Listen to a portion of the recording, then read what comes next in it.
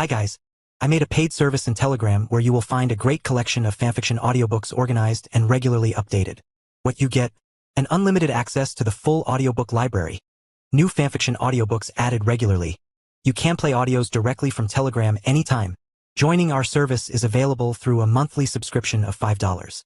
You can pay using PayPal or Ko-fi. So what are you waiting for? Send me a message on Telegram or Discord. I will provide the payment details. After the payment is confirmed, you will receive access to the private Telegram channel containing all audiobooks. If you enjoy fanfiction and prefer listening instead of reading, this library is made for you. Message me anytime to join. Wanda's powers, abilities, etc. Spoilers. Wanda's powers, abilities, etc. Spoilers. Tier/power level, high 1A, high outerverse level. For reference, Wanda, within DC, is only equaled by maybe Lucifer, Michael, and perhaps 2 to 3 others, only surpassed by the Presence himself. This FIC is primarily slice of life, so this should have been expected. She has the powers and abilities of 616 Wanda, Tim Hunter, Doctor Strange, Cersei, Wiccan, Arion, and Clea. She has also absorbed the true Darkhold that was held within her, which also give her the powers of Then, and has absorbed the powers of Clarion as of recent, but his powers are rather negligible, so they won't be included in this bio. All their powers are shown below, copied from the DC Wiki, Marvel Wiki and Comic Vine. Wanda, 616, Comics. Wanda Maximoff, also known as the Scarlet Witch, is a powerful sorceress whose abilities and potential come from different sources. 61, genetically modified at birth by the High Evolutionary, she was disguised as a mutant. 34, with the ability of disrupting the laws of probabilities. 426, and altering the pillars of reality. 142, the manifestation of these powers are usually referred to as hexes, which upon being cast trigger chaotic events. 427, as a newborn in Mount Woundaggery, her soul became attached to the Demon Lord of Chaos Then. 75, allowing her to harness chaos magic. 52, descending from a lineage of Romani magic wielders, Wanda Maximoff also has a natural aptitude for witchcraft. 31, in addition to this, she is also a nexus being of her reality, being connected to the time stream at a primal level. 54, 4, in practice, the Scarlet Witch performs hexes, spells, and rituals intrinsically using her different abilities to alter probabilities and reshape reality. Nexus being, belonging equally to all possible timelines, Wanda Maximoff is a nexus being. 54, of Earth. 616. 4. Nexus beings are agents that wield possibility and are thus personifications of freedom who have the Queen of Nevers as their patron. This status allows the Scarlet Witch to affect spacetime itself by altering the flow of the universal time stream and tampering with the quiet math of creation. 421, according to the Griever at the end of all things, should Wanda, with the help of her brother Pietro, 421, become the ultimate nexus, a being with influence over all possible realities and recipient of all the nexus powers in the multiverse. 428, she could shatter spacetime itself. 418, resulting in endless cancer-like growth of new infinite possible timelines that were unaccounted for and deviate from preordained end of creation. 419, moreover, as a nexus being, Wanda Maximoff is a living focal point for her dimension's energies, giving her potential access to any form of magical energy, and granting her access to godlike abilities like the life force. 295. Chaos magic. The Scarlet Witch's unique nexus power over probabilities derives from her ability to wield the primordial forces of chaos, a result of her being linked to Mount Woundaggery, the prison of the elder god of chaos, Then, as an infant. 52. Chaos is considered the first building block of existence, based on possibility, and is required for the maintenance and creation of all magic and life. 429. Being neither purely constructive nor destructive. According to Clea, chaos magic is the mystical discipline that organizes and directs chaos, to contain it and its destructive potential. 429. By embodying chaos and, thus, improbability, the Scarlet Witch is stated to have mastery over infinite possibilities. 8. The ability to harness chaos energy affects her probability-altering powers as well as her natural aptitude to wield magic. 411. Having the capacity to wield and manipulate chaotic forces and concepts make Wanda Maximoff an avatar of chaos. She was shown to be deeply connected with the aspects of chaos present in the in-betweener, for instance. 430. Being able, through her powers, to recover his chaotic nature upon communing with his order counterpart. 292. The expression of the Scarlet Witch's influence over probabilities and chaotic events have usually been referred to as her hex power. 27. Hexcraft. The elementary manifestation of the Scarlet Witch's powers is the so-called hex power, which manifests itself as bursts or bolts of energy with a vast variety of effects. 27. The source of the hexes is chaos magic, a primordial Thonian form of energy to which the Scarlet Witch has been linked since she was an infant. 52. The hexes she casts alter the laws of probability. 426. Disrupting the likeness of an event to happen. 123. As a consequence, Hexes change the odds of an occurrence from mere possibility to guaranteed certainty, 53, and such outcome has a result across time, retroactively affecting past timelines as well. 65. Her powers effectively warp the fabric of reality. 142. The hexes can also manifest as hex spheres, which generate a field of bad luck where chaotic and disrupting events occur. 427, 74. In accordance to chaos theory, the hexes that the Scarlet Witch cast can randomly trigger unpredictably novel events in a cascade effect. 431. Arm and hand gestures affect the manifestation of hexes and are used by the Scarlet Witch to focus her concentration and intent. 82. As a result of her powers,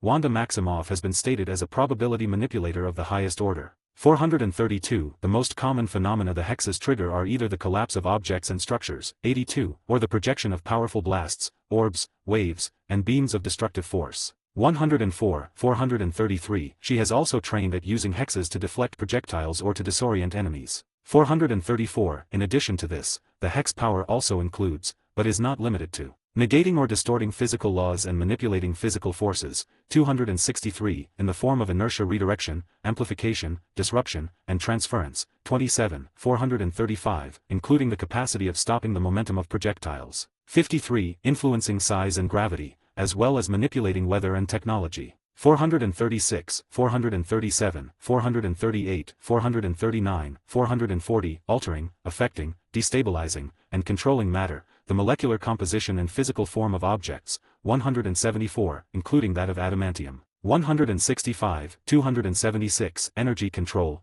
transference, disruption, amplification, transmutation, and absorption. 441, 186, including the ability of activating or deactivating different mechanisms and technological devices. 82, 352. Rapid or spontaneous decaying, breaking, or fixing of structures. 124, 10, 442. Containing or removing air from a particular volume and generating strong winds. 443, 146, 444. Spontaneous combustion, explosion, fire ignition, and melting of objects and entities. 240, 445, 430, 79. Canceling others' access to their powers and abilities. 446. Reality warping. One of the most well-known powers that Wanda Maximoff has is her ability to shape, warp, defy and bend reality itself. 142. She has been stated as one of the world's greatest reality warpers. 294. Her mastery over reality allows her to create objects, living beings, and entities from nothing. 447. As well as erase them from existence. 448. In addition to this, she has displayed the ability to create pocket dimensions subconsciously with relative ease. 8. 411. The effects of her rewriting reality can also occur throughout time. 65. As a consequence of her being a nexus being, granting her the ability to manipulate reality on a temporal level, instead of just the present. 54. It has also been stated that her reality warping powers are a touchstone in the universe in which she exists. 72. The Scarlet Witch has also combined her physical combat skills with her reality warping power, as she did in a duel against Hope. 449. She is able to twist realities to create fabricated scenarios and even other dimensions, such as the Eldritch Orchard. 406. The Waiting Room, 8. And pocket dimensions, 46, which she has used to entrap enemy demons. 411. On more than one occasion, it has been noted that she can bend the universe at her will. 411. And has used this power to restore herself from death, as she notes that death is too trivial of a concept to ever claim her forever. 450. Freedom. As a nexus being, the Scarlet Witch is untethered from the grand design, enjoying true free will. 418. It was stated that she is an acausality, with her powers being in eternal opposition to the erasure of them, making her immune to fate manipulation, existence erasure, paradoxes, and alteration to her past, history, and powers. 72. This has allowed her to evade death even if her physical body perishes, as she can and has resurrected herself in the Eldritch Orchard. 405. And in the Witch's Road. 43. Witchcraft. Wanda Maximoff descends from a lineage of sorcerers of Romani ancestry usually based on Mount Woundaggery, Transia. 29. Witchcraft is a form of magic linked to aspects of womanhood. 47. And the natural elements. 61. 451. Being fueled by pure chaos. 367. The Scarlet Witch began her studies as a true witch under the tutelage of Agatha Harkness. 124. Having concluded her formation and become an experienced witch. Her knowledge of witchcraft is related to her mastery over chaos magic and her finer control over her hex power. 61. The Scarlet Witch has acquired across the years a vast knowledge of mystical spells and incantations,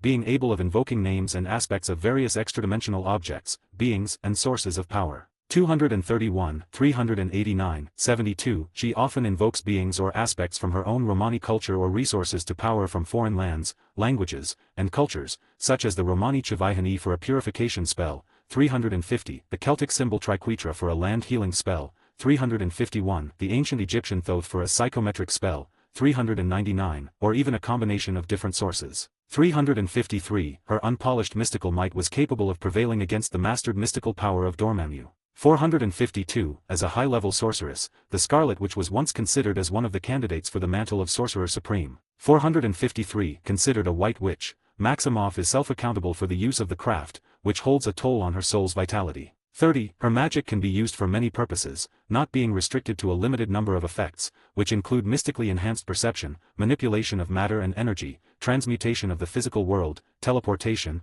healing, psychic abilities, and physical augmentation. Magical awareness, the Scarlet Witch has a natural affinity with the occult, 59, with her perceptions being severely influenced by disturbances in the magical stability. 142, 47, she can be aware of events affecting her and her surroundings, 454, 455, being able to project images of remote situations. 52, this includes the capacity of tracking the location of anything or anyone she calls over any distance. 142, 456, her extrasensorial perception is referred to as the Witch's Sight, which also grants her the capacity of visualizing entities invisible to the naked eye, such as enhanced and invisible creatures, 350, spirits, 30, or even psychic presences. 130, for instance, by invoking Thoth's gaze, she was able to examine an area within the savage land to check whether non-native beings had been there. 399, she can also communicate with, affect and harm intangible beings, natural or supernatural. 457, 352. Precognition, Wanda Maximoff has the ability to receive information about situations with no direct contact with it, 47, including future predictions. 319, she has used a divination spell to search Hope's location, 458, she has had a dream about Black Knight's fate when he was in another dimension, 104, and had a nightmare of Than's return to Earth upon the discovery of the true Darkhold by Latvian archaeologists. 73. Soul manipulation, the Scarlet Witch has influence over souls. She can magically summon spirits from the afterlife, 353, and her power has the potential of resurrecting the dead. 455, she has also been capable to practice exorcisms as well as read other people's aura so that she could determine if they are aligned with good or evil. 47, 368, she can contact and communicate with the deceased, proven by her empathetic contact with the Sloranian dead, 459, and her access to the Witch's Road. 29. Telekinesis, the Scarlet Witch has always been able to disrupt the position and location of inanimate objects with her hexes, but, by using sorcery, she was shown to manipulate objects from a distance with fine control.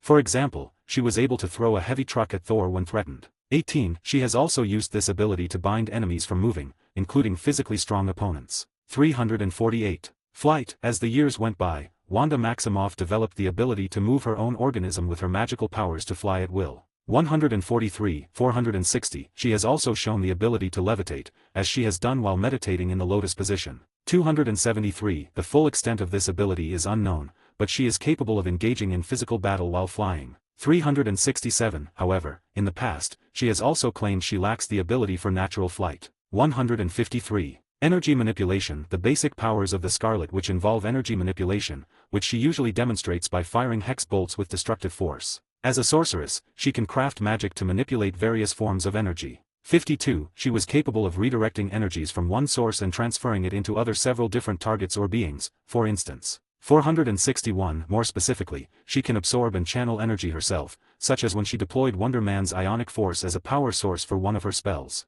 333. Force field, as an experienced magic user, the Scarlet Witch has shown to be capable of projecting powerful and impenetrable fields and shields of mystical energy that she can use for many different defensive purposes. These prove to be strong enough to protect herself and allies against destructive attacks from physical forces, such as bullets or explosions, 462, 410, as well as blasts of supernatural magnitude. 422, she could also use her force field to contain items, 463, and restrain others, including by preventing teleportation. 464. Energy constructs, as a demonstration of her elaborate control over mystical energy, the Scarlet Witch has crafted energy into tools, objects, weapons, and other items to suit her needs. She has created a plethora of objects, such as a shield, sword, knife, sharp whip and other projectiles and weapons. 395, 352, 408, 410. Power manipulation. The magic of the Scarlet Witch allows her to disrupt to some extent the superpowers that her targets might have. 338. For example, she has amplified her brother Quicksilver's speed beyond his limits in some occasions. 382, 422, as well as bestowed Darcy Lewis with the same superhuman speed for a temporary interval. 409. She was also able to absorb powers from opponents, exemplified by her draining the Emerald Warlock on the Witch's Road. 30. Her magic has also allowed her to cancel, block, or negate the effect of her enemy's powers. 465, 396. Transmutation. Linked to nature through witchcraft, the Scarlet Witch has the power to transform the physical world at will. 61. She was able to perform simpler acts, such as transforming ice and snow into steam. 466, as well as the bizarre feat of turning lightning into butterflies. 18. She can conjure objects. 467, and make them vanish as she wishes. 411. In a drastic display, she turned the Corruptor into a stone statue. 46. In more casual situations, she demonstrated the ability to alter her clothes in an instant. 47. 386. Biological manipulation. As a witch, the Scarlet Witch can mystically affect organic structures, the very aspects of life, on cellular level as well as control aspects of living creatures' biological makeup. She has used this power to control the growth of plant life. 468, 469, and to multiply germs to incapacitate enemies with sickness. 470. Elemental manipulation. The Scarlet Witch can control and generate the elements of the natural world. She stated that power over natural or classic elements comes easily to her. 471, particularly the weather, such as when creating rain, lightning, and winds. 352. Telepathy. The Scarlet Witch has the ability to project her consciousness and of others, thus entering, manipulating, and altering others' mindscape with or without their agreement. 472, 400, 407, 415. Beyond mere communication. 473. She can torture other people mentally. 474. As well as access the mind of other beings. 368. She was also able to induce others to sleep. 295. The reach of her psychic contacts is substantial, at least covering the distance between the Earth and the Moon. 422. Astral projection. As most magic wielders, the Scarlet Witch can project her spirit or astral form out of her physical body in order to travel into the spirit world or the astral plane. She still can use her powers in her astral form and can do this even while unconscious. 475, 400. Illusion casting. As part of her mind-altering powers, she can create realistic illusions in the minds of others to trick them, such as when she fooled Ringmaster, 356, and the Emerald Warlock with fabricated scenarios, 30, or when she generated holograms for entertaining or explanative purposes. 390, 47. Purification. As a mystic, Wanda Maximoff has the ability to purify any kind of objects or entities through spells. She has magically purified a lake to purge a demon in it and save its victims. 355. Healing. The Scarlet Witch is a powerful healer. She has demonstrated the ability of eliminating simple illnesses, such as a common cold. 476, as well as bringing injured allies from the brink of death. 477. She can instantly heal herself. 410, or any other living organisms who had sustained physical damage instantly. 478, 413. Invisibility. Through the spells the Scarlet Witch has command over, she can turn objects or people unseen, such as when she cast an invisibility incantation on Wonder Man. 287. Teleportation. Using magic, the Scarlet Witch can teleport herself and others to any desired place across large distances.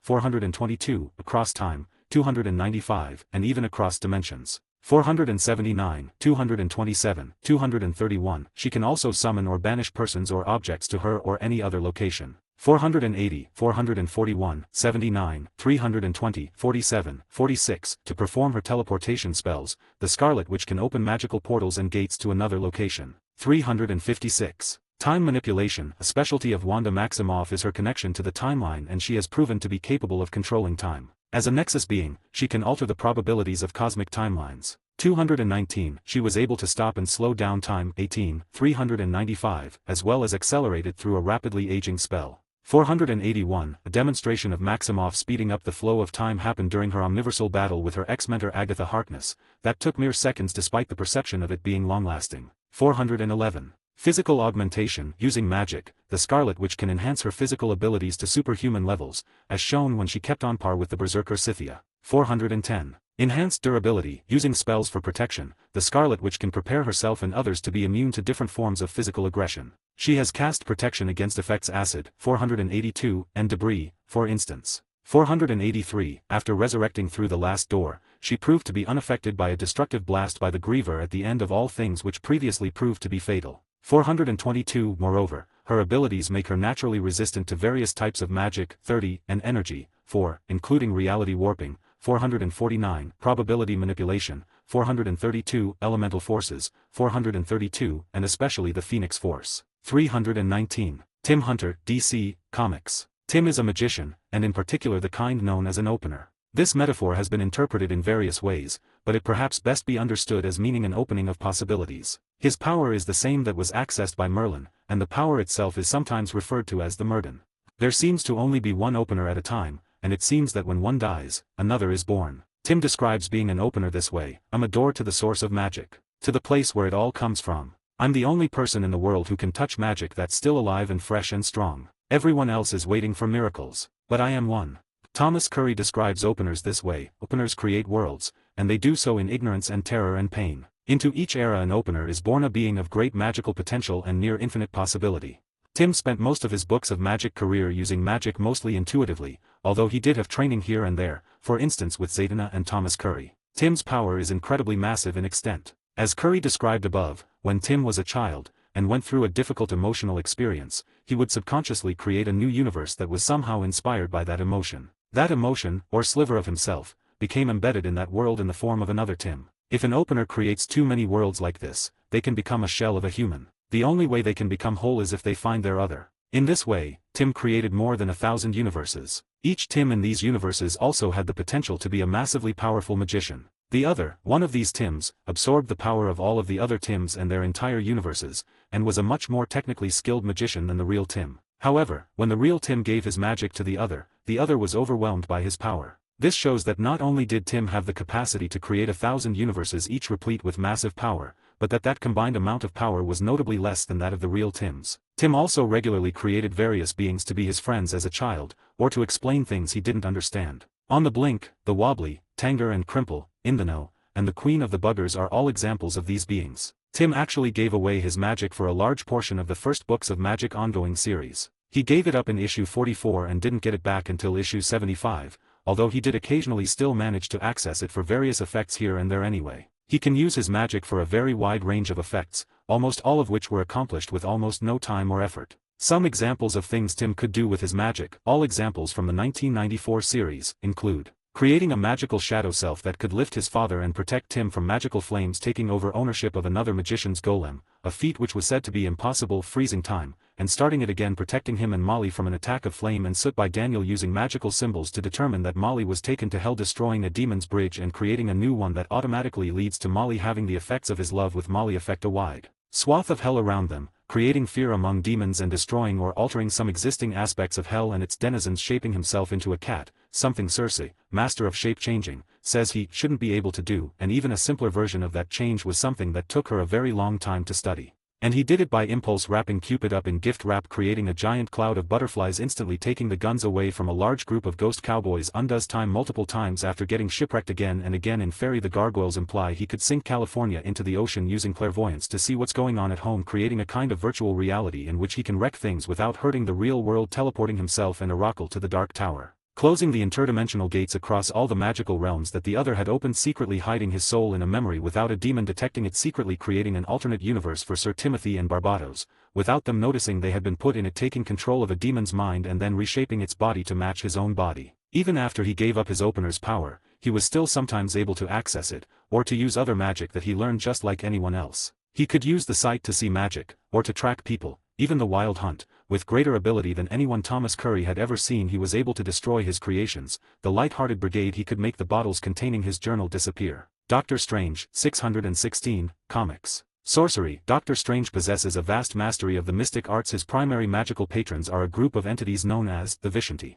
The Vishanti are a trinity of godly beings comprised of Agamotto, Hoggoth, and Oshtur. Although he has, on rare occasions, called upon the power of demons such as Dormammu, Strange more frequently did so before he realized Dormammu's true dark nature in the earlier issues. He has once stated that he can kill a mortal with the mere twitch of a finger. Citation needed. Infinite longevity/fearlessness. Doctor Strange's lifespan has been extended and his fear of dying subsided in a manner similar to that of his mentor the Ancient One, due to a successful contest against death. Though he can still be killed and even physically wounded, he cannot succumb to any medical diseases, nor does he age. However, he still requires food, water, oxygen, and sleep, the same as a normal human. Strange passed a test by the Ancient One and defeated death, or more accurately, accepted death. 161. As a result, from that moment forward, Doc stopped aging. Death may come only from without, in battle, and not from within.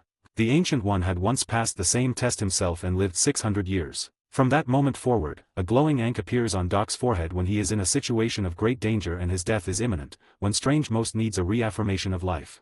31. Energy blasts Frowny Face 162, 21, 163, capable of destroying moons and planets. He has once destroyed an entire dimension using the Eye of Agamotto. Astral projection. Doctor Strange can release his astral form from his body, instantaneously and at will. In this form he does not need to breathe, eat, drink or sleep, is unrestricted by physical laws. For example, Strange has flown beyond Earth's atmosphere, defying gravity with ease to speak with Iron Man, is invisible, though can be seen by any if he wished it so, intangible, and incapable of being harmed by all but the most powerful and rigorous of mystic means. As physical laws are meaningless on the astral plane, Strange is able to use it to traverse at virtually any speed desirable. Strange has reached to St. Louis, Missouri from his Sanctum Sanctorum in Greenwich Village, New York in a few brief seconds, thus, 164, as well as traveling at the speed of thought through outer space. 165. Banishment. Doctor Strange has banished many types of creatures and humans to other dimensions, but the extent of this is only possible as long as the Banishers magic is greater than that of the Banishes magic during the banishment.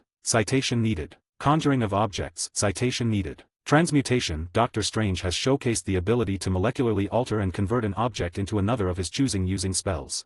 Citation needed. Telepathy. Doctor Strange can psychically communicate and read minds. These abilities can be amplified by mystic energy, as against Moondragon, and or the Eye of Agamotto, done countless times, to afford Stephen incredibly powerful psychic abilities. 166. He has been able to telepathically overpower Scarlet Witch via the Eye of Agamotto, as well as defeat Moondragon in a mental battle. Telekinesis. Doctor Strange can mentally manipulate his environment through the use of Shinix without physically interacting with it. However, it is much more common for Strange to rely on magical manipulation rather than Shinix.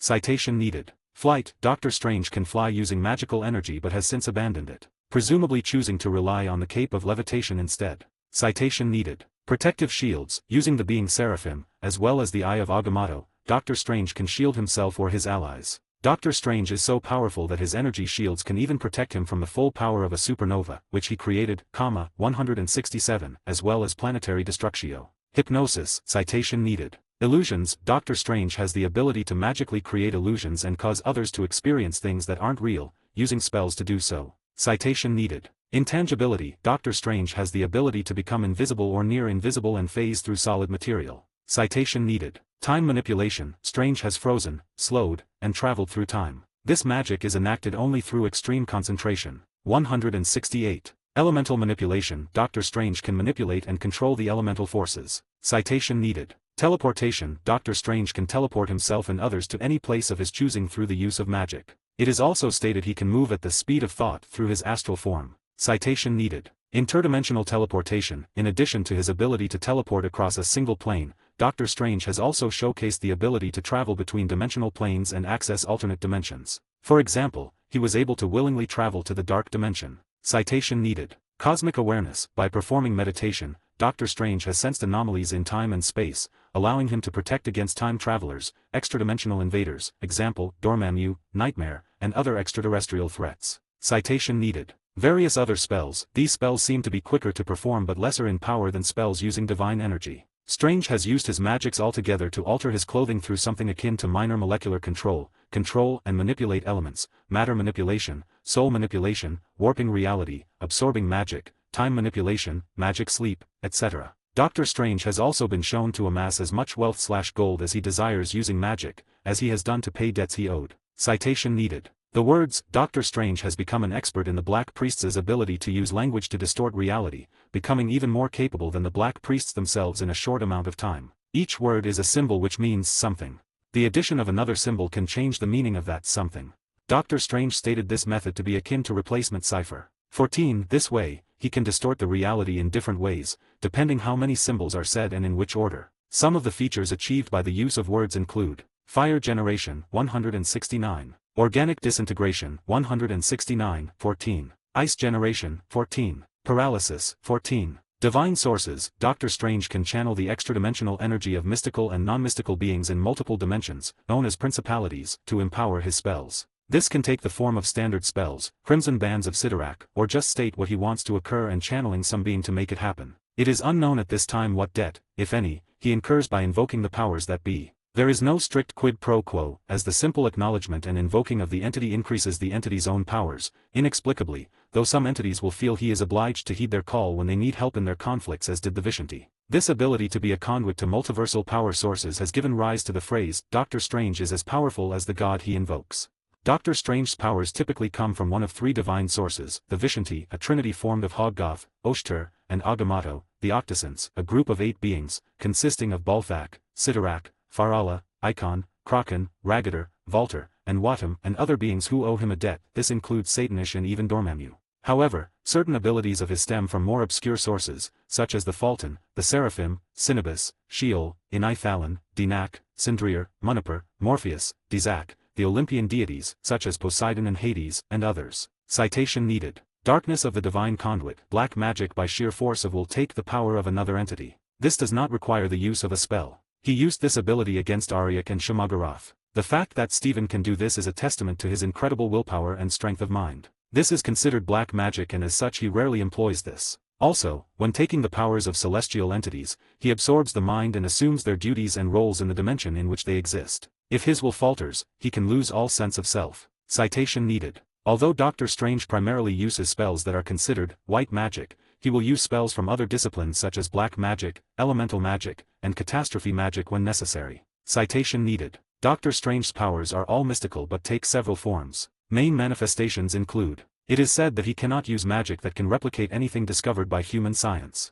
170. By force of will, Doctor Strange can take the power of another entity. This does not require the use of a spell. He uses this ability against Captain Universe as well as against Ariok and Shamagorath in Strange Tales, Volume 2. Strange also uses this to drain the wrecking crew of the Asgardian magic they had been infused by Karnala, though this causes him great mental agony and takes a long time. This is considered black magic and as such, he rarely employs this. Also, when taking the powers of entities, he can absorb their mind and assume their duties and roles in the dimension in which they exist. But, if his will falters, he can lose all sense of self. Citation needed. Doctor Strange also became proficient in black magic under the tutelage of Kaluuya, including using the necromantic energy released in death for various effects. After he purged Shamagorath from himself, he has since stopped using black magic. 171. At a certain period, Doctor Strange became a receptacle of Earth's Gaia magic through the use of a forge built with the support of all his magical artifacts. This energy was exhausted in the War of Seven Spheres. Citation needed. For a brief period, research from the Vishanti library led Strange to tap into catastrophe magic by invoking a mystical alignment of all the planets,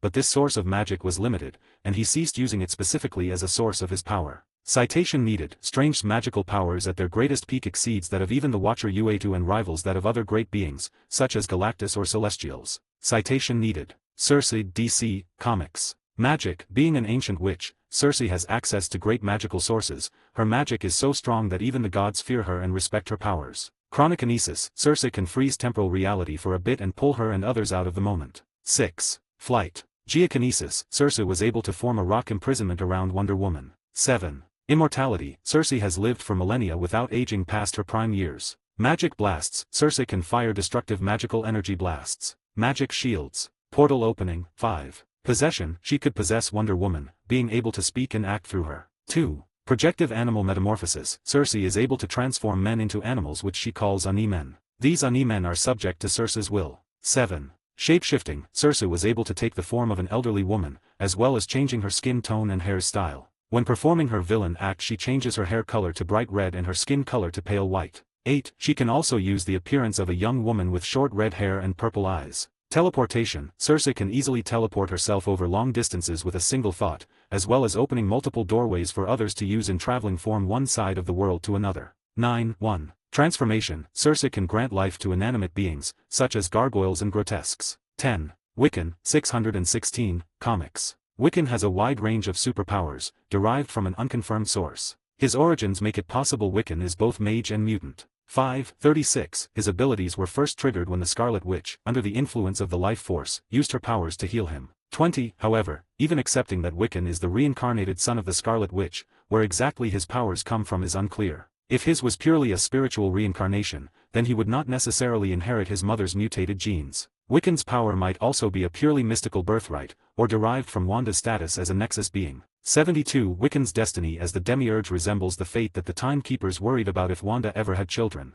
73 46 Wiccan has demonstrated the following powers. Reality manipulation, magic, quite similar to his spiritual mother the Scarlet Witch. Wiccan's main power is the superhuman ability to warp reality by manipulating magical energies. 74 It was stated by Master Pandemonium that Billy's magic was similar to Wanda's. While never explicitly confirmed if he has chaos magic, he has also been described as a chaos magic user, 75, chaos bringer, 68, and a son of chaos. 76, but there has been changes and new information revealed about chaos magic that could possibly contradict this. As Wiccan has no standard spells, usually improvising various incantations on the spot, this mechanism also eludes some similarity to Wanda's magic, due to the fact that their spells work on a similar basis, by only saying what they want to happen into reality. While generally his spells are very effective, the spells can be degraded by a lack of willingness to perform them or stress. Wiccan can use magic to increase the powers of himself or others for long periods of time. Some notable spells being, sensing locations of others, levitation, thought casting, psychokinesis, astral projection, and illusion casting. Wiccan initially cast his magic through a unique form of self-taught spell casting involving stating repeatedly an effect or action he wants to happen, i.e., I want him to be okay, I want him to be okay, or ground in Toblu, and has managed to proceed from this method ever since, being capable of using his abilities without the need to repeat the desired effects. 55, 61, 63, 28 When accessing his demiurge powers, his reality-altering and mystical powers are greatly amplified to near-limitless levels, enabling him to view different timelines, wipe beings from existence, and even quite possibly rewrite the laws that form magic itself across the entire Marvel Universe. 40. Astral projection Wiccan can use his magic to project his astral self from his physical body and into the astral or physical planes. Citation needed. Binding Wiccan has been shown to use his magic to bind, trap and inhibit the movement of his opponents. His binding spells were powerful enough to restrain the sentry. 33. Clairvoyance Wiccan has shown the ability to gain information by other means than his physical senses. With brief periods of intense concentration, can gain knowledge of a subject's location and its current state. It is notably highly difficult, though not impossible for him to locate those he is unfamiliar with, or only loosely associated with. He can also track down and sense or read someone's energy or those of the environment. 77, 28. Concussive blasts can generate and manipulate energy to project blasts of concussive force with different shapes and intensities, including beams, bursts, bolts and waves. Citation needed. Cosmic awareness Wiccan was able to use his reality warping abilities to view and perceive different timelines, realities, and alternate universes, as he did when searching for another variant of Teddy's mother. 48. Creation Wiccan can use his reality warping abilities in order to warp existence and create anything from nothing. He had created clothing, decor, objects, and food from seemingly nothing to make his room in the Avengers facility more comfortable. 78, 44. Elemental manipulation Billy has shown the ability to influence and control several elements and aspects of nature. Electricity generation and manipulation The primary form of elemental manipulation Wiccan is most used to is his electrokinetic powers.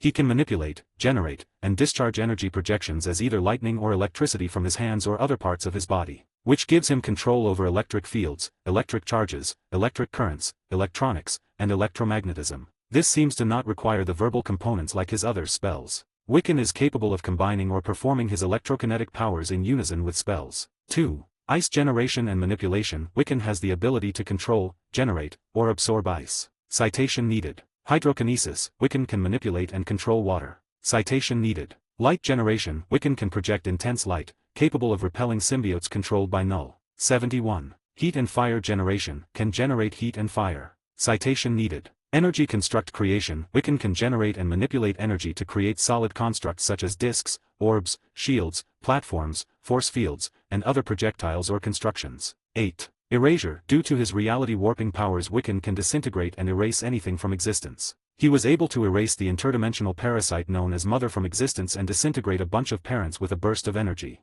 44. Flight Wiccan can engage in self-propelled flight and has shown to be able to give others the ability to do so. He can also levitate. 79, 77, 34. Healing Wiccan can rapidly heal others through his spells, e.g., I want to heal this man, I want to heal this man.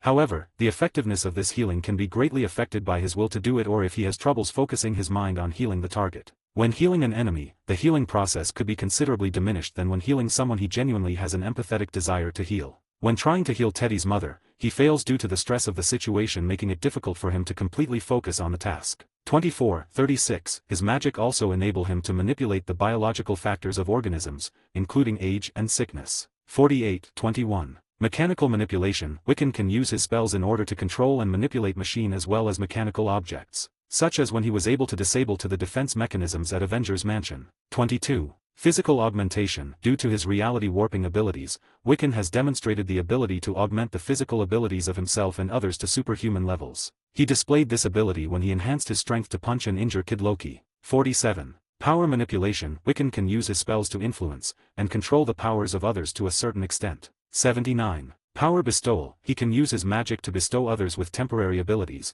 as when he gave Captain America the ability to fly for a limited time. 34. And lent his powers to Kid Loki for 10 minutes. 47. Power amplification. Wiccan can use magic to increase the powers of himself or others for long periods of time. Power negation. Wiccan can use his magic to, on occasion, negate or disrupt the powers of others, as seen when he negated Magneto's force fields. 34. And disabled Kang's energy bubble. 22. Teleportation. Can teleport himself and others over undetermined distances with an untested maximum through his spells, e.g. I want to be someplace else. Thought he can teleport without a vocalized spell. 34. Portal creation. 80. Interdimensional teleportation. Wiccan is able to travel interdimensionally at will, and even teleport throughout the known multiverse due to his status as the Demiurge. 50. He can also teleport to and open mystical gateways accessing other worlds, places, and dimensions. 80. Remote teleportation. Wiccan has the ability to summon and transport anything or anyone to his location. He is able to combine his electrokinetic powers with his teleportation to summon lightning in order to transport him along with his teammates to Woundaggery Mountain.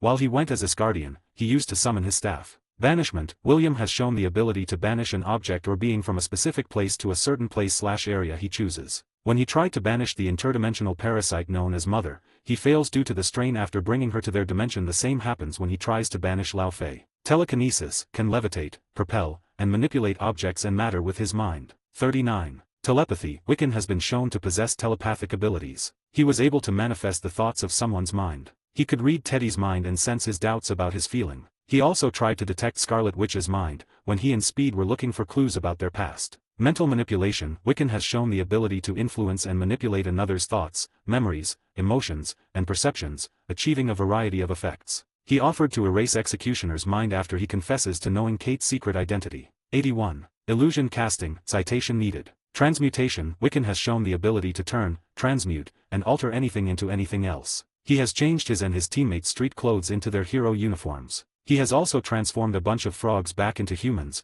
right after the Enchantress had transmuted them. His transmutation powers allows him to transform himself into anyone of his desire. 81. Demiurge form. Wiccan is able to force himself to tap into his true power by losing connection to all things and becoming a god. In this form Wiccan becomes so powerful that his magical might was able to defeat the interdimensional entity known as Mother. Him in his semi-urge state, halfway tapping into the Demiurge, he was able to stalemate her, and then once he tapped into his true power was able to return multiversal versions of himself and the Young Avengers back to their original universe, erase Mother, and then walk over the multiverse itself. Loki has stated with this power Wiccan could stop all wars, end all things, and even Ragnarok itself from even happening. Arion, DC Comics. Similar to his New Earth counterpart, Arion is a powerful mage capable of performing magic and is immortal, though unlike his previous version, he produces magic naturally that can awaken metahuman abilities people are exposed to it. However, he retained the ability to siphon magic from beings even as powerful as Nebu or use the Blue Beetle Scarab's cosmic energy and occult energies as a source. In battle, he proved powerful enough to best Dr. Fate in 2 instances,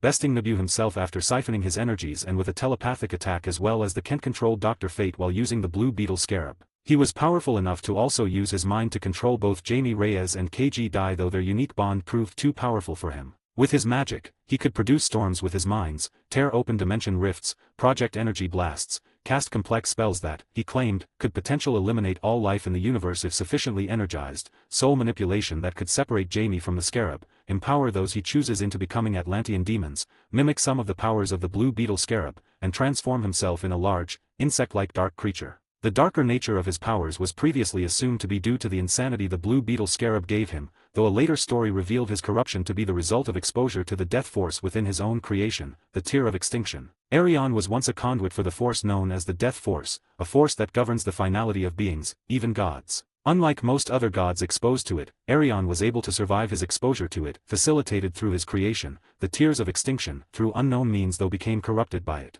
When using Death Force, he was able to cast down the Ocean Lords, extraterrestrial sea gods, to the graveyard of gods. Intellectually, Arion is regarded as a genius by both Poseidon and Lionel Luthor and was referred to as one of the most intelligent minds in Earth's history by Vandal Savage. Responsible for the technology for both Atlantis and its later offshoot, Skurtaris, Jennifer Morgan referred to his reign as one where magic and technology were harmonious. Clea, 616, Comics. Fulton Hybrid Physiology. Clea is half Fulton and half dark dimensional mortal, 42, having enhanced attributes innate to her physiology. Superhuman durability. Clea's body is much more resistant to conventional physical injury than a human being. She can withstand great impacts, exposure to temperature extremes, and powerful energy blasts that would severely injure or kill a human being with no injury to herself, such as Sentry's optical blasts. 36. Flight/levitation. Clea can fly at high speeds without external means, and she can levitate herself during meditation or while she's casting a spell. 1. Magic negation immunity. Clea can harness magic either from Earth's magical fields,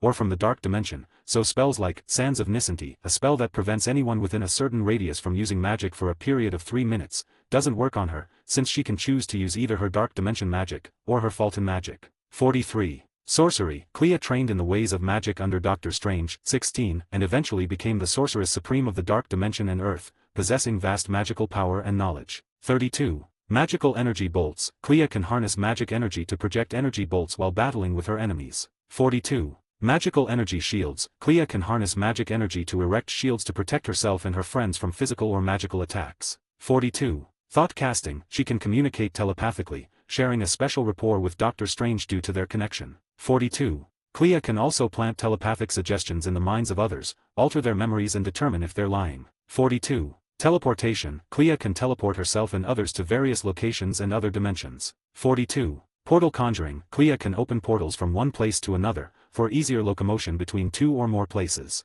Clea can use this power as a fight strategy, as she used against Revenant Thunderstrike, cutting off his arms with the portals open in different places and shutting it down quickly. 1. Creation/life granting. Clea created Ardena, the female counterpart of Silver Surfer. She performed this ritual with little to no effort. 44. Molecular rearrangement. Clea is capable of rearranging molecules, which she has used to alter her clothing. 29. Transmutation. Clea used this power to turn the Blasphemy Cartel agents into snakes. They couldn't communicate while in this state, but Clea said they were conscious and screaming. 43. Telekinesis. Clea is capable of levitating and moving objects with her will. Clea can use her accurate telekinesis while fighting against the Blasphemy Cartel, stopping the bullets in midair. 43. Geokinesis. Clea has been shown to be capable of manipulating the ground and creating gripping hand-shaped rocks. 45. Scrying. Clea can cast a mystic sphere to SCRY events or cast images in front of others, as she did to show to the Avengers the threat of the Three Mothers and the Peregrine Child. 46. Banishment. Anyone who dares to annoy Clea is sent to exile in the dark dimension. 34.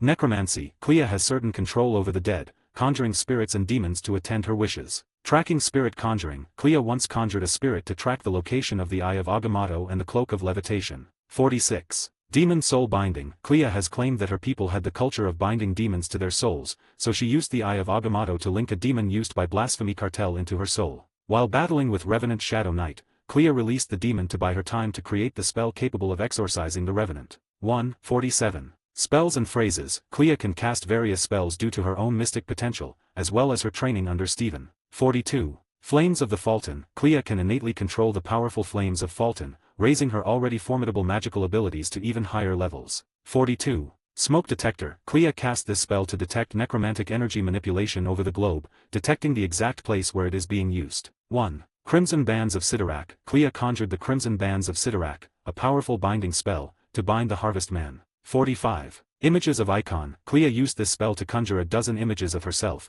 intending to confuse the Revenant Shadow Knight. 1. Stymphalian Hurricane. Clea used this spell to reflect all bullets fired at her back at her enemies. 1. Dire Scourging Ray. Clea used this spell as a mystical energy projection, capable of obliterating the body of an agent of Blasphemy Cartel, killing him instantly. 1. Sarnio's Storm of Swords. Clea conjured these mystical energy constructs in the shape of a sword against the Revenant Thunderstrike. 45. Stone Prison of Umar. Clea conjured this spell, that belongs to her own mother, to turn Blasphemy Cartel agents into pure stone, totally unable to move or speak. 43. Baltur's Battering Ram. Spell used to break through locked doors. 43. Burning Compass of Sindrian. Clea can use this location spell to track people. 34. Spines of Salgota. Clea used this spell to physically restrain Dr. Thaddeus Payne. 34. Citadel of Siriont. Clea invoked this spell as a barrier in form of a building to protect Stephen from a Revenant Goliath's assault. 35. Talons of Tarkas. While Clea was fighting the Revenant Prime, she tried to cast this spell, but she was interrupted and strangled by Sentry, so the effect of this spell remains unknown. 36.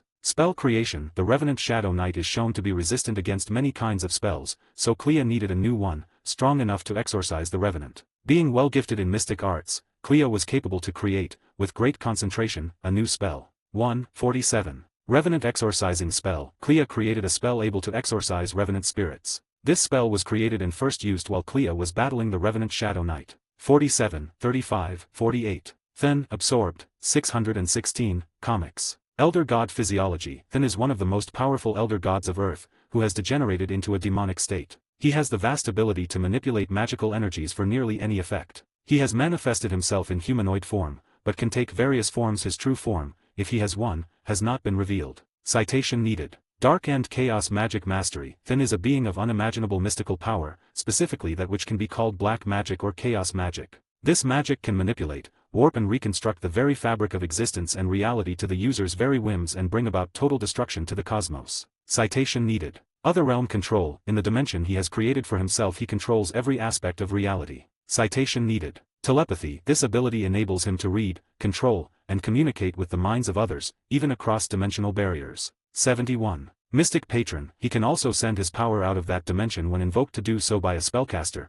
though when this is done the spellcaster's soul is forfeit to the elder god. Citation needed. Other connection. Until Then finds a way to truly free himself from his other dimensional realm, he can operate on Earth through his elemental host, known as the Other, which is summoned when someone uses the Darkhold. The Other can manifest itself in any appearance it wants, but its actions on the earthly sphere are generally limited by the demands of the user of the Darkhold. Citation needed. Demonic Possession. If the proper rituals are performed, Then can also take over mortal host bodies on Earth, but he cannot easily transfer all of his totality to these forms, and often even the fraction he can is too much for the form to contain. Citation needed. Immortality. Then claimed to Scarlet Witch that due to his elder god status he did not need a heart to live. 72. Superhuman Strength. Then possesses incalculable levels of superhuman strength. 71. Superhuman Stamina. Then possesses basically immeasurable levels of physical stamina. 71. Invulnerable. Then is almost completely immune to all forms of damage. 71. 1. Chapter 1. Prologue. First POV. Death had claimed me. I had been put into the hospital after a particularly brutal attack from my own sister, a bitch who hated my guts more than anything. All because I refused to give her money I rightfully earned over the years, so that she can spend it on her brats who were already looking to become as bad as she was. She attacked me after I denied her, as she had been put into some rather deep debt from a whole lot of heavy spending on fancy clothes. I, on the other hand, cared little for fancy clothing, and simply saved my money and lived in comfort. I cared little for others and kept to myself at all times, ignoring the glares and hatred of others at the job I had worked, a high-paying position thanks to my PhD in economics and my master's in history. I had, besides working, loved reading comics and books, primarily DC and Marvel, especially Scarlet Witch. She was strong, intelligent, and I felt sort of a kindred spirit to her, which was weird. We both had a father who left us young, and a mother that wasn't there. Although she has a lot more restraint and kindness than I ever would. I especially loved her magic, as it was incredibly powerful, and unique in its own way. But now I was dead, so none of that love for fiction, the knowledge gained through school, and the money from my hard work, mattered anymore. At least, that's what I thought. Third POV. As the woman sat within the infinite void, she sighed boredly, only to stop when a soft glow began to form in front of her, as her eyes widened slightly, as a large golden will formed in front of her, words appearing in above them. You have been chosen to be reborn into the DC multiverse, based off of the comics and a mixture of other DC media. Please spin the wheel in which you shall get a total of 7 characters' powers, with one of them not counting as a character, as it will be your primary template, in which your appearance will be, and the one that will influence you the most, albeit without too much. Reading this all, the woman breathed in deeply in understanding, as she got to her feet and walked over to the wheel, and spun it as hard as she could, praying inwardly that she would get some good characters, ones that would give her the power to properly defend herself in a world like DC. Wanda Maximoff, 616, The Scarlet Witch Primary. Tim Hunter, DC, The Opener. Stephen Strange, Doctor Strange. Cersei, Goddess of Magic. William Kaplan, Wiccan. Arion, Son of Order. Clea, Daughter of Umar, Niece of Dormammu. That is a bit much, don't you think? The woman asked in genuine surprise, before continuing, although, with it being DC Comics, I guess it isn't too surprising that I would be given all this power. That, and I have no interest in involving myself in the Justice League or all of that. If possible, I'd rather just do what Wanda did, and open up a store, perhaps a bookstore. I did love books and history in my past life, and maybe have a comic section. She'd have loved to open a bookstore in her past life, as she didn't really enjoy her job even if it paid very well. And with her love of reading, comics, and fiction, opening a bookstore did sound appealing to her. With the characters and templates selected, the wheel slowly disappeared into nothingness as the words changed once more. Characters chosen, world chosen, timeline chosen, starter location chosen. Beginning reincarnation, enjoy your new life, Wanda Maximoff. Well, thanks for this, I guess, the woman muttered, as she began to get pulled away from the infinite void, disappearing as the words slowly disappeared, leaving the void infinitely dark once again. Third POV. Within a medium-sized modern bedroom, a gorgeous woman lay. Long auburn hair flowing behind her impressive hourglass figure. Standing at around 5 feet 7 inches with slightly toned arms and abs, as slowly, her eyes began to open, revealing powerful red glowing eyes that soon faded to an incredible emerald green color. For this woman was Wanda Maximoff, the Scarlet Witch. Bottom one is the one I'm using mostly. As she opened her eyes, Wanda glanced around her room with slight confusion, before realization settled in. So I truly did die, and I've got all of these memories as well. Incredible, Wanda muttered, as she felt all the power within her, including the dark hold that was assimilated with her, the Wanda of 616, even holding the elder god Then within still, no longer merely imprisoned, now completely assimilated and consumed by her overwhelmingly powerful soul. So it was more like I got 8 characters instead of 7, for I even have the powers of that creature, Wanda thought, getting to her feet as a soft crimson glow formed around her, warping reality as she created a comfortable set of clothes on her figure. The clothes. Walking through her new bedroom, Wanda noticed a knot on her nightstand, as she lifted it and began to read it. Hello Wanda, welcome to your new life. We have taken the liberty of gifting you a bookstore based off of your wishes, and filled it with books you'd realistically sell, as well as a background, one that is not the best, so should it come under scrutiny by the right person, it will be seen through. You have also been given the basic necessities, a phone with all your favorite apps, including movies, shows, etc., except for Marvel and DC ones, and $50,000 in your bank account. Enjoy your new life. Huh, about what I was expecting, Wanda muttered as she obliterated the note from existence, and left her new room. Her home was actually the apartment above the bookstore, with the bookstore being known as Emporium just like Wanda of Earth 616, her past self. She wasn't sure what to call it. She was still a Nexus being and still possessed all the unique attributes of her various characters, but it was different now, stronger, and no longer bound to a singular multiverse. I do wonder what timeline I'm in, as I do know that I'm in a universe connected to the mainline Prime universe, likely a sister/cousin universe, but I wonder how powerful the beings here are. I suppose I'll have to wait and see, but I'll assume that young justice is a big part of the plot of this world, as it tends to be in worlds like this, Wanda said, as she walked into her kitchen, creating some tea for herself as she sipped on it with a pleased sigh. Chaos magic and reality warping truly is a gift, Wanda thought with a smile, as she sipped on her tea, using her new phone as she browsed the internet. So the year is 2009. If this is largely based off of Young Justice, then they won't become a team until next year, Wanda thought with a hum, as she looked at the map function, eyebrows shooting up as she did.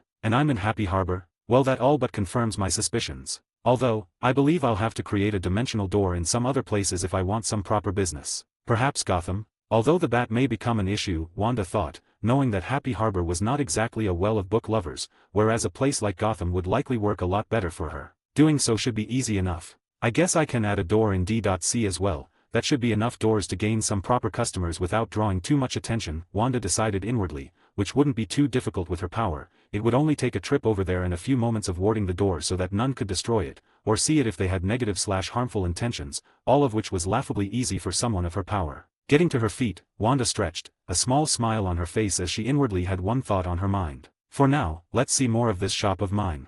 Gain access to an additional chapter early for each of my main fanfics, 4 chapters on total, as well as other bonuses, like more than 75 exclusive stories, on my Patreon for $3 a month, or $30 for an entire year. https://www.patreon.com/fanfiction770 UTM campaign creator Shari or just look up Crazed Madman on Patreon and you should find me. New edition, if you use the app on iOS/Apple phones, this is around 43% more expensive due to some changes they had to make to their terms of service. So use the web browser for it if you want it to be cheaper. That's the end of the chapter. Originally I was going to make her a villain, before deciding to switch it up and make her a simple bookstore owner instead, an overpowered bookstore owner that could atomize universes and warp reality on a multiversal scale at her peak, but still a bookstore owner. No clue who to make the love interest, but I was thinking that Raven and Death of the Endless, as she will only get with a max of 2 girls, maybe not even that. I'll change the tags if needed. This universe is largely based around Young Justice, with a lot of the plot being that. But there obviously will be a lot of comic events going down too, like Darkseid's invasion, Flashpoint, Injustice, might even have her go there at some point, and the big events like Infinite Crisis, Perpetua, and the Batman Who Laughs. Anyways, have a good day. 2. Chapter 2, The Bookstore and First Customers. 3rd POV. Turns out her shop was just as she remembered it in Earth 616, except there was more room for books, and even some mystical tomes. She realized that a lot of these were from Earth 616, so she had to do the rather annoying process of warping the space in the room, making it so that the bookshelves would change from normal to mystical ones at her command. That way no one would try anything with all the magic books she would have had in there normally. Even the front of the shop had been the same, with its clean and simple design. The inside of the shop wasn't too big, but it was homely and she was pleased with its overall look. Especially since sitting behind the counter was comfortable and let her read as much as she wanted without having to worry much. She also made dimensional doors in Washington, D.C., Gotham, and decided to add one more in Metropolis. They hadn't been too difficult to make, just more annoying than anything, as she had to make them in areas that no one would see, and that she could do so without having to deal with cops or anything. This was all accomplished through magic that was a lot stronger than it was different. She realized it once she started to warp reality and conjure books from her memory, finding that her chaos magic was a lot stronger than before. It was like she could use both the chaos magic of Marvel and DC, as if she was a Lord of Chaos herself. She was already likely the strongest magical user in this entire multiverse, but now that she could use DC chaos magic as well, Wanda had no idea how powerful she even was anymore, and quite frankly, she didn't care to find out. All she cared about was opening up her bookstore, and that is exactly what she was doing now. Sitting behind the main desk where customers would check out, Wanda breathed in and smiled, as she flicked her wrist, the open sign forming at the window, as she leaned back and sipped on her tea, waiting for the first customer. This is problematic, Wanda thought, as she looked at her first customer, someone that she had recognized very well as Dick Grayson, aka Robin. He was browsing the comic section specifically, as using her knowledge from her past life on Earth, she had recreated certain comics, primarily the Walking Dead and Invincible ones. His eyes were scanning the Invincible ones the most. Are these like custom comics or something? I've never heard of Invincible before, Dick asked, as Wanda smiled. They are. I wrote them myself. But are you sure you wish to read them? They are quite graphic, Wanda replied with a nod, as she did change the names of the author to herself, which was a bit wrong, but she wanted to share some of her favorite comics from her first life here, so, sucks to be them. Alright, I'll get these 3, and yeah, I can handle it. I've watched tons of horror movies that are way worse than anything you can put in here. Oh, do you have any books on quantum mechanics? Dick asked, as Wanda raised an eyebrow before humming. Okay then, and yes, I believe I do. Let me check the back, Wanda said as she walked into the back, which was actually just a room full of books that she hadn't put out, before walking back out and handing the teen the book. Basics of Quantum Mechanics, by Reed Richards. Dick muttered, not knowing the name by heart, while Wanda just smiled amusedly. She had remembered the book from her life in 616, and decided to make a copy of it, as Reed was the smartest man she had ever met, so it's likely the book would be a good introduction into the science. Alright, I'll take this too. How much will that be? Dick asked, as Wanda tallied the total. That'll be $40 please, Wanda said, causing Dick to blink at the price, before forking over 2 $20 bills. No receipt needed, Dick said, as Wanda smiled. Well then, have a nice day, Wanda said as the teen walked out of the store, the bell ringing as he did so. Putting the cash away, she smiled excitedly, happy to make her first sale in her new shop. At the side where the Invincible comics were taken, another took its place moments later, a red glow forming the comics as if Dick had never taken one. On the other hand, Dick was at home, reading the Invincible comics with interest, finding that it was good, really good. This world had a lack of proper comics, most of them centering around the Justice League, and cliché heroes and villains. Whereas this was new and different, and he was enjoying every moment of it. I gotta show the guys this. Dick exclaimed after finishing the second issue. Dick. A man's voice called out, as Dick looked up at the man that had taken him in, Bruce Wayne, aka Batman. Yeah, Bruce. What are you reading? Bruce asked as he entered, noticing the comics laying on his bed next to him. There's some new comics I bought at this new local bookstore, Dick said as Bruce raised an eyebrow, before noticing another book. Basics of Quantum Mechanics by Reed Richards? That's quite advanced, you sure you're ready to learn it? Bruce asked, flipping through the book upon noticing that he had never heard the name, wanting to make sure it was legit. Yeah, I'm sure. You should come with me next time. The store owner has tons of different types of books, even ones on different forms of martial arts, Dick said, as Bruce read through the book, eyebrows furrowing upon noticing the things it was teaching. Dick, where did you say you got this from? Some new bookstore called the Emporium. It opened up a block away from my school in this dingy little alley. The inside's nice though. Why? Can I borrow this book for a little while?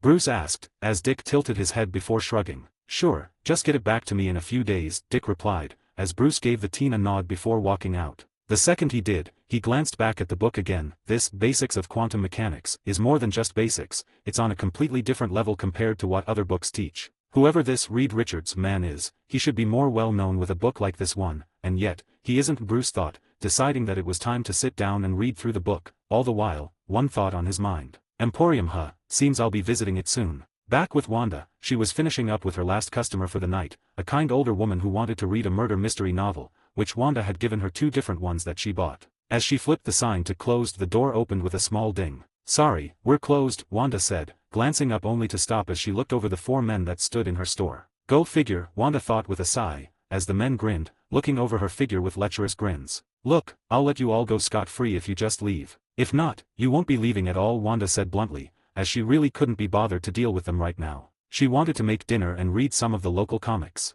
Looky here bitch, we won't kill you if you just take it nice dash. Alright, I've heard enough. Wanda cut the man off with an eye roll, as in the next instant, a crimson glow formed around each of them, just disappeared from existence, soul and all. Hopefully that doesn't make death mad, Wanda muttered, hoping that the destruction of their souls wouldn't make her mad. She wasn't sure if death could even do anything to her, but she'd rather not test the theory. Mostly because she'd rather read and sell books than fight some nigh omnipotent entity. That, and it'd probably destroy her shop, which would be a bitch to fix. Well, seeing as she hasn't shown up and tried to kill me, I think we're fine, Wanda thought with a shrug, as she flicked her wrist, the magical barrier surrounding the shop, not allowing anyone but her to enter anymore, as she made her way upstairs, ready to eat. All the while, she had one thought on her mind. I wonder who'll come tomorrow.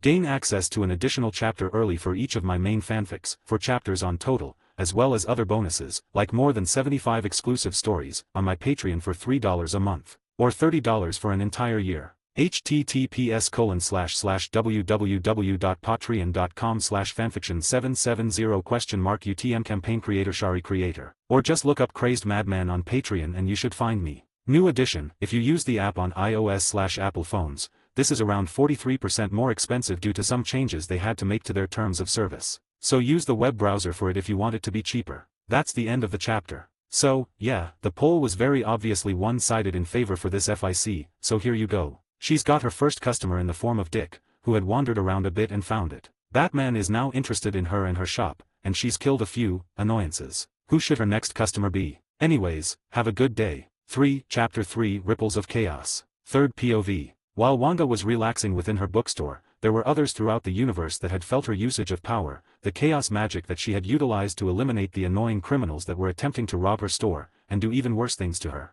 Magic beings around the universe felt the pure incredible magic that had been used at that moment, with many of them either being afraid, cautious, or more than anything, intrigued. Such a level of magical power wasn't commonplace within the universe, especially not one that felt so unique. And 2 groups of magical beings felt her usage of magic more than any other, those that belonged to chaos and order. The Lords of Chaos, and the Lords of Order. In an unknown location, impossible to understand and infinitely chaotic in measure, glowing beings floated about, as they communicated with one another. Did you feel it? The power? It was so, delightfully impossible.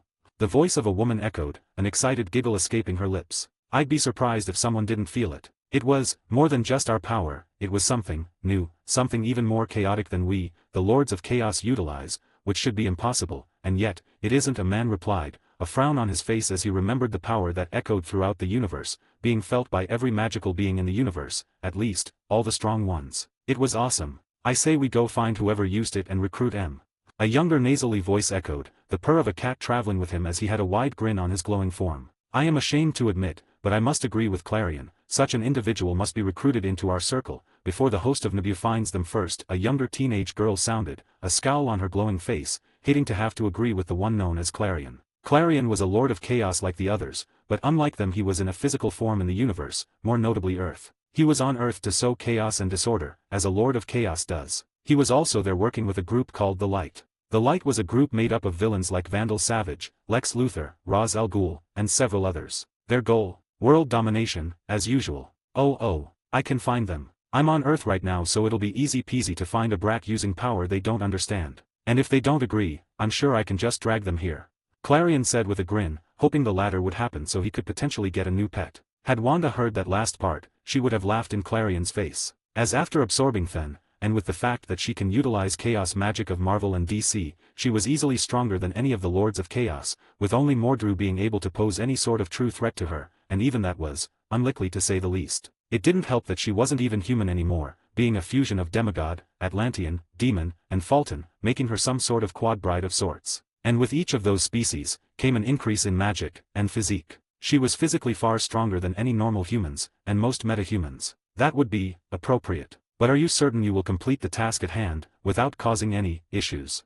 A dignified-sounding man said, staring down Clarion, who nodded. Yeah, it should be a piece of cake. As long as those Order bastards don't get in my way at least. Clarion said with a scowl, as he, like all Lords of Chaos, despised the Lords of Order, their natural opposites and some of the few that could fight back against them. At this response, the other Lords of Chaos went silent, glancing at one another in thought, inwardly trying to decide whether or not having Clarion of all people do such an important task was a good idea or not. Fine, but should you fail in this mission, there will be consequences, understood? The man, seemingly the leader of the Lords, said, as Clarion nodded rapidly in response, a grin on his face. Yeah, I'll find the Chaos user and bring him to our side, if not, well, I could always use a new pet. In another location, within a large tower exuding immense magical power, a being sat, golden helmet upon his head as he sat in silence. Chaos, so much chaos. This being, must be found, Dr. Fate said out loud to himself, with a tone that sorta sounded like he'd be scowling at the moment. As a Lord of Order, he was given the duty of wiping out chaos, and this being that had exuded such a power, was more chaotic than just about anything he had felt in millennia. It was even worse than a majority of the Lords of Chaos, which was saying a lot. Such an entity cannot be permitted to exist, Dr. Fate said to himself once again, as he rose to his feet, deciding that he would need the aid of the Justice League for this particular endeavor. As while he could find the entity himself, he would need their aid in order to defeat whatever it is. Let us hope it does not misuse its power until we find it. Another entity was frowning as she gazed off, noticing something concerning. Souls have been taken from me. Not only that, but before their destined time. The voice echoed, a being in incomprehensible power muttering in rare confusion. For this being that looked like a rather goth teenage girl, was in fact, Death of the Endless, the very personification of death itself. She, a being that was destined to exist even after the very multiverse itself died, after all else perished, was for the first time in her countless years of life, confused. So very confused, taken by chaos. And yet, it is different, foreign, stronger, much stronger. This being, whatever they are far stronger than a mere Lord of Chaos, they are something else entirely, Death muttered, sensing the power behind what had destroyed the souls that were owed to her. And she couldn't help but slowly find herself interested in whatever or whoever had caused this. Earth. Perhaps, a visit is due, Death thought, sensing the general location of the entity, as she couldn't help but smile slightly, which was incredible thanks to her literally divine appearance. She was technically already on Earth, as she existed everywhere Death was, which was, well, everywhere. Unlike what humans thought, Death was not an evil entity or anything, and was actually incredibly kind and helped those that died to move on in a kind manner, well, unless you're an evil bastard at least. Back with Wanda, who was unknowing of the fact that half the universe felt her usage of power, and more than anything, her destroying the very souls of others, which was kind of a no-no. Wanda was sitting in her living room, sipping on tea as she read through a grimoire that she had used her power to summon to her, a rather impossible thing to do, but laughably easy for her to do. The book was on some particularly dark magic, but nothing she couldn't handle. It was also very easy to understand, likely because of her thousands of years of knowledge that was in her brain, making things like this laughably easy to learn and comprehend. Seems the magic of this universe is about the same as I remember from Cersei, Arion, and Tim. Learning it is easy, but these are all quite simple spells, so it'll take something far more complex to give me any sort of challenges anymore, Wanda thought, slightly disappointed, but not very surprised with the outcome. Guess I'll have to figure out how to conjure some of the more advanced books, or perhaps I'll just rob Zadara or Dr. Fate. Either should work fine, Wanda thought, knowing they'd have much more interesting and complex books, especially Dr. Fate. I suppose robbing the Lords of Chaos would work too, but I doubt they'll have anything like that,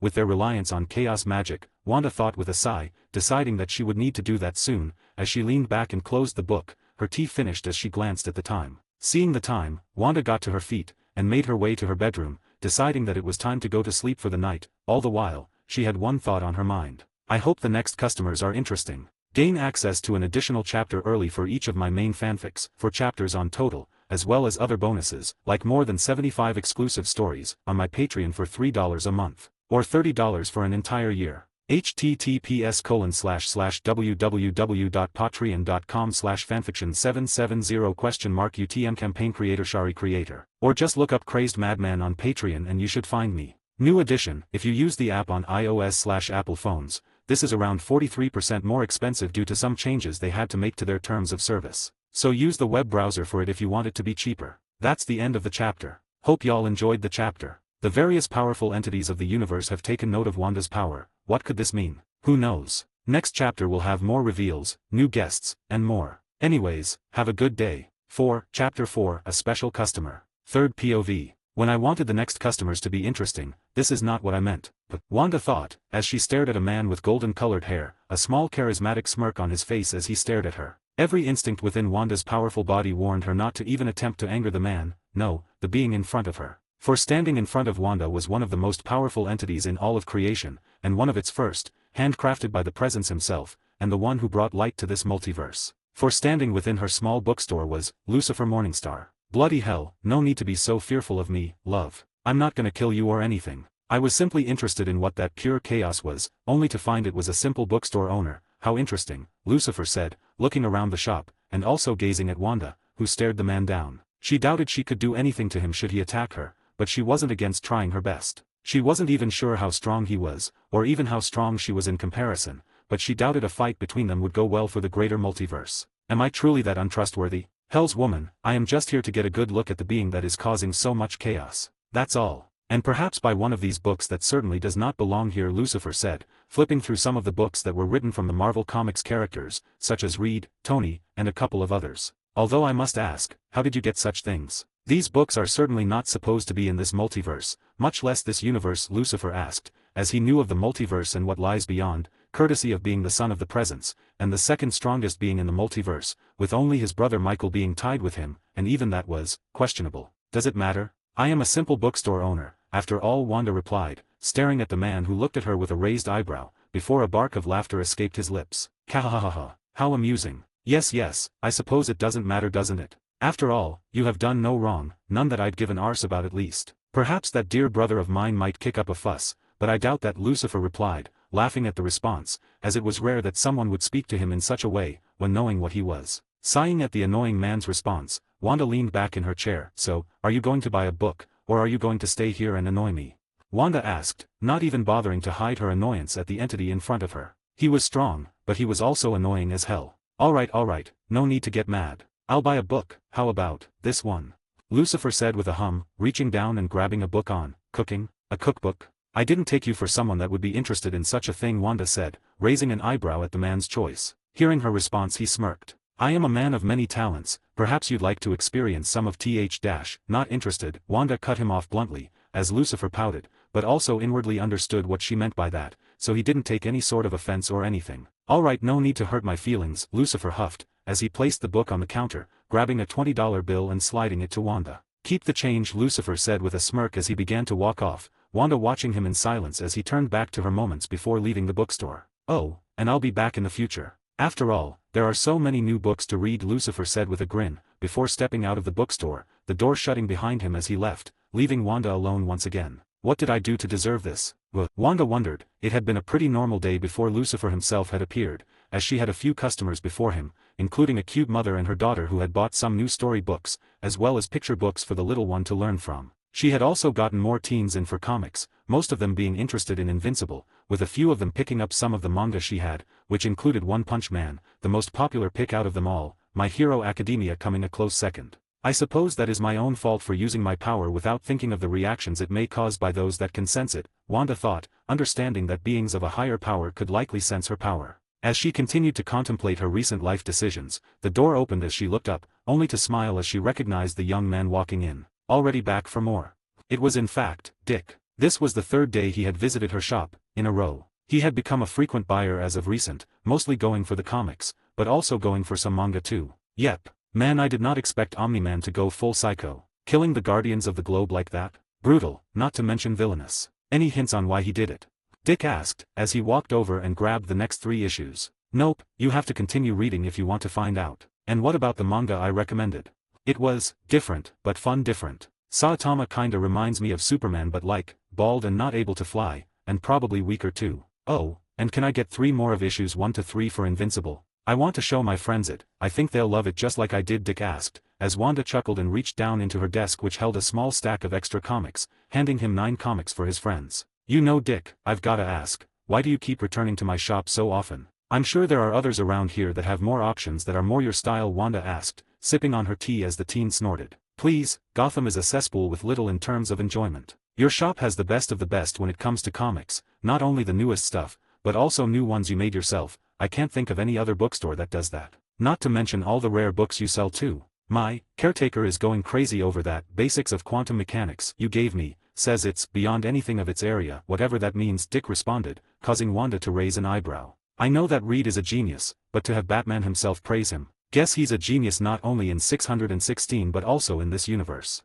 Wonder how they'd react to some of Tony's inventions, Wanda thought, imagining the absolute carnage it would cause should she introduce the new element the man had found, which may or may not be possible in this universe. She wasn't entirely sure. I'd test it, but I know little in regards to science like that. I suppose I'll have to start reading up on it sooner or later. How come your caretaker hasn't come here himself yet? Is he shy?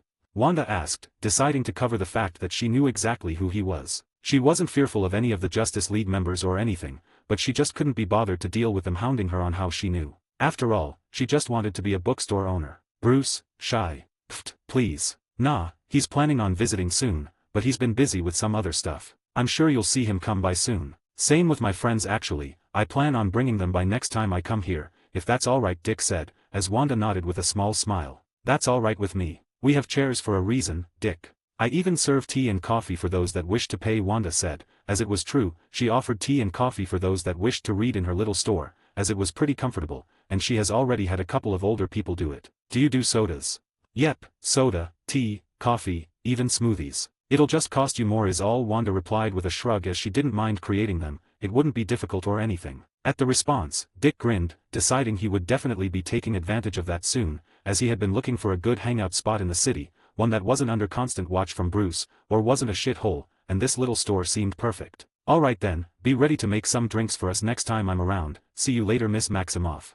Dick said as he waved bye to her and stepped through the door, leaving Wanda alone, a fond smile on her face, completely over the interaction with Lucifer, as she leaned back in her chair once again, thoughts on her mind as she did so. I think I'm really going to like it here. Gain access to an additional chapter early for each of my main fanfics, 4 chapters on total, as well as other bonuses, like more than 75 exclusive stories, on my Patreon for $3 a month, or $30 for an entire year. There is also a new tier that gives 3 chapters early for each of my main fics, 2 more than $3 tier, 12 chapters in total, as well as other bonuses including the ones from the previous tier. It is $5 a month or $50 for an entire year. https://www.patreon.com/fanfiction770 UTM campaign Shari creator. Or just look up Crazed Madman on Patreon and you should find me. New edition, if you use the app on iOS/Apple phones, this is around 43% more expensive due to some changes they had to make to their terms of service. So use the web browser for it if you want it to be cheaper. That's the end of the chapter. The next chapter will have another customer and she'll soon go out into the city for a bit. As she won't remain solely within the bookstore, but will be in there a lot, as you'd assume from a, bookstore fanfic. And she has met Lucifer. Not sure if I wrote him well, but I tried my best. He'll be a frequent customer of hers, so we'll be seeing more of him. Anyways, have a good day. 5, Chapter 5, Another Special Customer. Third POV. The next couple of days since the visit from Lucifer had come and gone, and had been thoroughly enjoyable as she continued to greet customers, and simply relax in peace, no longer having to worry about being a hero or anything of the sort, as she had as 616 Wanda or any of the others she had been. She had gotten more and more customers over those couple of days, a lot of them being older individuals coming in for all sorts of cute romance novels that they gushed over, as well as some that were buying them for book clubs, as most of the romance books she sold did not exist in this universe, making them completely new and unique. She was sure that they would begin to get more and more attention in the coming months once more and more people began to notice their existence, especially the books that involved science. The books that Reed had written were, well beyond this universe's earth in several areas, with the man being an incredible genius, the smartest in his home universe besides those with powers that actively boosted their intelligence. She ended up reading through a couple of the books, and found that they were genuinely quite interesting, even to her, someone far more interested in magic and fiction rather than science. She supposed it was the Arion aspect of her that brought about that particular interest. Besides reading some new books on science, and having a lot of older customers, she had also begun to have an influx of younger customers too, all of them after either the comics or manga, with Invincible blowing up in popularity, seemingly because of Dick, or perhaps because of one of the others that had bought it. It was only a matter of time before the more annoying parties found out about her books and comics and would come to investigate, which would become incredibly annoying, but thankfully that wouldn't be for a while, so she'd have some time to get genuinely enjoyable customers to speak with. She hadn't had any more customers of note, none of them being special like Dick or Lucifer. Well, at least until now. Sitting in her chair behind the front desk, Wanda sipped on hot cocoa this time instead of tea, as it was early in the morning and she was craving it. A piping hot bagel sat in front of her as she ate and read her book at the same time, only to hear the door creak open as she looked up, her eyes constricting as she did. "So you're the one that took the souls from me?" The voice of a woman echoed, as Wanda gazed upon one of the strongest entities in the multiverse, one of the few that could contend against her in power, and one of the ones that was in the same realm of power as someone like Lucifer. The woman was Death. "I can see now why you were able to do so. So much power contained within such a thing like you, chaos and magic filling every inch of your form, an existence far beyond any normal being's comprehension. No wonder you were able to remain hidden from the sights of so many others," Death said, as she looked Wanda over, slightly impressed. "You're not here to try and kill me, are you?" Wanda asked, really hoping she wasn't going to have to battle it out with Death herself. She was pretty sure she could defeat Death, as she couldn't die, not really, not even by Death herself. But she also knew that like a battle with Lucifer, it wouldn't exactly end well for the greater multiverse, and she'd rather not have to remake literally everything herself. Hearing the question, Death snorted, No, I'm not going to kill you, not that I even can. No, I'm just here to see what had caused such a fuss, and to see whether or not you'll become an issue, and considering the Lightbringer has already visited you, I can only assume you'll be causing all sorts of chaos, but nothing that could bring anything truly terrible to the greater multiverse," Death replied, amused with the question as Wanda just groaned. "Why do I keep attracting godlike beings that find it amusing to mess with me?" Wanda asked out loud, as Death shrugged. "That's just luck, I suppose. I'd say it's fate, but you aren't even bound by that," Death replied, conjuring a chair as she sat across from Wanda, drawing a look of surprise from the Scarlet Witch. "So, how'd a little thing like you appear in a place like this? And why choose a bookstore of all things?" Death asked, as Wanda blinked several times at the abrupt question. "No offense, but don't you have Death duties to handle?" Wanda asked. Of course, but creating clones and such is easy enough for me, and even entities like me get breaks. So, can you answer the question or are you going to avoid it?" "No idea about the first one, I simply became. As for the bookstore, I like the peace and quiet of the simple life. I may be able to unmake and remake the entire multiverse on a whim, but I've got no interest in such a thing. Instead, I simply wish to read, drink tea, learn magic, and sell books of all types. If those are cosmic entities capable of wiping out all life, or a granny that likes smut, it matters not to me. Hell, I'd even let villains shop here as long as they don't cause problems in my store," Wanda replied with a thoughtful expression, as Death raised an eyebrow. "So the neutral route, Interesting choice for a being so closely connected to chaos and magic, although I can sense the hints of order within you, it's far outweighed by chaos," Death said with growing intrigue, as she found the mystery of this unknown woman to be strangely appealing. "So even if I was to become a customer, you'd serve me?" Death asked, as Wanda nodded. "As long as you cause no harm to my store, myself, or my other customers, I see no reason as to why I can't. I've already served Lucifer before, you'd be a step up from him to be honest. At least you're cute," Wanda replied without even thinking of what she said, as Death blinked several times in surprise, while Wanda's eyes widened slightly as she realized what she said, glancing to the side awkwardly. "You think of me, the very personification of death, as cute?" Death asked with an eerie look on her face, intently staring into Wanda's eyes as the woman nodded slowly. "Certainly. You're easily the most attractive woman I have ever met, but more than that, you're one of the cuter ones. Although that might be my fondness of emo and goth women," Wanda replied, not even sugarcoating it. She always sorta had a thing for emo or goth-looking women, and Death ranked very high up in the totem pole, with only one other person ranking higher. I wonder if she exists here. Suppose I'll have to look out for her," Wanda thought, thinking of a pale-faced girl that had some very big daddy issues. "You are even more interesting than I had thought you would be. In all my years of living, I have never been dubbed as cute by anyone, much less someone like you. Perhaps I will become a customer of yours," Death said with interest, as she got to her feet and walked to the comics and not the books, with her interest settling on the comic series Spawn as well as Evil Ernie. The second of which caught Wanda's eye, remembering that a character called Lady Death does appear in it, so that would be an interesting reaction. She ignored the stray thought, hoping that Death would try on Lady Death's appearance, totally not because she was smoking hot or anything, totally. Spawn. Sounds interesting. These comics do not belong here, do they? Death asked, as Wanda simply gazed at her, which was an answer itself as the personification laughed and nodded in understanding. "No need to answer, that silence was enough," Death said with a chuckle as she walked forward, money appearing from nowhere as she placed it on the table. Within her hands were the first 10 issues of Spawn, as well as 3 issues of Evil Ernie and 3 of Invincible. With the comics paid for, Death sighed as she felt her duty calling. "Well, duty calls," Death said, as she began to make her way towards the door, but not before turning and smirking at the befuddled woman. "I'll be back in the future, oh, and keep the change, cutie," Death said, teasing Wanda as she walked out of the front door, leaving the woman standing there, no emotions on her face, with only one thought on her mind. What just happened?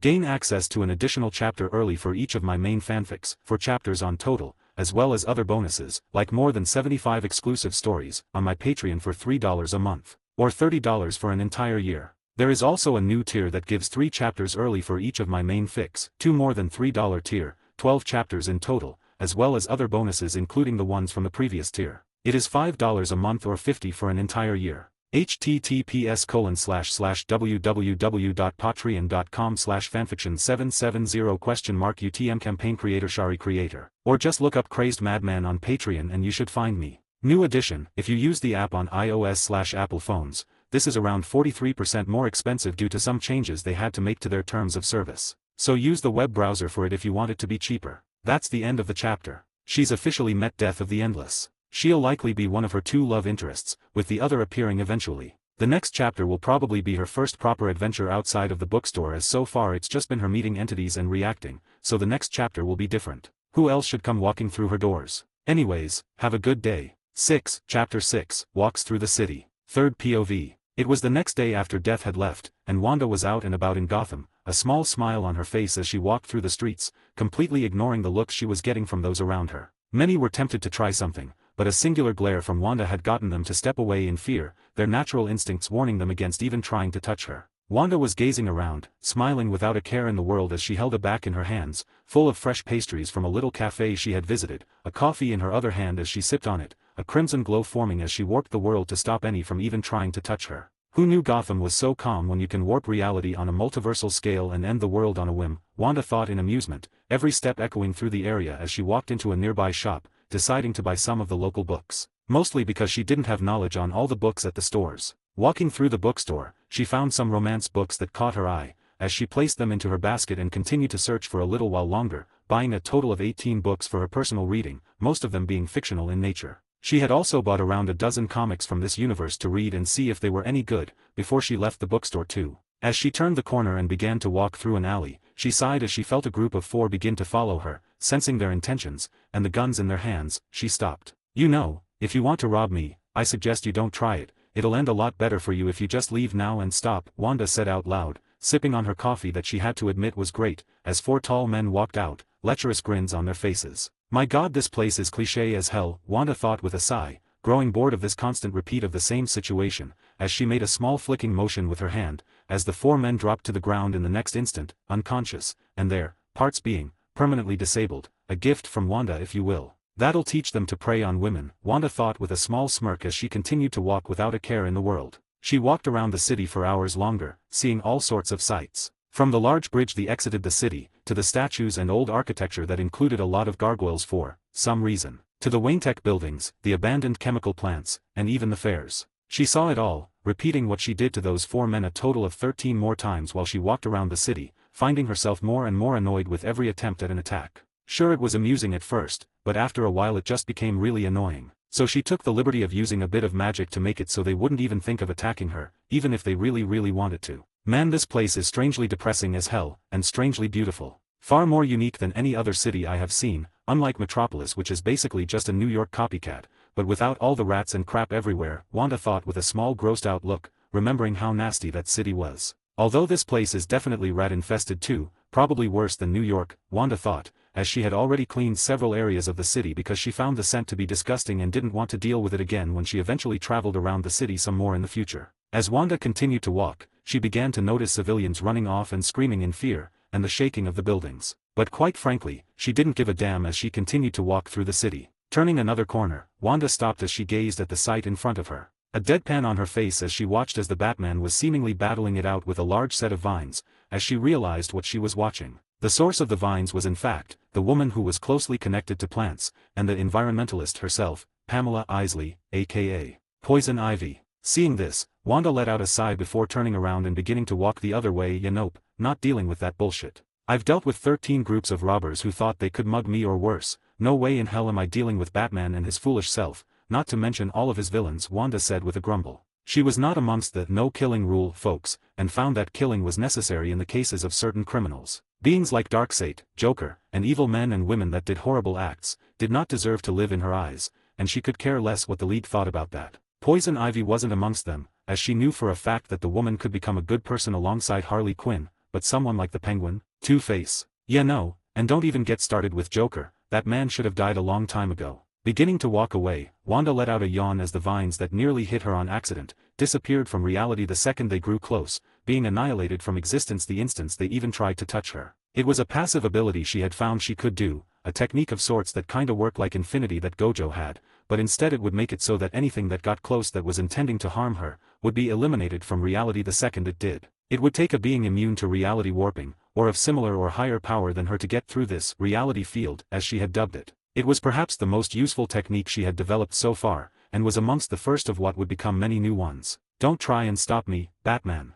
Poison Ivy yelled, vines traveling across the city block and up the buildings, while Wanda yawned, reading as she walked. Ivy was no threat to her, and Batman wouldn't even remember what was happening if she didn't want him to. And even if he did, he could not remember her face, as she didn't want him to, so, he simply wouldn't. Reality warping was overpowered like that. Honestly, I wonder how that man hasn't gone crazy yet, having to capture villains only for them to break right back out in like a couple of days. There's no way he enjoys his hero duties, not with how repetitive it has to have gotten by now, Wanda thought, knowing that Batman had been at work for years now and had put Joker into prison like 25 plus times over those years, which was just gross, really gross. Stop now, Ivy. If you stop, you'll get a lighter sentence, Batman said, his deep voice echoing as he rolled out of the way of a vine, having not noticed the strange occurrences that were happening around Wanda. If he did, he would stop at nothing to figure out who she was, and why she was in his city. Too bad for him, Wanda didn't care to be found, so she wouldn't. Turning the corner once again, Wanda walked off, leaving the hero to fight one of his many villains,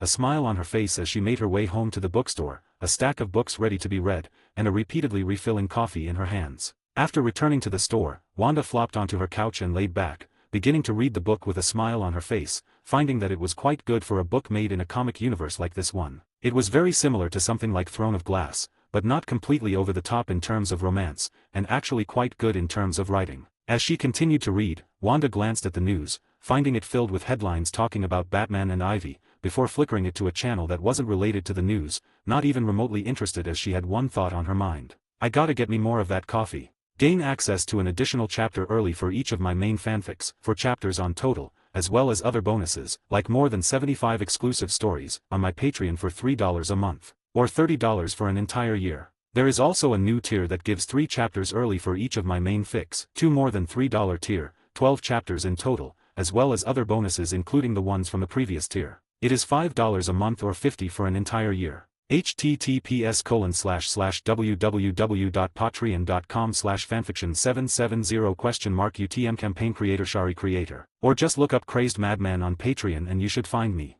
New edition: if you use the app on iOS/Apple phones, this is around 43% more expensive due to some changes they had to make to their terms of service. So use the web browser for it if you want it to be cheaper. That's the end of the chapter. The next chapter will have the next new guest, and more happening. She'll be interacting with more and more interesting and special characters, so be ready for that. Anyways, have a good day. 7, Chapter 7, Hero and Protégés. 7, Chapter 7, Hero and Protégés. Third POV. I'm glad I got more of that coffee, Wanda thought, as she walked through the streets of Gotham a couple of days later after she had watched the fight between Ivy and Batman. The coffee she had gotten was seriously addicting to the point that she had to use a bit of her gifts to figure out how it was made. Over the couple of days, she had ended up just enjoying life more as usual. But now as she was walking through the streets of Gotham, she had stopped as a voice echoed through the area. What do we got here, boys? A little bitch walking in our territory? What did you say we play with some new meat? A big man said as he walked out from around the corner, a group of men behind him with lecherous grins on their faces. Glancing at them all, Wanda let out a sigh. Alright, let's get this over with. You're going to start rambling about the things you will supposedly do to me, laugh and tease and then try to attack me, only to drop to the floors once your hearts explode, Wanda said, groaning at the fact that these idiots just kept trying. What the fuck is this bitch saying? One of the men asked in confusion, only for blood to splurt from his mouth, as all their hearts popped like balloons within their chest, each of them making choking sounds as they all began to drop to the floor, dead. Gazing at their bodies, Wanda let out a sigh as she flicked her wrist, the bodies being moved back into the alleyway as she walked off, only to stop as she felt someone plop to the ground behind her, and attempted to throw something at her, only for it to be obliterated before it even got close. "Stop right there, foul villain." A feminine voice echoed, as Wanda glanced back at them, only for her eyebrow to shoot to the sky in confusion. The woman standing there was tall, taller than you, and had some rather interesting armor on her figure. The woman that stood there was Wonder Woman. Why is Wonder Woman here in Gotham? Wanda thought in slight surprise, as she looked the attractive woman over. She was hot, but she wasn't interested. The woman was the cliché hero who refused to kill, so not anyone she was interested in. "May I ask what I have done that is so villainous?" Wanda asked, looking at the woman as she scowled. "You killed them," Wonder Woman yelled, as she began to move closer to her, while Wanda raised an eyebrow and flicked her wrist, reality trembling as she repaired their hearts. "Did I? If you checked closer you would see that I simply knocked them unconscious. And why are you in Gotham? Shouldn't you be in DC?" Wanda asked as she looked at the woman, not even remotely afraid of her. Her reality field was already up around her, blocking any sort of attacks. Wonder Woman, hearing this, turned to the bodies with a frown as she heard their hearts beating again. They were stopped moments before. "You still must come to me, you attacked them with an unknown power," Wonder Woman said, as Wanda raised an eyebrow as she gazed at her. "Did you not hear what they were threatening to do to me, Wonder Woman? Or are you ignoring that because I used power in order to knock them out and don't like that an unknown factor had appeared in Gotham?" Wanda asked, having an idea on why the woman was so intent on capturing her. "I do not care for your excuses, you will be coming with me, now," Wonder Woman said, as Wanda deadpanned as she stared at her, an unimpressed look on her face as the woman marched towards her, reaching her hand out and gripping her arm. "Okay, well, I was trying to be nice. But even I have limits, and this is one of them. So I suggest you back off after this, Diana Prince," Wanda said simply, as she lifted her hand, and flicked Wonder Woman on the forehead, as her eyes went loony, and she slowly dropped to the floor, unconscious. "Don't worry, Diana, no one will come by until Bruce finds you. But I hope you understand that I have no desire to get locked up by the Justice League of all people," Wanda said, crouching over her unconscious form with a sigh, as she put up a barrier around the woman, making her invisible until the time was right, as she got to her feet with a stretch, her coffee in hand. Walking off, Wanda whistled as she made her way back to the bookstore, little care in the world as she just knocked out one of the strongest women in the universe with a single flick. She knew this would bring the attention of the Justice League, but she was pretty much done with even bothering to deal with BS anymore, as it had become a bore over the past few days. Back at the bookstore, Wanda sat at the desk, watching as Dick picked out some new comic books. 3 other teens were looking alongside him. Wanda watched as they did, recognizing them as Wally West, Roy Harper, and Calderay HM. "So this is the shop that you got those comics from? Awesome, man. I'm totally coming here more often whenever I'm in town," Wally said as he flipped through the comics that he planned on buying, not wanting to piss off the owner of such an awesome shop. "It does have quite the assortment of comics, as well as normal books. Not to mention this absolutely delicious tea. I certainly will be coming here quite often as well," Calder said with a smile, a stack of books of his own in his hands. "The martial arts books here are pretty crazy, so yeah, I guess I'll be coming by too," Roy said with a shrug, not wanting to admit that this place was pretty awesome, as it had a lot of variety. He had a stack of comic books and martial arts books in his hands. "Told you the place was awesome. You guys haven't even looked at the manga she's got too. One Punch Man is awesome. And it's all written by the shop owner too. No idea how she produced it, but it's legit stuff," Dick said, walking over and handing them a volume of One Punch Man. "She makes this? That is incredibly impressive for a small-time bookstore owner. Where did she get the production needed to even produce such a thing?" Calder asked in interest, as that sounded like a lot for a single person. "No idea, never bothered asking. It's not really my place to ask about that sort of thing though, is it?" Dick responded with a shrug, not really knowing and not really finding any need to ask. "It was a bit personal. Still weird, ain't it?" Wally asked as they began to move towards the desk where they would pay, Wanda listening to their conversation with a small sigh escaping her lips. "Well, why don't we just ask her?" Roy said, before walking up and speaking to Wanda. "Hey, we saw that all your comics are made by you. How did you make that and produce it?" Roy asked as Wally tried to cut him off from what could be an awkward conversation, only for him to ignore him and ask Wanda. Oh that? It's simple, I've got a local produce that makes them for me is all. They make small batches for me whenever I need them in return for a certain price, nothing too crazy, the norm if you will," Wanda replied with a shrug, not minding the question too much, even if they were making it awkward. At the response, the group looked slightly surprised that it was so simple, so they just glanced at one another and shrugged, before placing all their books, comics, and manga onto the counter, before taking out the cash they each owed. "Quite the selection, huh?" "Not bad," Wanda said as she looked over all the books they had gotten, putting them into separate bags for each person as she gave them their receipts as well. "Thanks Wanda, see you later," Dick said as she gave them a wave, before walking off with the rest of the group, leaving Wanda alone as she watched them leave, a chuckle escaping her lips, and one thought on her mind. Nosy kids. Gain access to an additional chapter early for each of my main fanfics, 4 chapters on total, as well as other bonuses, like more than 75 exclusive stories, on my Patreon for $3 a month, or $30 for an entire year. There is also a new tier that gives 3 chapters early for each of my main fics, 2 more than $3 tier, 12 chapters in total, as well as other bonuses including the ones from the previous tier. It is $5 a month or $50 for an entire year. https://www.patreon.com/fanfiction770 UTM campaign creator Shari creator. Or just look up Crazed Madman on Patreon and you should find me. New edition, if you use the app on iOS/Apple phones, this is around 43% more expensive due to some changes they had to make to their terms of service. So use the web browser for it if you want it to be cheaper. That's the end of the chapter. First chapter that has some action in it, with her knocking out Wonder Woman. Why she was in town will be revealed in next chapter, as that is when we'll be seeing some talks in the League. Anyways, have a good day. 8. Chapter 8. Who are you? Third POV. While Wanda was off at her bookstore, selling the books to the kids, the League was going absolutely crazy. Not in happiness or anything, but in panic. Wonder Woman had been found unconscious, knocked out in the middle of nowhere within Gotham, a panicked and shocked Batman being the one to find her body. To see the most powerful woman in the entire world unconscious and knocked out so cleanly came as a shock to the usually calm man. It was within the next few hours that a full League meeting was called,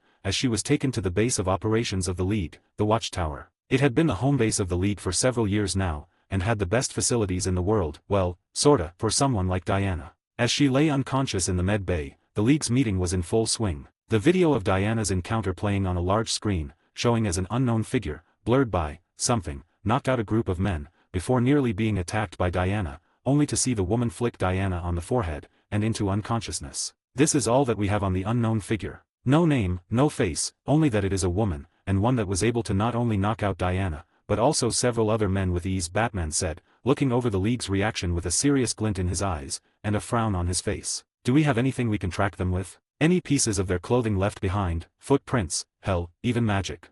Hal Jordan, one of the 2 primary Green Lanterns in the League, asked, as Batman sighed. Zadara, another member of the League, answering the question. I apologize, but no amount of magic I have attempted has helped find the foul perpetrator of this attack, Zadara said with a regretful shake of his head, knowing that he had tried his best. And we have nothing in terms of normal technology. This woman, whoever she was, is completely untrackable by any technology or magic we have on hand. She is something more, likely an alien with immunity to any of our tracking methods, Batman informed them, as Clark, aka Superman, was the next to speak. What about Diana? Is she okay?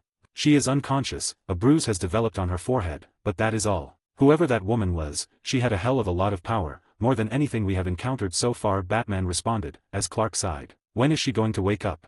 Dinah, aka Black Canary, asked, her husband, Oliver Queen aka Green Arrow, sitting at her side, both of them having frowns on their faces at this entire situation. Within the next couple of hours at most. She will be the only method we can use to track down this woman, or at the very least, get some information on who they are, and what they are, Batman responded, a scowl on his face at the fact that this was the best that they could do in this situation. Having to rely on one singular person, one person that had gone unconscious and had been easily knocked out by the attacker, being used as the only witness for the moment and the only piece of evidence, was not good at all. What are we going to do when we find them? They took down Diana with a flick to the forehead. What chances do we have against someone like that? Barry Allen, aka The Flash, asked, frustration clear in his tone, knowing that whoever had knocked out Diana was stronger than most of them. Not even Superman could knock Diana out with a singular punch, much less a flick. I can aid in that matter, a voice echoed, as they all turned, only to look surprised as Dr. Fate walked into the room. Fate. But I thought Kent Nelson has given back control, after an especially strong surge of chaos has rippled through the universe. The source of which is the entity that has knocked out Diana Prince. Dr. Fate cut the man off, as several eyes widened. You mean that this is a Lord of Chaos? Zadara exclaimed, slightly fearful. He knew that whenever a Lord of Chaos appeared, it meant that turbulent times were coming, times that usually involved a lot of death and destruction, and the usual battle between the order and chaos. No, whatever this entity is, it is something more. The Lords of Chaos are wielders of the primal chaos of the universe, entities beyond your understanding. But this entity, it is almost as if it is chaos itself, or wields a form of chaos beyond even that of the Lords of Chaos. Whatever this entity is, we must find it before it is too late, before the bringers of chaos find it first, Dr. Fate said, as everyone let out breaths. Before anyone could reply, a voice echoed throughout the room, belonging to Diana herself. I believe I may be able to help with that, Diana said, as they all turned to her in surprise. Diana, you're up. Clark said, jumping to his feet, as Diana gave the man a small smile. I am. I apologize for worrying all of you. I had underestimated the woman that had done this to me. She was far stronger than what I had expected, Diana replied with a frown, remembering the moment in which Wanda had knocked her out, before her eyes widened as she remembered the last words Wanda had uttered to her. Not only is she stronger than I had expected, she also knows my human name. Before she had knocked me out she had said my name, Diana informed them, as they all breathed in sharp breaths, as the woman in their eyes had just become much more dangerous than before. They had secret identities for a reason after all. Did you get a good look at her? Oliver asked as she nodded. A slightly toned woman of around 5'6'5'7", green eyes like emeralds, auburn hair, immensely beautiful, even by the standards of Themyscira. By man's standards, she'd likely be considered one of the most beautiful women alive, Diana replied, as they nodded, Batman typing away in order to keep all of this on record. Well, at least we know she's hot, Oliver muttered, Dinah slapping his shoulder in offense as he just raised his hands in surrender, a glare being sent his way in return. Anything else you remember, anything at all? Clark asked, as Diana frowned and shook her head. Not that I can remember, no. But perhaps you can help, John. Diana asked, looking to John Jones aka Martian Manhunter, a green Martian from Mars, one of the last of them in fact. I believe I can. I believe I can share the site with the rest of you, if you would like for me to, John offered as they all nodded, as he gave her a nod, his telepathy stretching out, expanding as he began to give them visions of Wanda. Her face was seemingly blurred, covered and defended by her own power. But they could still hear her words echo, even the ones that Diana had not heard the first time, the ones said before Wanda had left her alone, and the ones that got several more sharp breaths to echo. Don't worry, Diana, no one will come by until Bruce finds you. But I hope you understand that I have no desire to get locked up by the Justice League of all people. Those were the last words that were heard as they all exited her mind, all looking at Batman as he frowned deeply. If she knows who you and Diana are, that means she knows who we all are, doesn't it?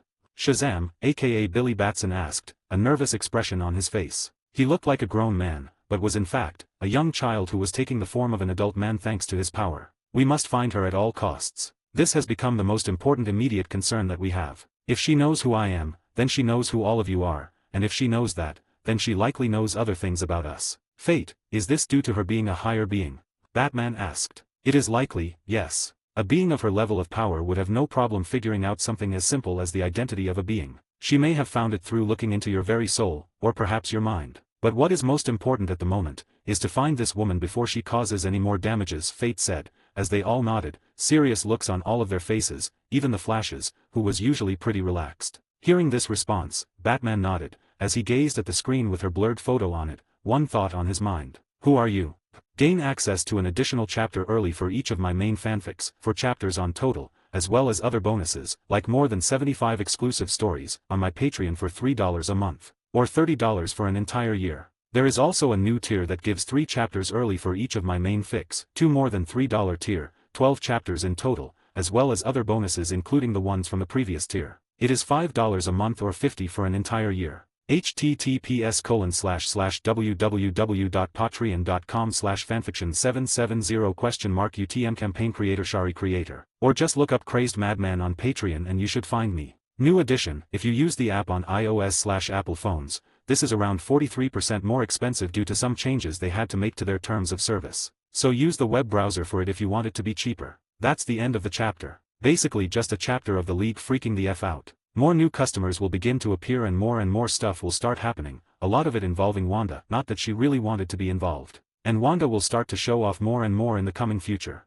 Anyways, have a good day. 9, Chapter 9, Another Visit from Death. Third POV. Sitting behind her desk, Wanda sighed. So, I know you said you'd come back, but I was hoping that was a lie, Wanda said, as she stared upon Death, who had an amused smirk on her face. The entity had entered the bookstore the second it had opened today, and was now sipping on her tea, reading one of the books she had bought from Wanda. Well, I quite enjoyed the company last time, and the books were interesting, so I thought I'd come back. What, do you not like my company? Death teased, as Wanda deadpanned. Nope, you're annoying, Wanda replied bluntly as Death looked at her in fake offense. I am wounded that you would think of me in such a way, Wanda. And here I thought we had a growing bond, after all, you did call me cute, Death said with a pout on her beautiful face. Wanda just rolled her eyes at the response. Yeah, you're cute but also annoying. I didn't realize death itself could be so irritating, Wanda replied, going back to her book after saying this. You know, I could kill you for acting like this. My siblings have done more for much less, Death said with an amused smirk on her face, finding the fact that someone would talk to her in what can be seen as rude, to be hilarious. She was easily the most chill of the endless, and could care less with how she was talked to. We both know you couldn't even if you tried.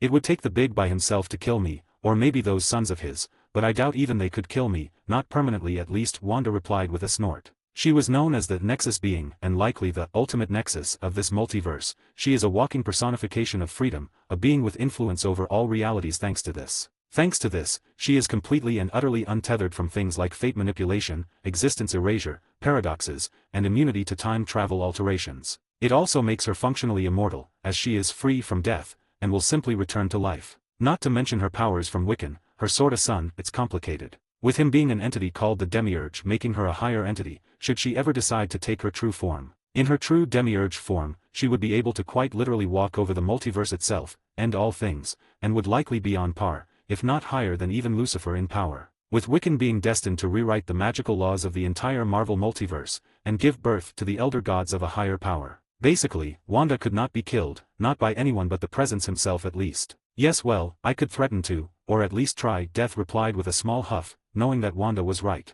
She could literally sense that she was not something she could kill. She inwardly doubted that even the death of the universe itself would end Wanda, as she would just return. Sure. So, anything else you want, or are you just here to annoy the hell out of me? Wanda asked with a grunt. Ah yes, do you make food too? It's been quite some time since I've last eaten a proper meal, Death asked, as Wanda raised an eyebrow at the prospect of Death itself eating a dinner. I can, yes. Mostly bakery stuff, scones, biscuits, muffins, stuff like that, Wanda replied. A muffin sounds good right now. Oh, and can I get another coffee? Death asked as Wanda nodded and headed into the back, as she did actually make the food herself. She had read a few thousand cookbooks and watched all sorts of cooking channels and learned it all. So, she made it without using chaos magic, as it felt a lot better truly making it rather than using some magic to just create it at will. After some time, she had gone back out, a tray with 3 muffins in one hand, and a coffee in the other as she walked over to where Death was seated, placing it on the table in front of her as she smiled up at Wanda. Thanks Wanda, it looks and smells delicious, Death said, practically drooling as she looked over the food in front of her. All freshly baked and genuinely delicious, even by Wanda's standards, and she just hoped that Death felt the same way. Biting into the muffin, Death's eyes widened in slight surprise at the taste, as a sigh of pleasure escaped her lips as she began to happily eat the muffin. Munching on it, she gulped it down with a happy grin. That was delicious, Wanda. You know, if you weren't a bookstore owner, you'd be an excellent cook, Death praised, as she bit into the next muffin, Wanda walking back to her desk with an amused chuckle, inwardly a bit happy that Death thought her cooking was good, as that was high praise from a being such as her. Well, I am thankful for the praise. Not every day Death itself praises someone's food, Wanda replied with a small smile, fighting the blush that threatened to form at the praise. Something that Death had noticed, but decided against commenting on. She didn't want to make Wanda uncomfortable after all. I'm only stating the truth is all, Death said, biting into the next muffin, sighing at the taste as she finished it. Leaning back in her chair at the desk, Wanda smiled as more customers began to come in, the old couple coming in once more, while Death leaned back in her chair and continued to read the book she had chosen out for herself. A book about the romance between Death and a woman, quite the story really. In that story Death was usually shown as a man though. Mr. and Mrs. Smith, back for more romance books for the book club? Wanda asked, as the aged woman smiled and nodded. We are. My fellow old bats are thinking something less romantic and more fantastical. Perhaps you have some recommendations? The woman asked, as Wanda smiled, before walking into the back and looking into the back, before coming back with a new book for them to read. A Song of Ice and Fire. It's a dark, gritty little book, and can be quite graphic in nature, and positively brutal. The warnings are all on the back if you want to see them all, Wanda said, as the woman opened the back and began to look through the warnings. Reading through them all, Wanda looked to one of the other customers walking in, a younger woman. Ah Sam, are you here for the new round of manga? Wanda asked as the woman excitedly nodded. She was a bit of a weeb and loved all things anime, manga, etc., and she liked Wanda's works the most of them all. Yep, next volume of One Punch Man please. Oh, and do you have any new ones? Sam asked, as Wanda smiled, pointing to the manga section. The new one is called Death Note, might be my best one yet. Go ahead and give it a look, Wanda said as the woman nodded excitedly and walked over, giving Wanda the time to look back to the 2 elderly individuals in front of her. So, will you take them or are they too graphic for book club?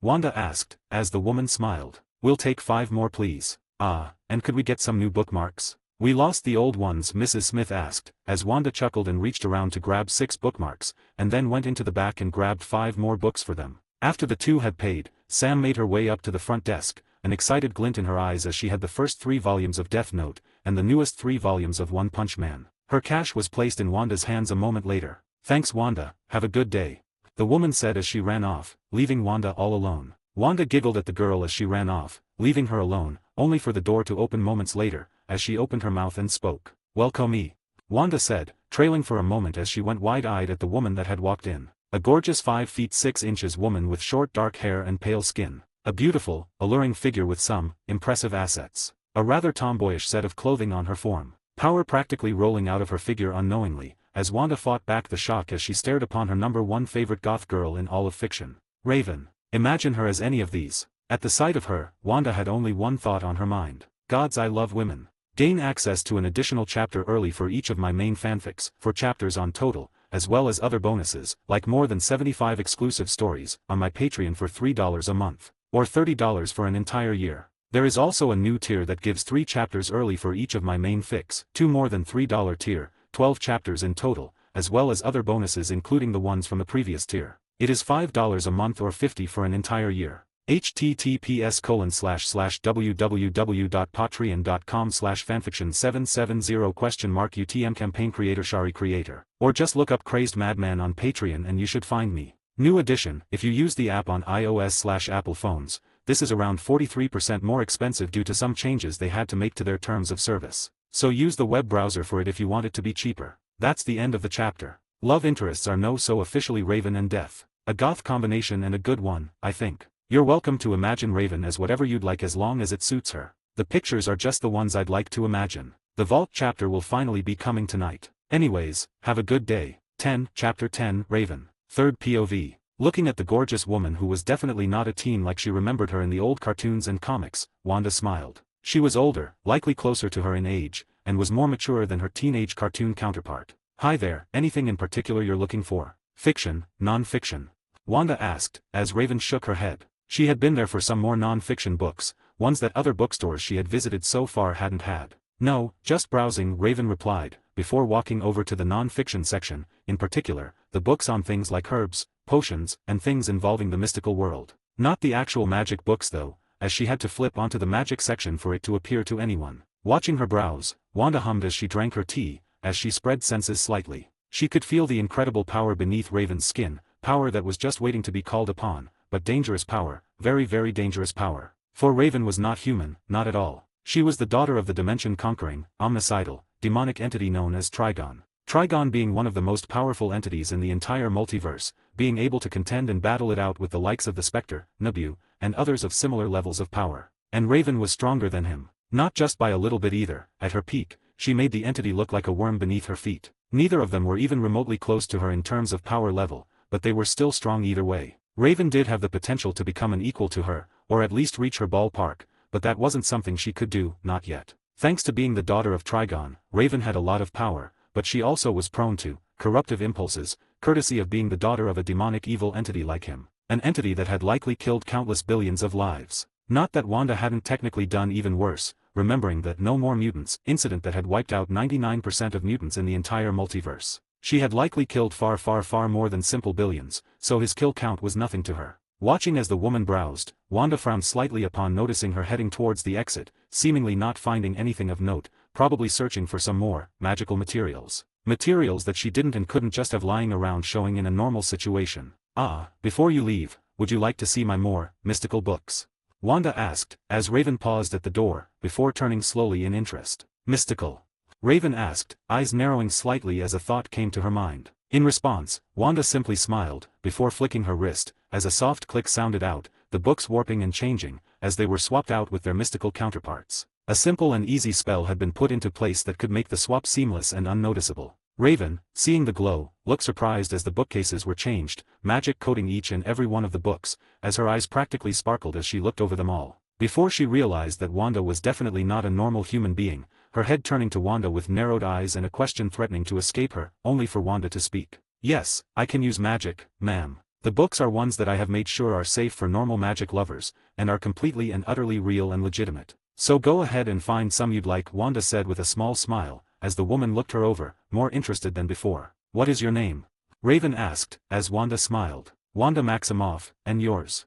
Wanda asked in response. Raven looked her over for a few moments, before replying. Raven responded with a small smile forming on her face as she shook the hand of Wanda. Well, it's nice to meet you, Raven. You're welcome to browse the magical tomes I've got. They're separated by category and difficulty, Wanda said as the woman nodded and walked off to find a selection of books. Watching as she began to flip through the books, Wanda giggled at the way her eyes sparkled, a cute look of interest forming on her face as she began to look through the selection. The selection itself was large, with over 500 books to choose from, a wide range of picks to choose from. She had books on all forms of magic, magical creatures, magical herbs, potions, and many more. She also had books on the cosmic hierarchy, the various demonic creatures of the multiverse and how to defeat them, basically everything needed in order to deal with attacks and how to defend oneself. A lot of them had been made by Wanda herself using the knowledge she had from the Marvel Universe thanks to Strange, but some of it had also been made from the knowledge she had from DC, as well as ones she had conjured with her power, reality warping, allowing her to simply bring to life books on magic from this universe, as broken as that tended to be. Walking into the back, Wanda made herself another cup of tea, as well as one for Raven, before walking out to where Raven was standing in front of the desk when she came out, a stack of around 13 books at her side, $200 in cash. Is that all? Wanda asked as Raven nodded. Is it alright if I stay here and read? My normal spots are, rather loud, Raven said, as Wanda raised an eyebrow in surprise, before smiling. Sure, Raven. The seats over there are for reading, and I've made you tea if you'd like it. I figured you'd be thirsty by now, Wanda offered her, as Raven smiled slightly, taking the tea and giving it a practice sip, only for her eyes to widen in surprise. This is delicious, Raven muttered, sipping on it again as a smile bloomed on her face. Thank you, Wanda, Raven said with a genuine glint in her eyes before walking over to one of the coffee tables and sitting on the comfortable sofa in front of it, leaning back as she began to read through the first book, sipping on the warm and delicious tea that Wanda had made specially for her. Watching as Raven began to read, Wanda leaned back with a smile on her face, as she began to read through her own book, an ancient tome she had summoned from this world that was specialized in some of the darker magics of this world. She had already learned and read through around 3 dozen books, all of them being magical in nature, and wanted to have read over 500 books in the year, all of them being magical books. While sitting and reading, she noticed that Raven didn't have very expensive clothing. If anything, it was noticeably cheap,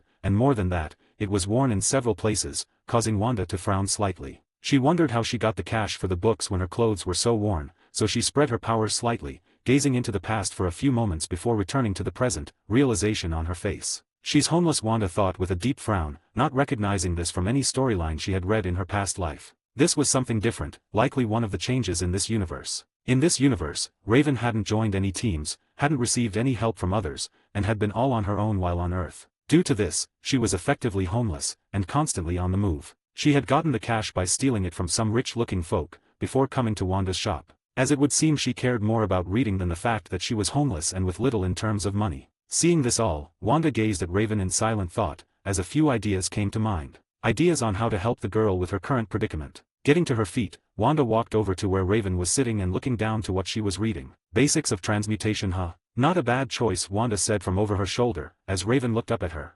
Sorry, I just noticed that you seem to be quite the book lover, and was wondering something, Wanda said, as Raven looked up at her in confusion, before her eyes widened dramatically as she heard what Wanda had said next, a question that, unknowing to her, would change her life forever. And the question was, how would you like to work here? Gain access to an additional chapter early for each of my main fanfics, 4 chapters on total, as well as other bonuses, like more than 75 exclusive stories, on my Patreon for $3 a month, or $30 for an entire year. There is also a new tier that gives 3 chapters early for each of my main fics, 2 more than $3 tier, 12 chapters in total, as well as other bonuses including the ones from the previous tier. It is $5 a month or $50 for an entire year. https://www.patreon.com/fanfiction770 UTM campaign Shari creator. Or just look up Crazed Madman on Patreon and you should find me. New addition, if you use the app on iOS/Apple phones, this is around 43% more expensive due to some changes they had to make to their terms of service. So use the web browser for it if you want it to be cheaper. That's the end of the chapter. And yep, Raven is going to be working with Wanda. I thought it'd be the best way of them getting close, and I decided to change around Raven's background a bit due to the differences that naturally occurred in this universe. Anyways, have a good day. 11, Chapter 11, New Employee and Roommate. Third POV. Hearing the question that Wanda had asked her, Raven's eyes widened in surprise. She had only been reading only to get asked if she wanted a job at the new bookstore that she was beginning to like more and more, a bookstore that even had magical books unlike pretty much any other normal bookstore out there. Why ask me such a thing? Raven asked, confused at the abrupt question. Because you seem to very much love reading. That, and I don't wish to sound rude or anything, but you look like you could use a job, Wanda said, cringing inwardly at what she had said, as there really wasn't much of a better way of saying it. At least she didn't just directly call her poor or anything, that would have been a lot worse. Raven thankfully didn't look insulted, and if anything, just looked embarrassed. Looking down at her clothing and noticing how worn they were, causing her to sigh. I apologize for my appearance, but I am not sure if a job is the best idea, not for someone like me, Raven replied awkwardly, understanding why Wanda was asking now. Is it because of who your father is? If so, I could care less, Wanda replied with a wave of her hand, waving off the concern regarding Trigon. Trigon was terrifying to a regular person, but Wanda was not a regular person, at all. How did you know? Raven asked in surprise, not expecting for her father to just get brought up like that. She had been hiding the fact that she was the daughter of Trigon the best she could, as it was not something she liked to bring up to others. Being the daughter of Trigon was not exactly a very fun or safe experience, especially when you've got psychos, demons, and all sorts of entities wanting nothing more than to use you for their own gain. I'm a lot stronger than I look, Raven. Sensing something like the demonic power within you from your father Trigon, is very easy for someone like me. As is stopping any sort of influence the man may attempt to use on you in the future, Wanda responded, as she hadn't really been showing off her power besides the warping of the bookshelves. Don't say his name. Raven exclaimed, as even uttering his name could give him influence in this reality. That's how strong he was, powerful enough to literally gain influence just from a name. No need to worry, Raven, this store of mine is cut off from the rest of reality, even he can't gain influence here, Wanda replied, waving off her concerns. This was in fact true, as her shop was completely and utterly unbound from the rest of reality, making it next to impossible to invade or touch, as she ended up getting rid of a true physical form for it, as instead she made the entrances just portals that were completely seamless and pretty much undetectable. Cut off from reality. Raven muttered in confusion. It's not bound to the rest of the universe, Raven. Meaning I am the only one who has any sort of influence from it. It would take someone stronger than me to influence this place, and there are very few with such a level of power. Your father is not one of them, Wanda replied, as she could only think of 4 to 5 people that could realistically do such a thing, and Trigon sure as hell was not one of them. Raven decided to not question that one anymore, as it sounded rather complicated. Instead she asked a more important question. Why me of all people? There are others out there that are more suited, more than the daughter of Trigon, Raven asked, looking her in the eyes with her usual seriousness. The embarrassment and awkwardness disappearing from earlier. Because you look like you could use it, as I said before. And more than that, I think you'd be a good fit. Also, you look like a huge book nerd like me, making you a better fit than most. As I wouldn't hire someone that doesn't genuinely enjoy reading books, Wanda replied, a soft smile on her face as she noticed the reaction her response had brought out from Raven. Raven fought back a blush at the words, her pale skin getting tinted with a soft pink for a few moments before she shook it off the best she could. So, Raven, will you work for me? You'll get a good pay. And I'll let you stay in the apartment above the shop with me, Wanda said as Raven blinked at the offer. Live with you? But isn't that too much? No, I am a good judge of character when it comes to this sort of thing, Raven, and I know for a fact that you'll be perfect for my bookstore. And I can't see why you can't live with me, you seem nice enough to be a roommate, Wanda said, cutting her off before she went on a rant about how irresponsible that was. Which, to be fair, she wasn't wrong, but still, she trusted Raven enough to offer this. Hearing the response, Raven breathed in before looking her in the eyes, before replying, I have some time to think about it?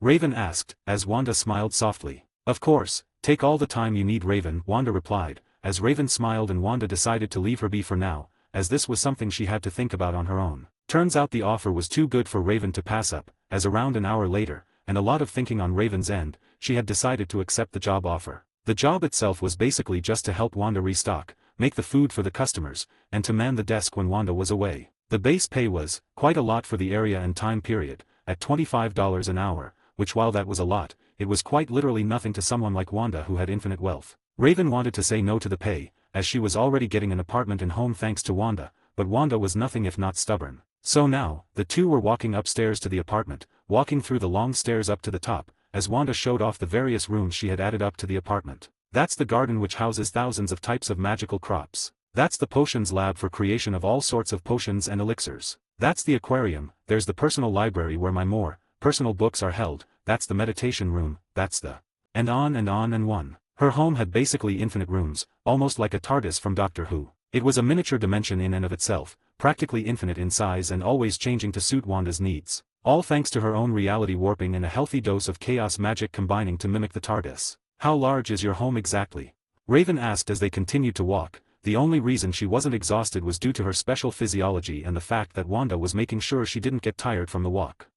Not really sure to be honest. It's always evolving and growing in order to suit my needs, so I suppose it's practically infinite in size. Because more than half these rooms were not here a month ago, Wanda replied, really not knowing. She could use her reality warping to figure it out, but that would be boring and ruin the constant surprises she had whenever she found a new room. That is, ridiculous, Raven said with a deadpan as Wanda just smiled, as they finally made it into her apartment, with Raven looking around in growing happiness. The apartment had a perfect amount of space for 2 people to live in, with another bedroom already being ready for Raven to move in. A room that Wanda had changed while walking up to her apartment. The room was a dark purple color, Raven's favorite color, as she looked around with tears beginning to well up in her eyes, for she was finally receiving a home after so very long years in fact. Turning to Raven, Wanda gave her a soft, warm smile, as she spoke to the teary-eyed woman. Welcome home, Raven. Gain access to an additional chapter early for each of my main fanfics, 4 chapters on total, as well as other bonuses, like more than 75 exclusive stories, on my Patreon for $3 a month, or $30 for an entire year. There is also a new tier that gives 3 chapters early for each of my main fics, 2 more than $3 tier, 12 chapters in total, as well as other bonuses including the ones from the previous tier. It is $5 a month or $50 for an entire year. https://www.patreon.com/fanfiction770 UTM campaign Shari creator. Or just look up Crazed Madman on Patreon and you should find me. New addition, if you use the app on iOS/Apple phones, this is around 43% more expensive due to some changes they had to make to their terms of service. So use the web browser for it if you want it to be cheaper. That's the end of the chapter. Basically just a chapter of Wanda and Raven talking, getting close to one another and all that. Next chapter will have some new interactions and potentially even some action, we'll see about that one though. Anyways, have a good day. 12, Chapter 12, Fools and Lucifer again. 12, Chapter 12, Fools and Lucifer again. Third POV. Sitting in her living room, Wanda ate her breakfast, Raven sitting next to her as they watched the news. The news in question was talking about the most recent Justice League incident involving yet another alien invasion for what had to have been the 100th time in the last year. You'd think they would find a better way to defeat the invaders, Raven noted, watching the news in boredom, finding the Justice League to be, well, incompetent. Yeah, they're not the brightest when it comes to stuff like this, Raven, Wanda replied with a wry smile, as she glanced at her roommate. The girl had now been living with her for a total of 2 days, and had started to work yesterday. She had proven herself to be an excellent worker as she mostly focused on helping man the desk, with Wanda currently being in the process of teaching her how to cook certain foods that they sell, as well as make certain coffees and teas. I've come to realize that, Raven replied with a small snort as she watched the video of the Flash getting launched through a building upon being hit, somehow. The guy wasn't really the best at properly utilizing his powers, that's for sure. Well, at least they're stopping them, even if it is quite obvious that they've got no clue what the hell they're even doing, Wanda said with a deadpan as she watched the League get their asses hooped, only to come back and beat the alien. Looking at Wanda, Raven couldn't help but ask, why haven't you joined them? What do you mean? Wanda asked with a quirk of her brow. I mean, you have all of this power, the power to warp reality and use magic, and yet you're simply a bookstore owner. Why only that? Why not do more with the power you have? Raven asked, interested in the answer. Why does anyone do anything? Because they enjoy it. I enjoy being a bookstore owner, not being a hero or whatever. I'm not a good person, Raven, never have been, never will be. I'm practically made to be apathetic to this sort of thing, being an entity of pure and absolute chaos, Wanda replied, not minding the question. I suppose I am the same then, Raven responded after a few moments, as Wanda glanced at her with a raised eyebrow. I could do a lot of good with the power I've got. But, I don't really wish to utilize the power that was born from my father. I enjoy reading more than playing the hero, and while I won't watch as an innocent is harmed, I don't feel much of anything for them. I suppose that would be because of my father's influence, Raven continued, as Wanda's gaze softened. Raven, you're not like this because of your father. It's not up to you to be a hero and you don't owe it to anyone. The League are the special cases when it comes to this sort of thing. They sacrifice any chance at true actual happiness in favor of saving and helping others. And while that is well and good, it's not healthy for a family or a person. It's okay to not want to do what they do, as there are plenty of people out there that can do what they do, and yet they don't for similar reasons as you, Wanda replied, placing a hand on Raven's knee in comfort, something that Raven had noticed, shivering slightly at the warm hand. Now, let's finish up our breakfast and get downstairs for work, okay?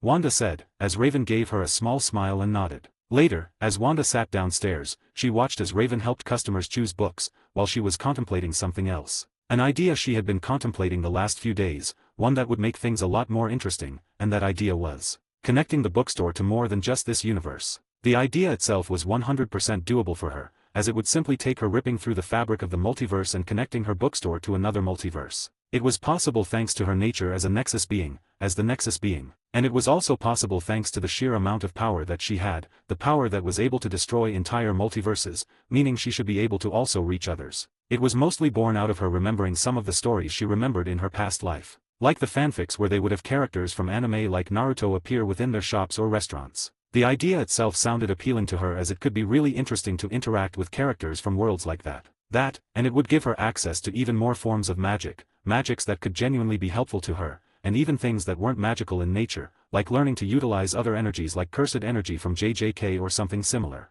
If she did go through with this, she wanted to connect the bookstore to Black Clover, Seven Deadly Sins, DxD, TVD, Skyrim, and several others. Mostly magical in nature for now, as they were the ones she was most interested in. Although RWBY would be pretty interesting as well, especially if she could unlock her aura through it. Doing this would be draining, but should be possible as long as she doesn't do this in the main universe, but her little sub-reality/dimension that she had created. Otherwise she'd risk the anger of the presence or any of the beings that preside over things like this, and even she couldn't fight the presence. It was more so the safety of doing this that was the problem, as she wasn't sure what sort of changes this would bring to her dimension, so she decided she would need to wait until she was certain it wouldn't accidentally destroy her store or something a hell of a lot worse than that. Focusing back on the store, she watched as Raven worked with some of the customers, as the door to the shop opened, and she groaned. "I'm back." Lucifer's voice echoed as Wanda grumbled. "What, not happy to see me, my chaotic pal?" Lucifer teased, as Wanda rolled her eyes. Lucifer's eyes strayed as he raised an eyebrow upon seeing Raven checking out a couple of the customers, giving them their receipt. Trigon's kid. Interesting choice for an employee. Not afraid dear old dad will come around and try to get his daughter back? Lucifer asked Wanda as she snorted. "We both know he wouldn't be able to do jack shit to me, Lucifer. So, what are you here for? And don't tell me it's for a visit," Wanda replied, as the man fake gasped in indignation. "I am wounded. I'd love to visit you," Lucifer replied as Wanda just gave him a deadpan, causing the man to pout. Fine, I need a book on detective work," Lucifer said with a huff, as Wanda raised an eyebrow. "Oh, so you and that detective on little old Earth 666 are going well?" Wanda asked, remembering that the man had moved to Earth 666 rather recently, similar to his TV show counterpart. He had been interacting with a woman named Chloe Decker quite a lot, a woman that he was undoubtedly becoming more and more enraptured by. "Why, of course. My charm has been working splendidly with the detective. Now, where is the book?" Lucifer asked as Wanda rolled her eyes, knowing that the man could simply summon them, but she suspected he did actually just want to see her. "Over in the non-fiction section, in the corner," Wanda replied as the man grinned and walked off to get his book, as Raven walked up beside her. "Who is he?" Raven asked, noticing the man. "Lucifer Morningstar, the devil," Wanda replied bluntly as Raven looked at her for a few moments before sighing. "I wish I was surprised, but I'm beginning to realize that I shouldn't be when it involves you," Raven replied, as Wanda couldn't contain a small giggle that escaped her. "What book is he looking for?" Raven asked, noticing the section he was in. "A detective book. He's trying to seduce a detective on Earth 666 Wanda replied, the two of them watching him in growing amusement as he was flipping through books, seemingly frustrated with the choices. "He's going to fail miserably, isn't he?" Raven asked with a small twitch of her lips as Wanda glanced at her, before smirking and speaking. "Oh, undoubtedly. Gain access to an additional chapter early for each of my main fanfics, 4 chapters on total, as well as other bonuses, like more than 75 exclusive stories, on my Patreon for $3 a month, or $30 for an entire year. There is also a new tier that gives 3 chapters early for each of my main fics, 2 more than $3 tier, 12 chapters in total, as well as other bonuses including the ones from the previous tier. It is $5 a month or $50 for an entire year. https://www.patreon.com/fanfiction770 UTM campaign Shari creator. Or just look up Crazed Madman on Patreon and you should find me. New edition, if you use the app on iOS/Apple phones, this is around 43% more expensive due to some changes they had to make to their terms of service. So use the web browser for it if you want it to be cheaper. That's the end of the chapter. So, should I do that multiverse idea? If so, we'll see a lot of new guests from around existence, ranging from small-time folk in TVD, to gods, deities, and potentially even more special appearances. Lucifer is going to become a sort of annoying friend to Wanda and will appear a decent bit. What other characters do you want her to meet? What do you want to see her do? Anyways, have a good day. 13, Chapter 13, Connecting the Bookstore. Third POV. After a couple of days of contemplation, Wanda came to the conclusion that she did want to connect the bookstore to other multiverses/universes. And within those couple of days, she found out how she could do so. Simply put, she would rip through the reality barriers between multiverses, connecting them through her shop, and only through there. And then, she would cement the connection through her own power, the power of being the prime nexus being. And if she was right, this would then connect the multiverses through her. She also had to put in blockers and various wards in place so that they wouldn't be able to leave her shop into the DC multiverse. As much as she would love to show them around the multiverse, she knew that the higher deities would, well, not be very pleased with that. And while she could decimate 99.99% of them, she'd rather not piss off the presence. With that decision made, she had prepared the bookstore for the new changes. The biggest being her reinforcing the entire thing, turning each and every object within into a completely indestructible object to quite literally anything that is weaker than her. Only someone like Lucifer or stronger would be able to destroy even the table in her store. She also put various other wards into place that would make fighting inside impossible unless she allowed it, if she ever needed to for whatever reason, and basically everything she needed in order to not have her bookstore destroyed every time she had new guests. And so, at the moment she was sitting within her bookstore, breathing in as she was preparing to connect the shop to several other realities, Raven sitting next to her as she had already been told what Wanda was preparing to do. "Are you sure this is a good idea, Wanda? I don't really understand the entirety of it, but what you're doing sounds incredibly dangerous, not to mention stupid," Raven said, as Wanda huffed. "I'm sure, Raven. I've made every precaution possible for this to not completely blow up in my face. And even if it does blow up, I've put defenses in place so it won't harm you. I might die for a bit but I'll just come back. But I doubt it'll come to that, hopefully," Wanda replied, as she breathed in and got to her feet, walking to the front entrance of her shop. "Okay, but just, be careful, okay? I'd rather not lose my boss and roommate after only just meeting her," Raven said as Wanda just rolled her eyes with a small smile on her face, as she lifted her hands, a crimson glow beginning to emanate from her in waves. Holding her hand out, she breathed in deeply as her nigh omnipotent power rippled out of her, shaking the dimension that she had created for the shop, as the door began to glow a brilliant crimson light. Sounds of cracking and shattering echoed through the room as the door glowed brighter and brighter, while Wanda concentrated, as she began to connect the door to other realities. As Wanda was doing this, strange occurrences had happened in several other multiverses. In a world of science and technology, a man walked down the streets of an advanced world, his blonde-haired companion walking alongside him. "Isn't it just amazing, Rose? The world with no wars is what this place is called. A utopia with no conflict of any sorts. Amazing, ain't it?" the man said, as he looked over to his companion, only for her to be staring at something. "Doctor, was that there before?" Rose asked, pointing, as a glowing red door appeared in their vision, the words Emporium above the door as the man blinked. No, that definitely was not. "Shall we see what it is?" the man said. In another multiverse, a blue-haired androgynous-looking man stared at a glowing red door that appeared, a large green-skinned man standing next to him. "So you're saying that this just appeared here, out of nowhere?" the man asked, as the green-skinned man nodded. "Yes, Rimuru-sama, it just appeared in a bright glow and no matter how hard we try, we can't open the door," the man said, as the blue-haired man frowned. "Alright, let's just wait until we can open it. Any ideas on what the hell this thing is, great sage?" the man thought inwardly, as if speaking to someone else. "Negative. The door does not exist," a mechanical feminine voice echoed in his head, answering the question, or tried to answer it at least. "Doesn't exist? But then, how can I see it?" "Bloody hell, Hermione, I know we need this year's school books but chill out a little, will you?" a red-haired teen asked with a grunt, as he was being dragged by a bushy-haired teen, alongside another teen that wore glasses and had a rather noticeable scar upon his forehead. "I'm telling you, Ronald, this is not just going for books. This store just appeared, out of nowhere. Have you ever seen this? We've been past this area of the alley dozens of times." "The girl," Hermione exclaimed, pointing at a glowing red door with the words Emporium above it. "Right, well, maybe it's a new shop."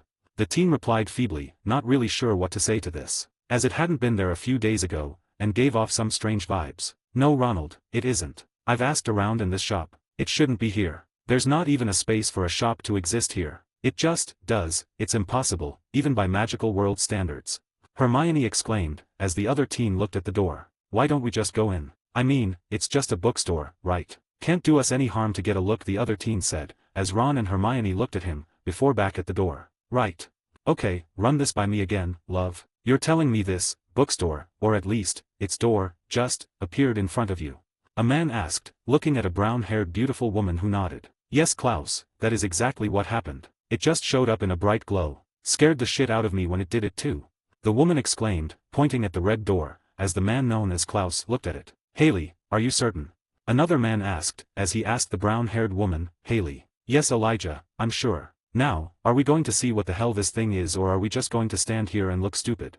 Similar occurrences were happening throughout reality, as a total of 10 universes were connected to the shop. Universes of great, incredible power, universes of magic, of science, of war, and more. All of them connected to the bookstore through a singular door with the words Emporium engraved upon it. The doors were shut for now, but would open whenever the bookstore itself was open. The doors would still be open to the normal individuals from DC, but they wouldn't enter at the same times as those from other multiverses, mostly to not cause too much confusion, as trying to explain the entrance of an alien would be, well, not very fun to explain. As the ripping through space-time had finished, Wanda stepped back with a sigh, feeling slightly drained from the immensely difficult task she had just accomplished, only to sigh as she felt her power rapidly and quickly return to her as if she had never begun to run out. "You okay, Wanda?"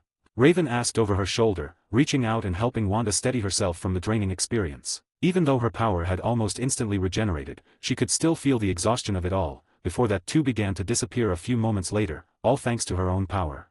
Yeah, I'm fine. Just a little draining to break through the barriers between multiverses, is all," Wanda replied with a sigh, centering herself as she focused on getting rid of the exhaustion that was filling her being. Walking back to the desk, she plopped onto her chair and leaned back with a groan, one thought on her mind as she did so. Now we just wait. Gain access to an additional chapter early for each of my main fanfics, 4 chapters on total, as well as other bonuses, like more than 75 exclusive stories, on my Patreon for $3 a month, or $30 for an entire year. There is also a new tier that gives 3 chapters early for each of my main fics, 2 more than $3 tier, 12 chapters in total, as well as other bonuses including the ones from the previous tier. It is $5 a month or $50 for an entire year. https://www.patreon.com/fanfiction770 UTM campaign creator Shari or just look up Crazed Madman on Patreon and you should find me. New edition: if you use the app on iOS/Apple phones, this is around 43% more expensive due to some changes they had to make to their terms of service. So use the web browser for it if you want it to be cheaper.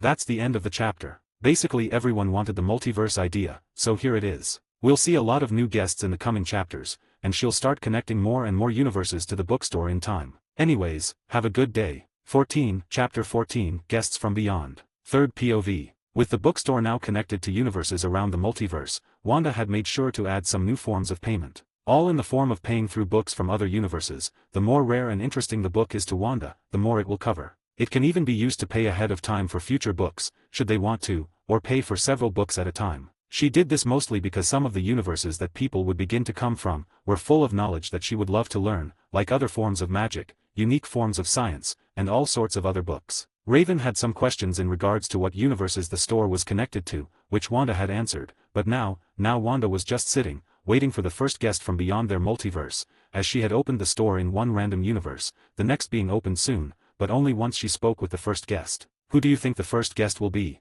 Raven asked, as Wanda hummed. "It could be anyone really, but I am hoping it is someone interesting, preferably someone with access to books that I've never read or something of interest," Wanda replied, as she had a few people in mind that she was hoping would step through that door, as she had randomly chosen which universe could enter first, so she had no idea who would be entering. Raven nodded at her response, as the door dinged, and 3 people entered, 2 men and 1 woman. The woman was beautiful, and very pregnant, while the men seemed to be young, and were quite handsome. Each of them were supernatural in nature, and each of them were quite weak all things considered. They were Klaus Michelson, Elijah Michelson, Haley Marshall. Well, can't say I was expecting the Michelsons to be my first customers, but I suppose I can't complain, Wanda said out loud with a smile. Their universe was weak, but it also had some rather intriguing forms of immortality and magic that could be very strong when used right. The immortality part was what caught her eyes mostly, as it could prove helpful if she was to use it on a ritual for herself, as while she was immortal, she could still die. It was more so her regeneration factor that she wanted to improve,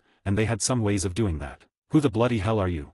Klaus asked, eyes narrowed fiercely while Elijah was looking around the room with a frown on his face, noticing that the store was very simple looking. "Wanda Maximoff, bookstore owner. And you must be Haley Marshall, correct?" The mother of the triggered Wanda said as she looked at the woman, glancing at her pregnant belly, sensing the power and potential of the child within.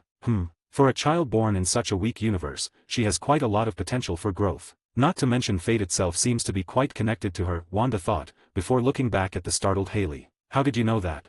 Haley asked, as Klaus and Elijah looked at Wanda with alarm. "It's quite easy to sense for someone like me, Haley. Now, are you here to shop for a book or perhaps some tea? Or are you here to glare at me like I should be afraid of you?"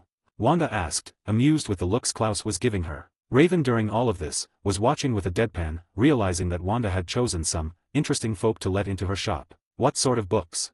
Elijah asked, putting a hand in front of Klaus to stop him from attacking Wanda. Just about anything you can imagine, Elijah. Books on magic, books on science beyond your wildest dreams, books on how to kill the unkillable. Really just matters what you're looking for, Wanda said, as Haley's eyes lit up. What about a book that can teach us how to sever a link? Like, a link between two people, where one is harmed the other is harmed too, that sort of thing, Haley explained, as Wanda hummed. Flicking her wrist, the books warped into their magical forms, and a book flew into her hand. Magical links and how to sever them should do the trick. Your realm is quite different than mine, but this should be more than enough to deal with it, as long as you find a strong enough witch, of course, Wanda said, placing the book into Haley's hands as she flipped through it. Page 104 is what you're looking for. But, what will you give me in return? I take money, but I also take exchanges of books as well. The more interesting the book is to me, the more it's worth. You can buy several books at a time mattering on the exchange, Wanda explained, stopping Haley from flipping to that page, as that would make buying it pointless. However, I will warn you that books like these cost quite a lot, even by your standards, Wanda warned, as Klaus growled. And why can we not just take it from you? Klaus asked, causing Wanda to raise an eyebrow. Because the door is shut behind you, Wanda said simply, sipping on her tea as they all looked behind them, and lo and behold, the door was shut, not allowing them to escape. I'd also add that my store appeared out of nowhere, in an impossible location, and I have books that can start wars in your world. Do you really believe I am simply some woman? Wanda asked, as Elijah breathed out and spoke. Are you a god? Elijah asked. I suppose I am, sort of at least. It'd be more accurate to say that I am well beyond any god, Wanda replied with a simple smile on her face. And where is this bookstore? Elijah asked the next question on his mind, as Klaus frowned and Haley looked alarmed. In simplest terms, a dimension that I have created, one that is under my complete and absolute control. So as I said before, what will you pay through? Knowledge or wealth? Wanda asked, staring at them as Klaus growled and was preparing to attack, only for Haley to step forward. Knowledge. We've got tons of books back home that I'm sure you'll be interested in. And you said if we bring enough, we can pay ahead of time for more books in the future, right? Haley asked, as Wanda smirked. Seems the Queen of Wolves has claws. And yes, Haley, I will, it entirely matters on what they are, but I'm sure you'll find something. Now, leave the book here and come back with the payment, then we can see how much it gets you, Wanda said, as Haley nodded, placing the book on the checkout area before grabbing the two brothers by the arms and dragging them away from the shop. Watching them walk off, Wanda chuckled. They were interesting. They weren't human, were they? Nope, Klaus, the angry one, is a hybrid between vampire and werewolf. Elijah is a pure vampire, and Haley is pure werewolf. The little one in her belly is a tribrid between vampire, werewolf, and witch, Wanda responded, before connecting the next universe, as it would take a while before the trio would come back. And almost instantly after she did so, the door opened, 3 teens falling through with groans. Bloody hell, Hermione, you could have warned us. A red-headed teen said, this teen being Ronald Weasley, a character from the iconic Harry Potter. How could I have known that it would open as we leaned against it? Honestly, Ronald, think with your brain a bit more. Hermione, the teen Ron had yelled back.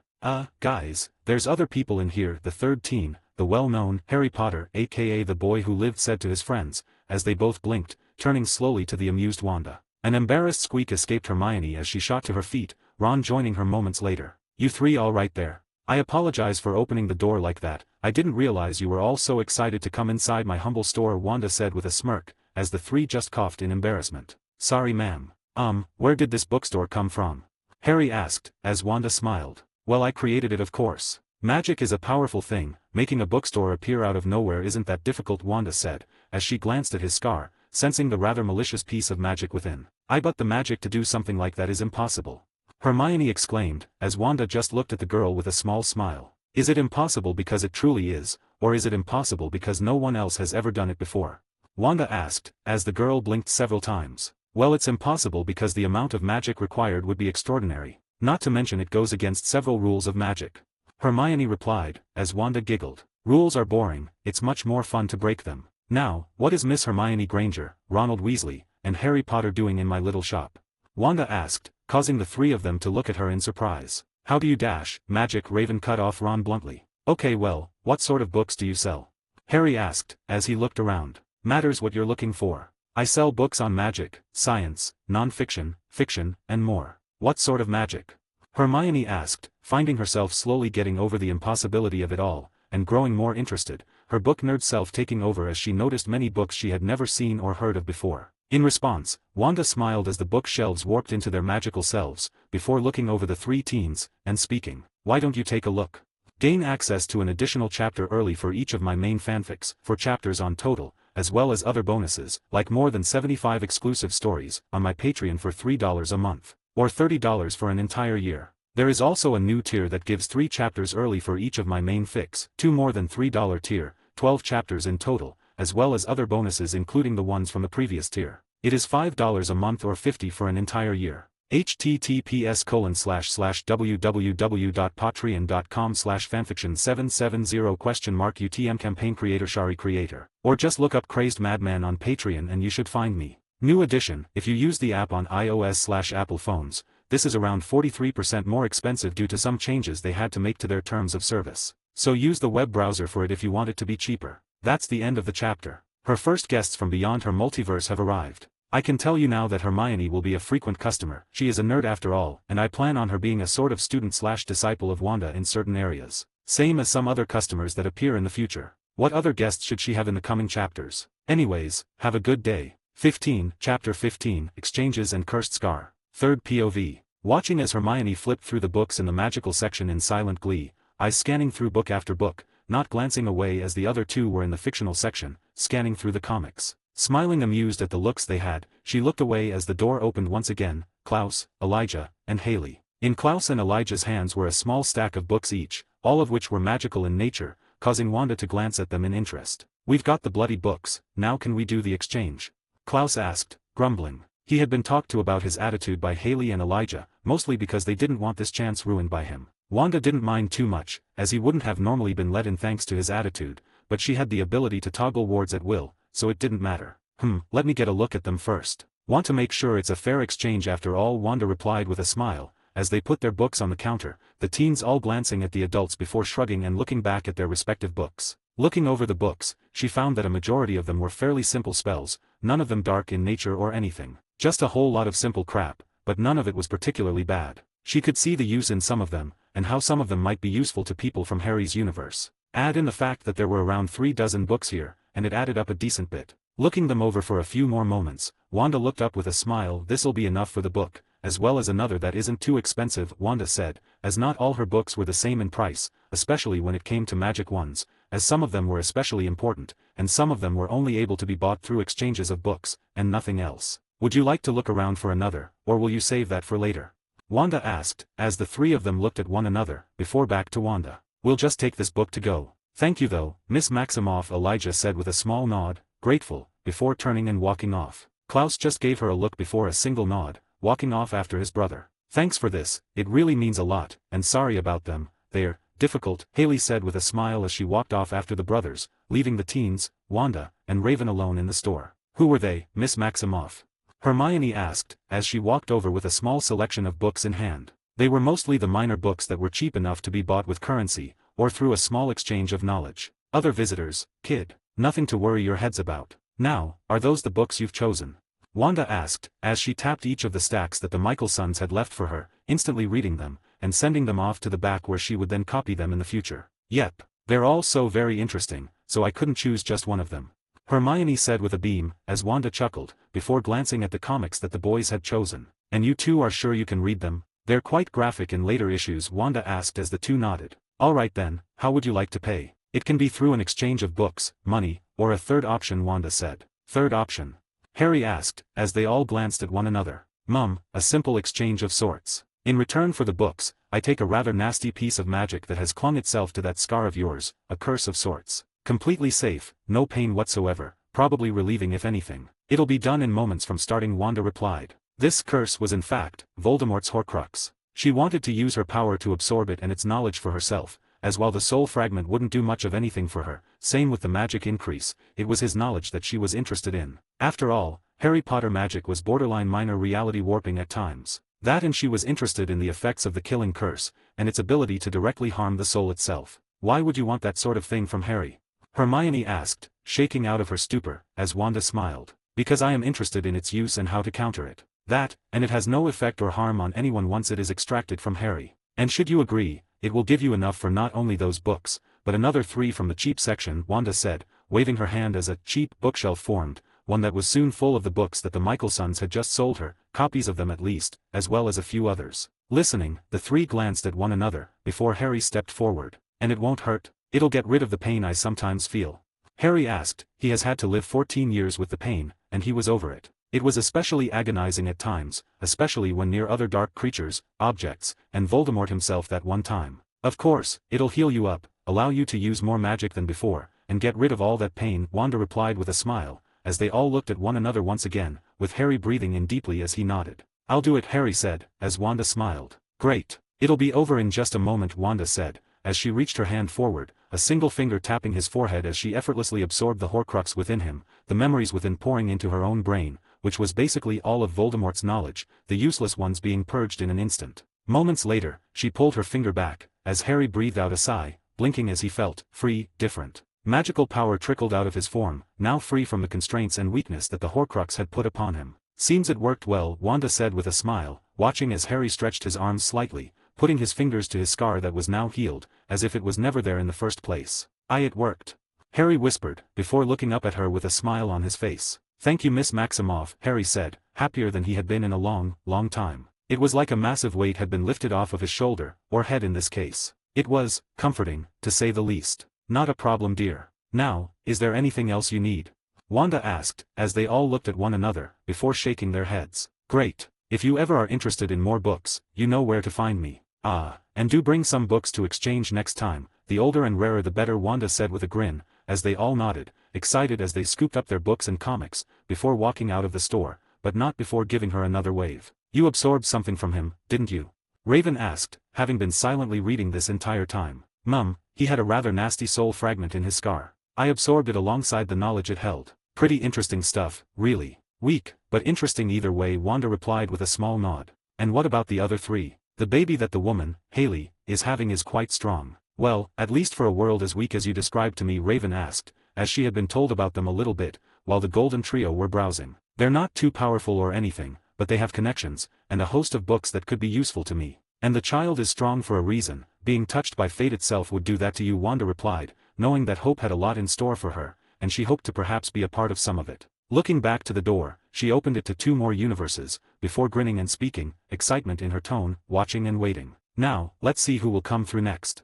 Gain access to an additional chapter early for each of my main fanfics, 4 chapters on total, as well as other bonuses, like more than 75 exclusive stories, on my Patreon for $3 a month, or $30 for an entire year. There is also a new tier that gives 3 chapters early for each of my main fics, 2 more than $3 tier, 12 chapters in total, as well as other bonuses including the ones from the previous tier. It is $5 a month or $50 for an entire year. https://www.patreon.com/fanfiction770 UTM campaign Shari creator. Or just look up Crazed Madman on Patreon and you should find me. New edition, if you use the app on iOS/Apple phones, this is around 43% more expensive due to some changes they had to make to their terms of service. So use the web browser for it if you want it to be cheaper. That's the end of the chapter. I've got an idea for the next guests, so they'll be making their appearance in the next chapter. Anyways, have a good day. 16, Chapter 16, Doctor Who. 16, Chapter 16, Doctor Who.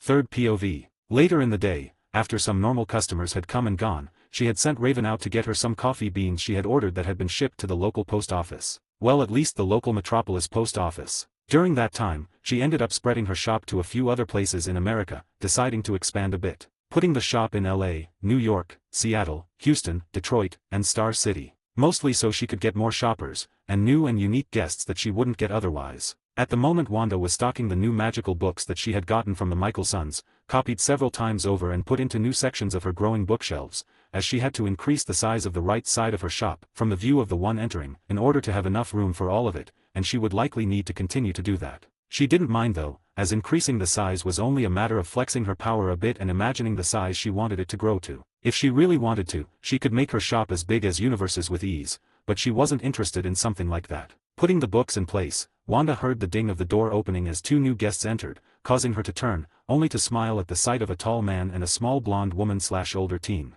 The man had a rather nice coat on, and was seemingly British. She recognized them both almost instantly as the Doctor and Rose Tyler. Looking at the 2 of them, Wanda smiled. If there was anyone in the entirety of existence that she would want to exchange knowledge with, and wanted to meet and interact with, it was the Doctor. The man had knowledge that even she couldn't comprehend, not the current her at least, or at least, not without using her power. And even she didn't know his name. As much as she was interested in finding it out, she found it much more interesting to leave that part be. Doctor, how how does this place exist? We were on another planet. But this place just looks like an old bookstore in London, one of the ones my mum would drag me to all the time when I was younger. Rose exclaimed, looking around, as the doctor instead stared at Wanda, who simply smiled at the man. Ah, new customers. I'm glad you've stumbled upon my humble shop. It's not every day I get people like you in here, Wanda said with a smile, as she put the last book in its spot, and walked over to the front desk, sitting as she looked between the two. What is this place? The doctor asked, a rare look of seriousness on his face as he stared her down. Why, a bookstore, of course. What else would it be? Wanda asked with an amused glint in her eyes at the way the doctor looked at her. How did it appear out of nowhere? Is it like the TARDIS? Is that why it's bigger on the inside? Rose asked, a ramble of questions escaping her as Wanda smiled. I simply wanted it to, so it did. No, this TARDIS of yours is quite unique and my bookstore is a bit different. And no, it's bigger on the inside because I wanted it to be. Simple as that, Wanda replied with a giggle, as the doctor looked at her with more interest upon hearing this. Wanted it? What does that mean? Rose asked the question that the doctor had, as he glanced around the store, his sonic screwdriver being whipped out as he began to scan the area. I wanted it to be created, so it was. I made this place, just like how I connected this place to your universe, and made it appear in front of the oh-so-interesting doctor and his companion. I was half tempted to have it appear in front of a Dalek in the past, but then I remembered they're quite evil, so I let that be, Wanda replied with a smile, as the doctor looked at his readings, his eyes widening as Wanda sipped on a cup of tea that appeared out of nowhere. This place is a pocket dimension. An infinitely large pocket dimension that is similar to the TARDIS, and yet so very beyond that of a TARDIS. It's not artificial, it's not limited to one space, it's not even bloody possible, and yet here it is. How did you create this place? How did you connect it to our universe?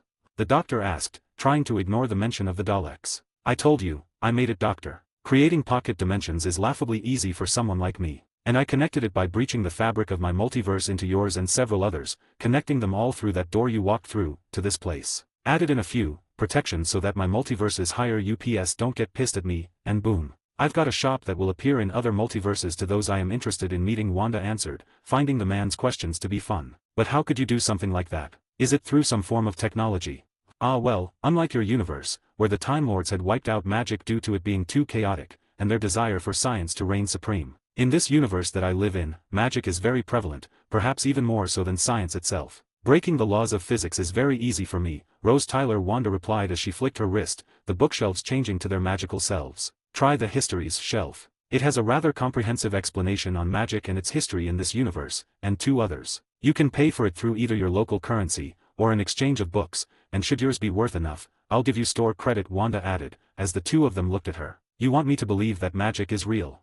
Rose asked, furrowing her eyebrows. You travel through time with an old man, have battled it out with living mannequins, large green creatures, and all sorts of other things. But magic is too far-fetched.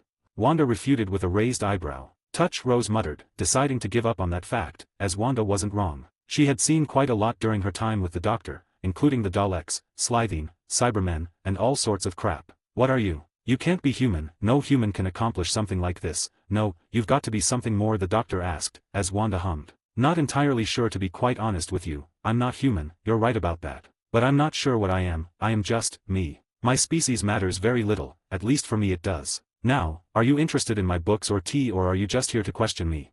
Wanda asked, as they both glanced at one another, before walking over to the non-fiction section. The doctor had almost immediately been drawn to the magical history section, scanning over the books with interest. He hadn't really interacted with magical beings much, the closest would be the ancient vampires and some other ancient beings from his universe, and they weren't magic like Wanda was. She utilized the very energy of magic, whereas they were dubbed as magic because they utilized power that defied the laws of physics itself. Watching as they looked over the books, Wanda just chuckled. Let's hope the doctor decides to exchange books, because that man has all sorts of books I'd be interested in. The Gallifreyan language alone would cover several of those books, mattering on which ones they are. A book on the construction of the sonic screwdriver would be nice as well, Wanda thought, already salivating over the books that she could potentially get from the man. She needed to learn more about science after all, and Doctor Who was one of the strongest science-based universes in all of existence, with bombs and weapons that could wipe out entire multiverses, beings that could warp reality on a universal scale with science alone, and a host of other overpowered and incredible pieces of scientific technology. Looking at the 2 who were quietly browsing, Wanda smiled,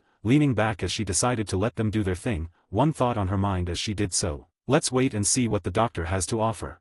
Gain access to an additional chapter early for each of my main fanfics, 4 chapters on total, as well as other bonuses, like more than 75 exclusive stories, on my Patreon for $3 a month. Or $30 for an entire year. There is also a new tier that gives 3 chapters early for each of my main fics, 2 more than $3 tier, 12 chapters in total, as well as other bonuses including the ones from the previous tier. It is $5 a month or $50 for an entire year. https://www.patreon.com/fanfiction770 campaign creator Shari creator. Or just look up Crazed Madman on Patreon and you should find me. New edition, if you use the app on iOS/Apple phones, this is around 43% more expensive due to some changes they had to make to their terms of service. So use the web browser for it if you want it to be cheaper. That's the end of the chapter. Newest guest is the Doctor and Rose. The Doctor will be a frequent guest, well, at least some of them. There's several other regenerations that need to appear after all. Anyways, have a good day.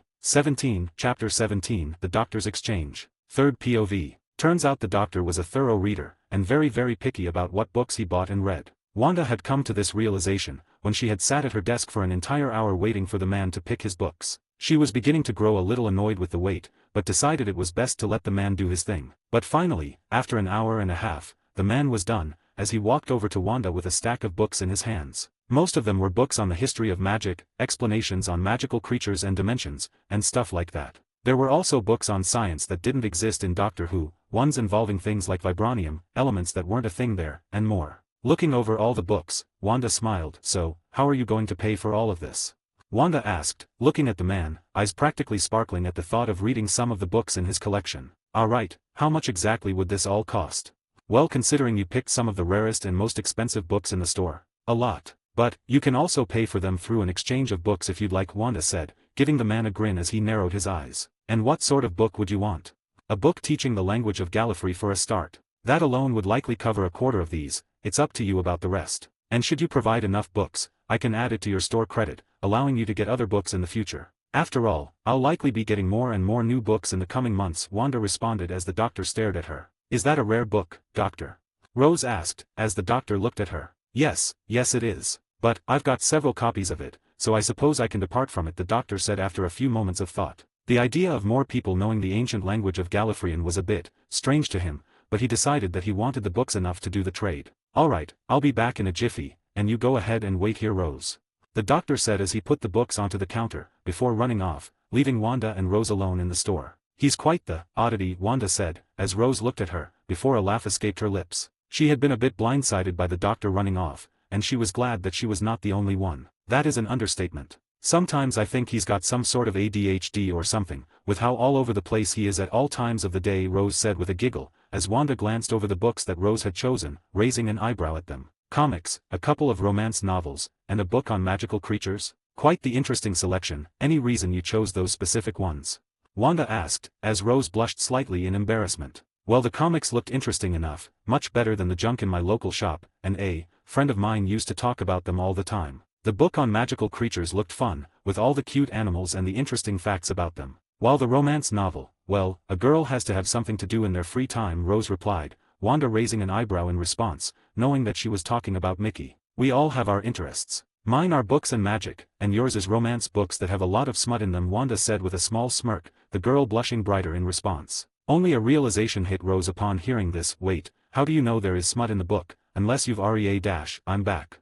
The Doctor exclaimed, as he walked through the door, a stack of books in his hand, and a grin on his face. Looking to the Doctor, Rose opened her mouth several times before closing it. Doctor, isn't that a bit much? Rose asked. Nah, most of these are just collecting dust. Much better to hand them off to someone more interested, and get something out of it too.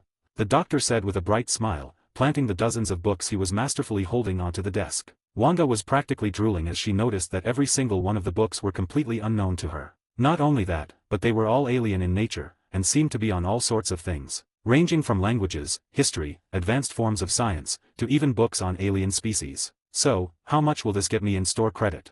The Doctor asked, as Wanda's eyes sparkled, as she began to grab each book one by one, using her power to glance over them all, seeing what sort of information was inside. Looks like the science books aren't on the true top-of-the-line stuff, but they're definitely more advanced than anything on most Earths. That book alone would cover Rose's selection. Add in the rest. Wanda mused, before looking up to the Doctor and smiling, especially once she noticed a book on the Gallifreyan language, a book on its history, or a rough overview, and a book on sonic screwdrivers. These will cover everything you have, as well as an additional 10 to 20 books mattering on the selection, with the magical ones being the most expensive as you'd assume. It can be even more should you choose fictional books or some of the minor books that will be added in the coming weeks, Wanda replied, eyes gleaming in excitement at the new books to be read. Alright then. And finding this shop of yours again, will it always appear in the same place or will it move? The doctor asked as Wanda shrugged. I can make it stay in the same place. Or I can give you a bookmark. A bookmark? What does that have to do with anything? Rose asked, as Wanda smiled. The bookmark is a specialized magical item I created. It'll summon the shop to the closest reasonable location and direct you to it. This applies to any and all planets, universes, or dimensions you may show up in, Wanda explained, as the doctor's eyes widened. He could already see the use for this sort of thing, especially if he was to use it within the TARDIS when he wanted to shop in the future. Do I need to pay for the bookmark? The doctor asked. Nope, it's completely free for any buying customer, especially ones that have a high likelihood of being repeat customers such as yourself, Wanda said, before reaching down and grabbing one of the bookmarks she had created. What if we lose it? Rose asked, as Wanda laughed. It'll be bound to whoever touches it first, allowing for the doctor to summon it at will, never being able to lose it, nor can it be destroyed by anything but myself, Wanda replied, as the man touched it, causing it to glow a soft red color, before he placed it in his pocket with a grin. I have a feeling this will be the beginning of a beautiful friendship, the doctor said, as Wanda gave him a grin of her own, Rose shivering at the response, realizing that this might be a bad thing. And boy did she have no idea. Later, after the doctor had left, Wanda was waiting for her next customer. The doctor ended up staying for around an hour longer, opting to test some of her delicious teas and bakery items, while also reading some of the new books he had exchanged for. Wanda was broken out of her thoughts as she heard the door open, as she looked up and her eyes widened upon who she saw standing in the entrance. 3 children, likely only in their teens, if that, standing there. One with blonde hair, one with pitch black, and the last with hooves. Percy, I told you not to enter the glowing red door. Now look what you've done, we're in some bookstore or something. Annabeth yelled, as the other teen sweat slightly as he tried defending himself. Guys, there's someone else in here, the other teen said, as they both blinked. Grover, now's not the time to mess with you, crap, Percy muttered, as they all looked to Wanda, who had an amused look on her face, before she looked over them, and spoke. Welcome demigods, and Satyr, to the Emporium. Gain access to an additional chapter early for each of my main fanfics, 4 chapters on total, as well as other bonuses, like more than 75 exclusive stories, on my Patreon for $3 a month, or $30 for an entire year. There is also a new tier that gives 3 chapters early for each of my main fics, 2 more than $3 tier, 12 chapters in total, as well as other bonuses including the ones from the previous tier. It is $5 a month or $50 for an entire year. https://www.patreon.com/fanfiction770 UTM campaign creator Shari or just look up Crazed Madman on Patreon and you should find me. New edition, if you use the app on iOS/Apple phones, this is around 43% more expensive due to some changes they had to make to their terms of service. So use the web browser for it if you want it to be cheaper. That's the end of the chapter. And the demigods have arrived. The new guests are the 3 of PJO. They'll be making frequent appearances at different ages as they get older, stronger, and more experienced. And I might have wanted to take a short visit over there at some point in the future. Anyways, have a good day. 18, Chapter 18, The Demigods. 3rd POV. What is an emporium and how did it appear in front of us? Percy was the first person to ask this question, as Wanda smiled. It's a bookstore, of course. What else could it have been? Wanda asked, as she looked over the 3 in amusement, especially once she noticed the look that Annabeth had given her. How do you know that I am a satyr? Are you a god? Grover asked in slight fear, as Wanda hummed. I suppose that wouldn't be entirely inaccurate. But it would be more accurate to describe me as something a bit higher on the totem pole than your gods. And I don't have the divinity that they do, Wanda replied after a few moments of thought, not entirely sure how to describe what she was. She wasn't human. She wasn't a demigod, and she certainly wasn't a mutant or anything like that. She was some sort of powerful combination of creatures, a species with no proper name, a species of chaos. The 3 teens paled slightly at the response, as there were not many beings out there that were stronger than literal gods. And the ones that were stronger, were, not exactly the nicest of beings. Are you a Titan? No, nor am I a primordial. You're still thinking a bit small, but I guess that makes sense since your universe is quite weak all things considered, Wanda replied with an amused chuckle, as the only being in that universe that would be a genuine challenge for her, would be cows, and even then, she had no idea how strong it was. Then what are you? Annabeth asked, tensing as her hand reached down to where her weapon was held. Glancing at it, Wanda smiled, snapping her fingers as it reappeared on the counter in front of her, alongside Percy's weapon, Riptide. Hey no weapons are permitted within my store, demigods, satyr, Wanda said simply, as they were locked in place until the trio would leave the store. Nobody was allowed weapons inside, be they a god, human, or whatever else. But no buts. Now, since you are here, why not look through some of the books I have? I'm sure you'll find something that might be of interest, Wanda said with a smile, as she leaned back in her chair, the group all glancing at one another, before walking over to the nonfiction section. Once they stopped there, Annabeth almost immediately noticed that all the books were different. They were on things she had never heard of, and were in different tiers ranking from the weakest and cheapest, to the strongest and most expensive of the bunch. Watching as they began to look through the books, Wanda sipped on her tea, ignoring the looks they were repeatedly giving her as they began to whisper to one another, not realizing that she could hear them perfectly fine. So she's definitely a god or something, right? Percy muttered to Annabeth, who nodded. Certainly. There's only a few gods out there that she could be. And if she is any of the ones I am thinking, it'd be best if we get out of here as soon as possible, Annabeth replied, as Percy glanced at Wanda, who was reading one of the new books she had gotten, listening into their conversation with an amused smirk on her face, hidden by the book in front of her. They really think I'm a god, huh? Guess it could make a bit of sense, but there's only a stray few that I'd be in line with. Like Hecate or another goddess that deals in that sort of area, Wanda thought with a small giggle, as she read the book on Gallifreyan language, and boy was it not only confusing, but incredibly complex. But she would get it soon, that much she knew. How do we even get out of here? If she's a goddess, we're screwed. Grover whispered to Annabeth, who cringed slightly, trying to think of a way. Why don't we just buy a book? Percy said, as they both looked at him. What? It's a bookstore, right? Then let's just buy a book or two. That should be enough for this goddess or whatever the crap she is, right? Or are you too scared? Percy asked, as he smirked slightly at the glare that Annabeth sent his way. There's no way it's that easy though, right? Every god is way too proud to let it be so simple. There's gotta be some sort of hidden meaning or something, Grover said, as Annabeth nodded in agreement. Agreed. No god would make it that simple, Annabeth said, as Percy just rolled his eyes. Well, you two have fun with your, whatever this is. I am going to go and find a book to buy so I can get out of this place, Percy said, as he walked over to the fiction section by himself, eyes almost instantly drawn to the various comics in the area. But there was one group of comics that Wanda had created that caught his eyes. The comic books she had made were based off of the cartoon Avatar, The Last Airbender. Looking at the comics, he reached down and grabbed the first volume, which was only a part of the first book. Flipping through the book, his interest was piqued when he had noticed the waterbenders and the way they utilized water, as he began to intently look it over, before grabbing it, and deciding this would be the comic he would buy. An excellent selection to Wanda, and one that could actually aid him in the future. Walking over to the desk, he placed the book on the counter and looked up at her. What sort of currency do you accept here? Percy asked, as Wanda smiled. I accept just about any physical currency, as well as exchanges of other books. The better the book, the more it pays for, and if it is valuable enough, it will give you store credit for future purchases, Wanda said, as the teen looked at her, before reaching into his pocket and pulling out the golden drachma, a form of currency in his world, and one used by the demigods of Camp Half-Blood. Would this be enough? He asked, pulling out 5 drachma. More than enough. You can grab another with this many, Wanda said, as he smiled slightly and walked over, grabbing the second volume of the book, before Wanda smiled. All right then, have a good day, Percy Jackson, Wanda said, as he paused for a few moments, looking at her before giving her a smile and walking off, and out of the front door. What, Percy?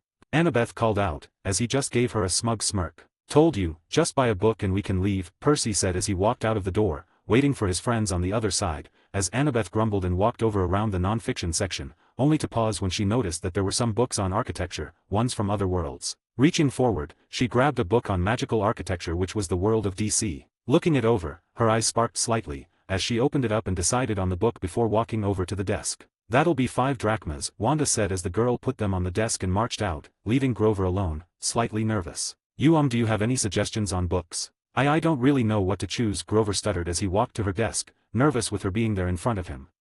How about a book on the wildlife of another world? It'll be on the 4th bookshelf over and is going to cost you 5 drachmas, Wanda said, as it was a book from the DC world as well, and was quite comprehensive. It also had methods of subduing as well as taming them as pets, their habitats, and all sorts of things on them. It was comprehensive to say the least. Looking over the books, Grover's eyes widened as he read more and more of it, as he couldn't help but feel a bit excited at the creatures inside, before walking back over to the desk and putting 5 drachmas onto the desk. Thank you, he said, as he walked off after his friends, leaving Wanda alone, and thoroughly amused with that entire intersection. Hopefully they'll bring a god next. I'd love to meet Hestia or Hecate. Mostly because Hestia is actually a nice goddess, and Hecate would be interesting to learn magic from, Wanda thought, as she decided to shut down the shop for the day, having enough interesting guests for one day. Turning the sign to closed, she stretched with a yawn, as Raven had already long since returned and was upstairs, likely reading one of the books that she had given her, with Wanda turning into a pseudo-mentor to her, even if they were close in age. Glancing at the time as she began to make her way upstairs,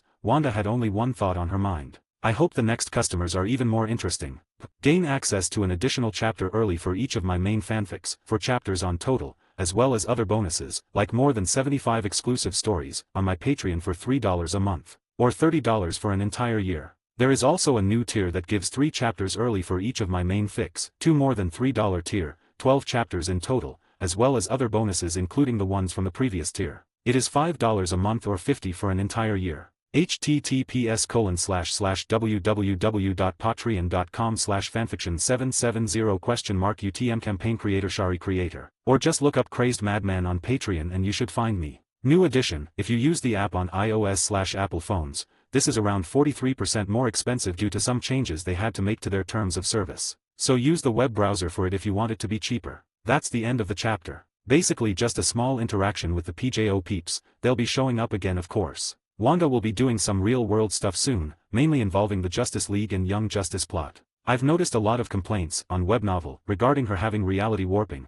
and allowing people like Wonder Woman to bother her. And to them I say this, do you not want there to be a story? Does a god care about what an ant does around them? Wonder Woman is strong, sure, but she's an ant beneath Wanda, and Wanda is beginning to realize that more and more. Wanda doesn't even understand how strong she actually is, and tends to underestimate herself a lot. But she also doesn't utilize reality warping in such a way because it would be boring, very boring. She'll still use it of course, especially against threats that are actually, you know, a threat. But the Justice League is not one of them. I do understand the complaints, but just remember, Wanda is in the top 5 most powerful beings in the DC multiverse, with only the likes of Michael, Lucifer, the Presence, and maybe 1 or 2 others being stronger than her. This FIC is always and was always going to be a slice of life one, as that is what an overpowered character like Wanda had always wanted, to live her life running a bookstore, not causing conflict, not slaughtering the heroes for bugging her, simply to run a bookstore. Anyways, sorry about my rant lol. I'm going to be ignoring those comments after this as they make my brain hurt. Anyways, have a good day. 19, Chapter 19, The Bat. 3rd POV. With the 3 demigods running off to their world, Wanda had returned to her apartment where Raven was practicing the spells she had gifted her. Spells from the Vampire Diaries universe she had gotten from the Michael sons. They were simplistic and easy spells, making them perfect for the current Raven, who was trying to focus more on controlling her power than actually using its full extent. And it was for this reason that she asked Wanda to train her, to mentor her. The mentoring was primarily for controlling her power, but she also wanted to learn under Wanda in terms of magic, as the woman had shown that she had a lot of knowledge in the area. You're doing pretty good, Raven, Wanda mused, as she looked at Raven. As she warped and changed the fire around her, fire formed from a spell that belonged to the TVD world, stronger than normal thanks to the influence of her own power. Doesn't feel like it, Raven muttered, disappointed with her progress so far. She had thought she would be able to progress further in her book so far, but had found that the new magic was odd, and controlling it was surprisingly difficult, as it was fundamentally different from the magic of this universe. You are. Most others take weeks to months to get to where you have already gotten in only a couple of days. So don't be such a Debbie Downer, Raven, you're doing great, Wanda replied with a soft smile on her face, as her new student just looked at her silently, before nodding slowly, deciding to just listen to her new mentor this time. Great, now that that is done with, let's have some dinner, shall we? The next day, the shop was up and running, and normal customers were filtering in, buying her new product she had gotten thanks to the doctor, as the man had surprisingly had a few books that humans should be able to comprehend. She was sitting behind the desk, sipping on her tea as she read the book on Gallifreyan language, and its use in mathematics and science. It was a complex, incredible language, but Wanda was confident in having it understood and comprehended by the end of the day. She also wished to have at least a half of the other books understood as well, but she wasn't sure if she could, as some of it was completely and utterly foreign to her and this multiverse as a whole, making it a whole lot more complicated to understand. We've got a lot more customers than usual at this time, Raven noted, as Wanda smiled. I put out a post about the shop having some new books, and was pretty descriptive with what some of the books were about, Wanda replied with a smile, knowing that she had also put a bit of magic around her shop, making it attract more people than usual, as she wanted to get some more normal customers today, rather than a ton of customers from around the multiverse. And put magic around the door to attract more people, didn't you? Raven asked with a deadpan, noticing the look on Wanda's face regarding the influx of customers. Perhaps, but I won't confirm or deny it. Now, go and restock the shelves and check in on the customers, see if they want any drinks or anything, Wanda said, as the woman just rolled her eyes slightly before walking off to do as her boss had told her. Wanda noticed that all of the new customers were younger teens that were mainly focusing on the comics, manga, and in the case of some of the girls, the love novels that were appropriate for their ages. As Wanda had strict rules regarding the age you had to be in order to check out certain more graphic books. This only really applied to normal kids though, with someone like Dick being a special case. Should get some new multiversal customers later today, here's hoping there'll be more people with interesting magic. I've opened a few more universes up to the door, so all it'll take is me allowing them through. TVD and Harry Potter are welcome magic systems, but they are weak. I'd much rather get something like Black Clover or something along those lines, Wanda thought, knowing that she had quite a few more magic universes that her door was connected to, and once she had the customers done with, she'd open it up. Glancing around the room, she noticed most of the customers grabbing more than one book, as Raven walked to the back in order to make the drinks that they all ordered, as well as the food that they wanted. The drinks were freshly made, whereas the food was created by a bit of magic courtesy of Wanda, but still tasted delicious and fresh. Watching Raven deliver the food, she heard the door open, as she turned to them, only to blink in surprise at the man that was standing there alongside Dick. The man was Bruce Wayne, aka the Batman. He was quite tall, and had she been a normal person, she would be intimidating, but to her he just looked broody. "Ah, Dick, I was wondering when you would make your way back here." "Who's this?" Wanda asked, looking at the man, as he looked her over for a moment, as she simply smiled. The man wouldn't be able to tell who she was, nor was it even possible for him to. Magic was powerful like that. "This is my guardian, you should know him, right? Practically owns the city." "Bruce Wayne?" Dick asked, surprised that Wanda didn't know who Bruce Wayne was, when he was talked about more than any other billionaire on the planet besides Lex Luthor. "I don't follow the news, Dick, nor do I get out often besides for orders. I prefer spending my time reading or watching movies," Wanda replied with a chuckle, as had she not had the knowledge she had, she likely would have been like that. "Yeah, well, that's weird. Anyways, have you got any new science books?" "He's been asking about them all week," Dick asked, as Wanda simply smiled and pointed to the science bookcase, now housing several books with technology far more advanced than anything else on Earth. "Thanks, come on Bruce, I'm sure you'll find all sorts of holy grails in this section," Dick said as he led the quiet men over to the shelves, with Bruce looking them over, and almost immediately his eyebrows furrowed. "These books, these are far more advanced than any bookstore should have. The theory of quantum mechanics, the quintarium equations, these books, I don't even know half of them, and that should not be possible," Bruce asked with wide eyes, as he reached out and grabbed the book on equations, before opening it. And the second he did, he began to look over the equations, only to find that he didn't understand most of it. It was all beyond even him, one of the most intelligent humans on Earth, amongst the top 3. Soon Bruce Wayne, the billionaire, the Batman, began to rapidly grab more and more books, interest in his eyes, a borderline hunger for the knowledge within, as he was also questioning who Wanda was, and where she got these books from. "Looks like I'll need to look into her background," Bruce thought, eyes narrowed as he realized that these books should not be in the hands of a simple bookstore owner. Hell, not even the Justice League had something like this in their hands. "Seems the Batman is already cautious of me," Wanda thought in amusement, glancing at the man who created stacks of books already, over 40 of them all ready to eat, bought, studied, and learned. All books on complex sciences well beyond human understanding, as well as science books that were not as complex, but he had never heard of. "If this goes how I am expecting, I'll be receiving visits from more and more of the Justice League as they attempt to find out who I am, and how I received the books that I have," Wanda thought, amused at the prospect of a bunch of members of the League visiting her store undercover. Glancing around the shop as Dick was picking out more comics, and Bruce was continuing to grow his stack larger and larger, Wanda just shook her head, as she leaned back, one thought on her mind. "This'll be an amusing next few days. Gain access to an additional chapter early for each of my main fanfics, 4 chapters on total, as well as other bonuses, like more than 75 exclusive stories, on my Patreon for $3 a month, or $30 for an entire year. There is also a new tier that gives 3 chapters early for each of my main fics, 2 more than $3 tier, 12 chapters in total, as well as other bonuses including the ones from the previous tier. It is $5 a month or $50 for an entire year. https://www.patreon.com/fanfiction770 UTM campaign creator Shari creator. Or just look up Crazed Madman on Patreon and you should find me. New edition, if you use the app on iOS/Apple phones, this is around 43% more expensive due to some changes they had to make to their terms of service. So use the web browser for it if you want it to be cheaper. That's the end of the chapter. Next chapter will be more interactions with Bruce and more stuff going down,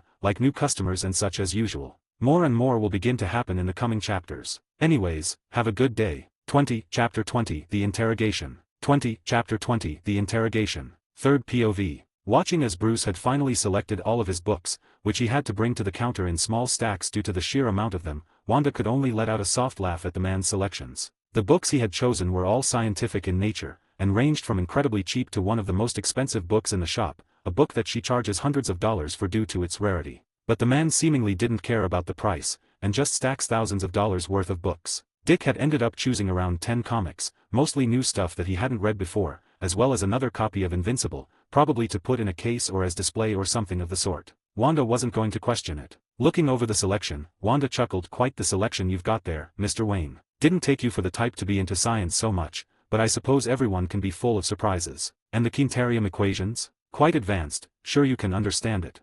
Wanda asked, inwardly amused with the man's attempts to school his features, trying not to react to the fact that Wanda seemingly knew about the equations and how they worked, unlike him. In actuality, she had instantly read all of the books the man had brought up when he put them on the counter. She didn't entirely understand all of it, but she would sooner or later. All it required was for her to gain the knowledge that she needed to fill in the gaps. "You understand them?"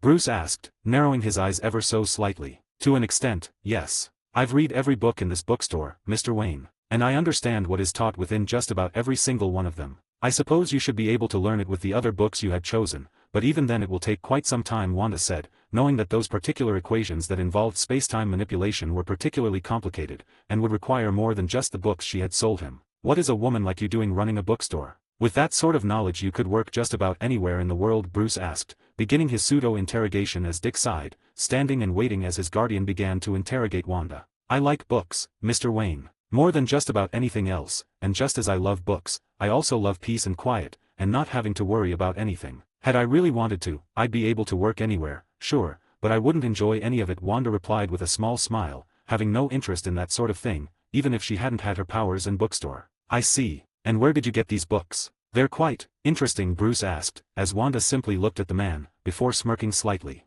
"That is a secret, Mr. Wayne," Wanda said simply, as the man looked her in the eyes, before nodding slowly, and taking his card out in order to pay for the books and the comics. The total came out to over $3,000. The man was a billionaire though, so it was comparable to pennies to him. With the books paid for and the comics as well, Bruce gave her a nod, as he began to one by one bring the stacks out to his car outside, putting them all away on multiple trips due to the amount of books he had bought. With the last stack in hands, Bruce gave her a nod. "Thank you for the books, Miss Wanda." "Have a good day," Bruce said, before walking out of the shop, Dick giving her a wave as he too walked off with Bruce, leaving her in the shop with the other customers, watching as Raven continued to get their orders, as more and more people entered the shop. With Bruce, as he was driving, Dick couldn't help but glance at him a few times, before asking the question he had the entire time he was listening to their talk. "So what was all that back there?" "The interrogating I mean," Dick asked, as Bruce didn't even glance at him as he replied. "The books I bought do not belong here. They're well beyond anything we teach on Earth, not even the League has access to books like those."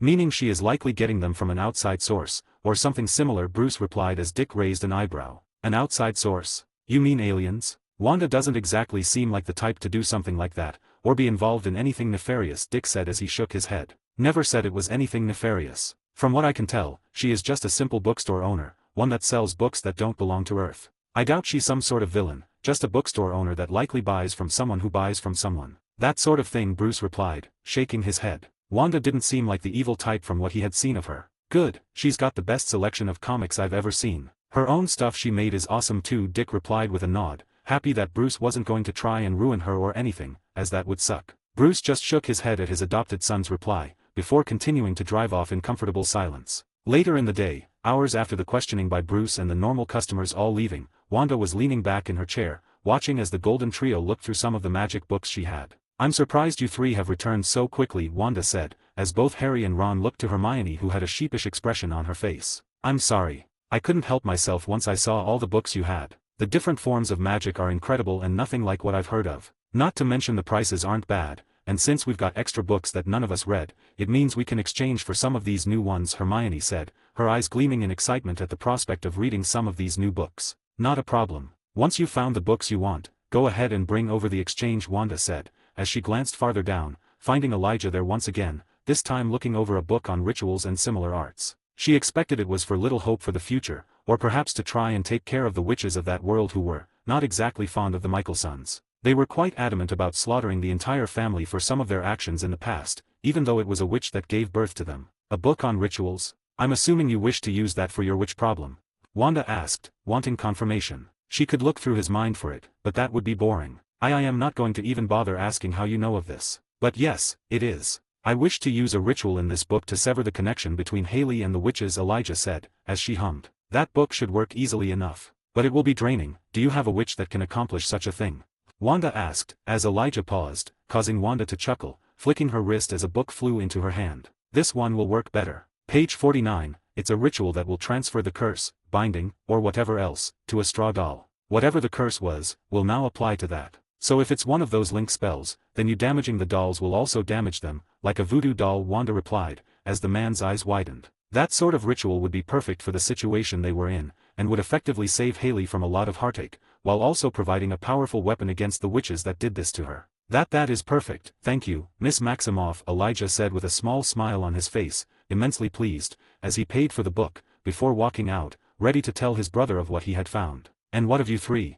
Wanda asked, as the golden trio walked up, a small stack of books in Hermione's hands, while another 2 stacks, seemingly their own, was in the hands of Harry and Ron. These please. And those are all the books we would like to exchange, none of them are repeats, of course, Hermione said, as Wanda reached her hand out and began to look through all the books the 3 of them had brought, before smiling, pleased. These will be enough for your selection of books, as well as 3 more minor books. Go ahead and pick some out unless you wish to save it for later, Wanda said, whisking the books away as she instantly learned all of them. We'll save it for later, I've got enough books for now, Hermione said, but only after Harry and Ron had given her a pleading look. Great, have a good day, Wanda said with a smile, as the teens walked off, ready to get back to Hogwarts. They were in their 4th year after all. Watching them leave, Wanda leaned back in her chair behind the desk, only to stop as the door opened a few moments later, her eyes widening slightly at who had walked in. A short, blue-haired figure, one that looked more feminine than masculine. A being that was certainly not human, and looked to be quite powerful, at least, they would be. The figure was the man known as Rimuru Tempest. Gain access to an additional chapter early for each of my main fanfics, 4 chapters on total, as well as other bonuses, like more than 75 exclusive stories, on my Patreon for $3 a month, or $30 for an entire year. There is also a new tier that gives 3 chapters early for each of my main fics, 2 more than $3 tier, 12 chapters in total, as well as other bonuses including the ones from the previous tier. It is $5 a month or $50 for an entire year. https://www.patreon.com/fanfiction770 UTM campaign Shari creator. Or just look up Crazed Madman on Patreon and you should find me. New edition, if you use the app on iOS/Apple phones, this is around 43% more expensive due to some changes they had to make to their terms of service. So use the web browser for it if you want it to be cheaper. That's the end of the chapter. Sorry for the late upload, was binge reading some fanfics. Anyways, have a good day. 21, Chapter 21, Rimuru Tempest. 3rd POV. Gazing at Rimuru Tempest, the main character of That Time I Got Reincarnated as a Slime. She could tell that he was likely around the time period before the ogres appear within his village, and before Geld Sr. made his appearance as the orc disaster. Not all that strong, but has tons of potential. I wonder what sort of skills I would receive should I go to that world. Would that world even be capable of giving me skills? I am quite powerful, after all, Wanda mused, contemplating the idea of going to his world. On the other hand, Rimuru was looking at Wanda in confusion, wondering who the hell she was, as she seemed very familiar for some reason. Great Sage, can you sense anything from her? He inwardly thought, not being able to sense anything from her with his senses. Negative. The individual does not exist. Well, what do you mean she doesn't exist? She's right in front of me. Rimuru exclaimed inwardly, as he noticed the amused look on Wanda's face, causing him to school his features the best he could. The individual in front of you does not exist. But how? She's right there. The individual in front of you does not exist. It does not have magicules, it does not have a life signature. Chances of death in a confrontation is 100%. But what do you mean the chance of death is 100%? Rimuru inwardly asked in alarm, as he glanced at Wanda, who was raising an eyebrow, hearing every single word that was happening between the two of them. The likelihood of being in front of you being a higher entity is 100%. The chance of death should you confront it is 100%. Advised to not anger it. So she's what, a god? Negative. The entity in front of you is stronger than a god. Okay, let's just calm down. You've got this, Rimuru, you've fought some pretty scary stuff so far, so a bookstore owner should be nothing. Rimuru thought inwardly with a fake smile as he walked forwards, and spoke. Hi, I'm Rimuru, how did this place appear in my town? Rimuru asked, cringing as he got right to the point, Wanda giggling at the question. Because I wanted it to, Rimuru. Why else would it? Wanda asked, as the androgynous man just stared at her, realizing that Great Sage was right in its estimation of her being something more than human. And what is this place?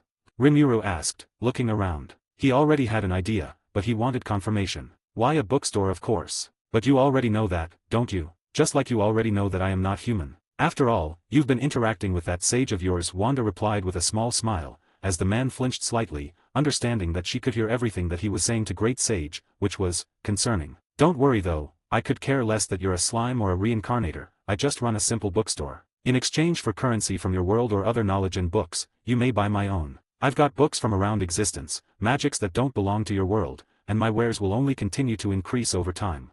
Wanda said with a bright grin, the shelves glimmering as the magic books formed. What's your name?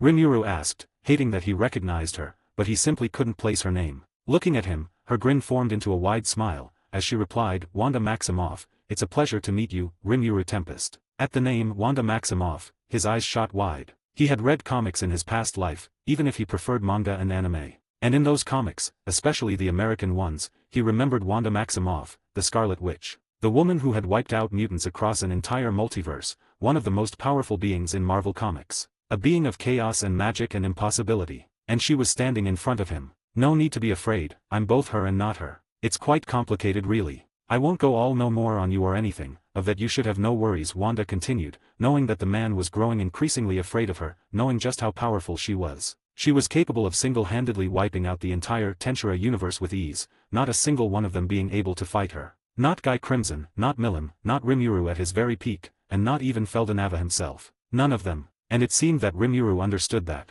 Oh okay, Rimuru said, controlling his features so as to not show how terrified he was right now. Sure, he was scared of Feldera when he first met him, but this is absolutely nothing in comparison to the woman in front of him. He didn't even want to know what she would do to him if he pissed her off. Now, why not browse some of my wares? I also serve teas, coffee, and bakery goods if you'd like any of those, Wanda said, as the man nodded slowly. I'm good, but I'll look at your books, Rimuru replied in slight fear, walking over to the magic book section, as he inwardly sweated. Wanda Maximoff? What the hell is she doing here? She's from Marvel. Does this mean that Marvel Comics exists? And does that mean I can run into more characters from Marvel? Oh god, I'm so screwed.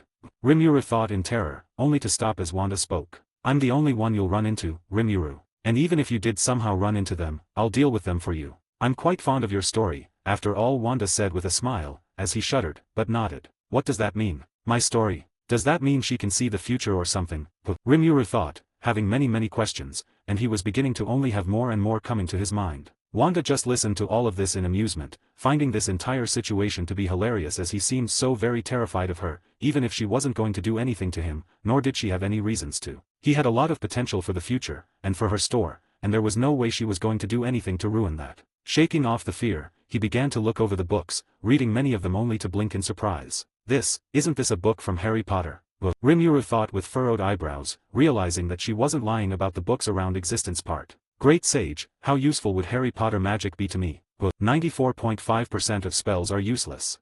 Spells known as the Unforgivables have use. There is a 60% chance of the killing curse involving an attack on the very soul, making it a 100% certain boost to the user's capabilities. Alright then, so basically yes it'll be useful to me, Rimuru thought, deciding that he would acquire Harry Potter books for now. Reaching out he grabbed a few Harry Potter books, mostly the simple ones that Hogwarts students are taught, as Wanda didn't have a book on the Unforgivables, not yet at least. She planned on getting them once she got some more variety in her store from the Harry Potter universe, like maybe Draco Malfoy or one of the Death Eaters. She was neutral, after all. After selecting his books, Rimuru walked back to the counter, and placed them down. Looking them over, Wanda hummed. How do you want to pay? Books, currency, or the third option? Third option. Rimuru asked, realizing that he didn't have any sort of currency on him, not at the moment. Exchange of knowledge. I'll copy knowledge directly from your brain in return for the books. Knowledge like those skills of yours, or you can also opt to pay in items, like magical plants. My green world would love some new plants, Wanda said with a smile. You mean greenhouse, right? Nope, I've got an entire greenhouse world full of my plants. Now, which will it be? Wanda asked, as the man just looked at her blankly, before sighing. I'll exchange items, Rimuru said, as a stack of hippocute grass as well as baffledil, and a few other plants she didn't recognize, but seemed to passively exude small amounts of magicules.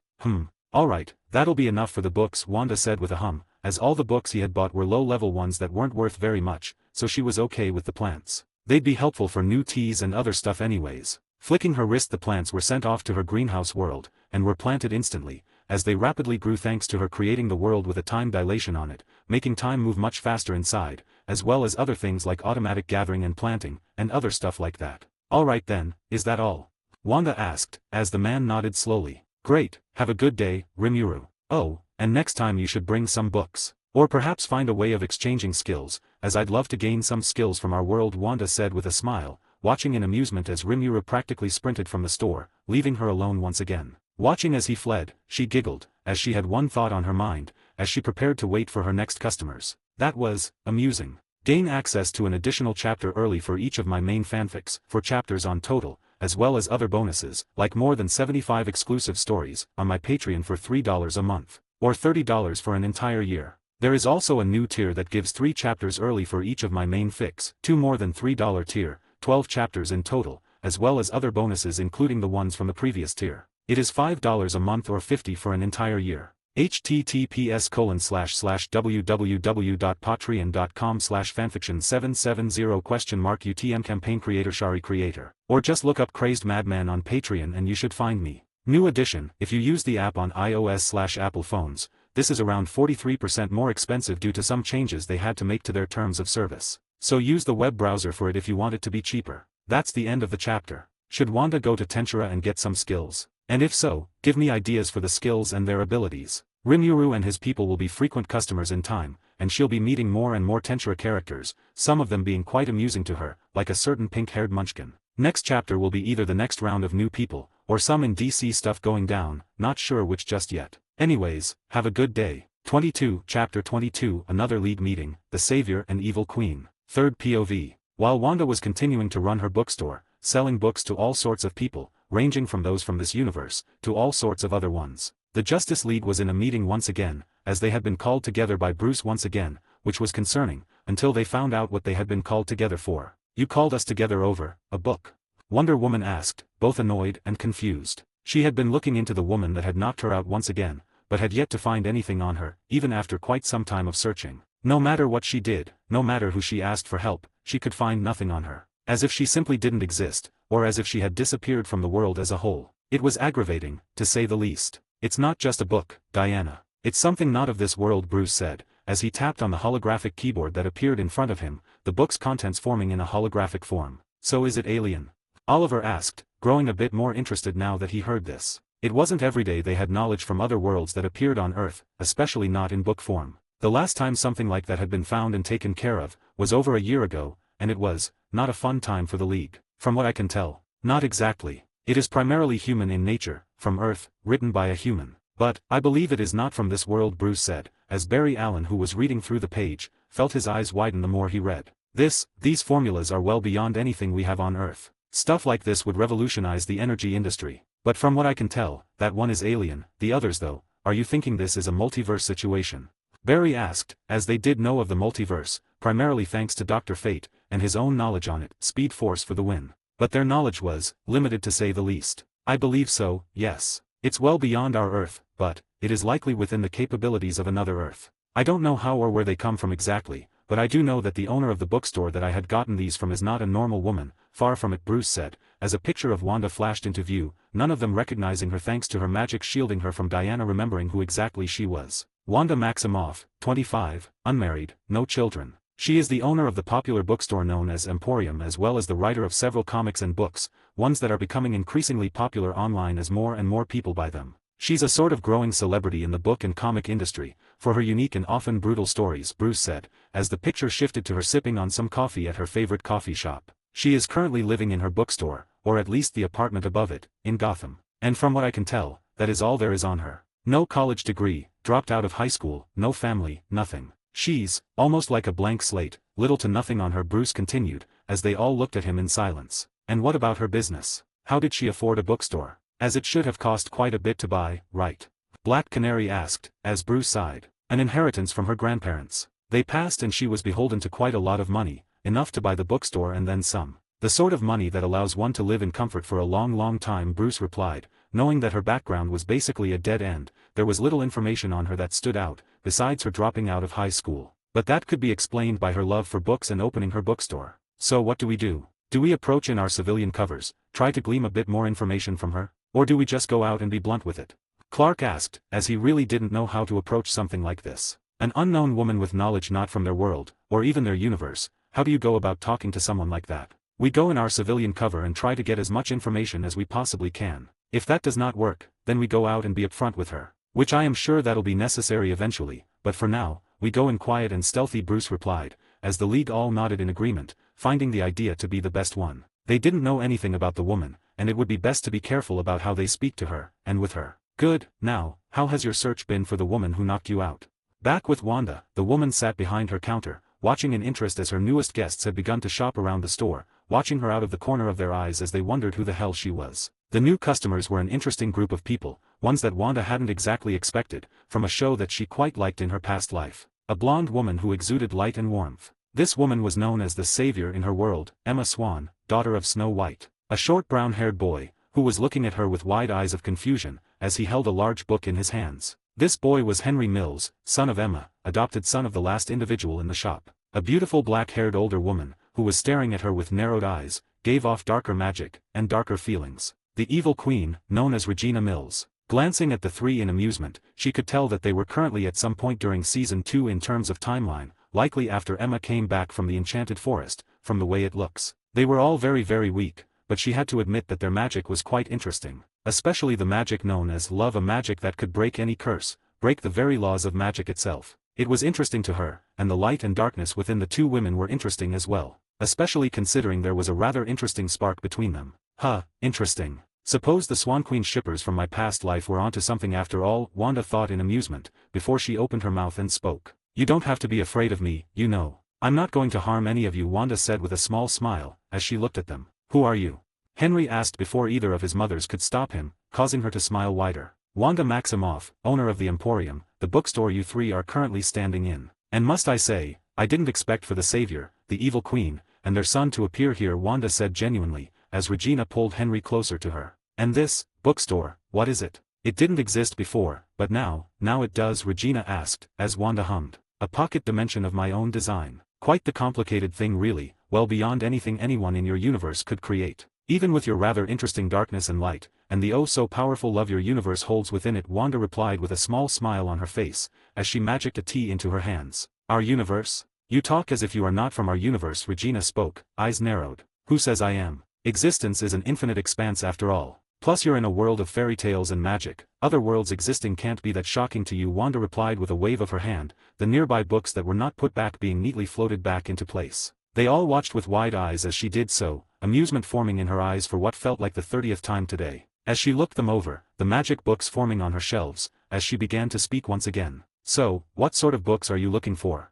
Gain access to an additional chapter early for each of my main fanfics, 4 chapters on total, as well as other bonuses, like more than 75 exclusive stories, on my Patreon for $3 a month, or $30 for an entire year. There is also a new tier that gives 3 chapters early for each of my main fics, 2 more than $3 tier, 12 chapters in total, as well as other bonuses including the ones from the previous tier. It is $5 a month or $50 for an entire year. https://www.patreon.com/fanfiction770 UTM campaign Shari creator. Or just look up Crazed Madman on Patreon and you should find me. New edition, if you use the app on iOS/Apple phones, this is around 43% more expensive due to some changes they had to make to their terms of service. So use the web browser for it if you want it to be cheaper. That's the end of the chapter. Just a chapter of the League speaking, and meeting Regina, Emma, and Henry. They'll be frequent visitors, and Wanda will likely visit their world amongst some others, mostly to play matchmaker between Emma and Regina.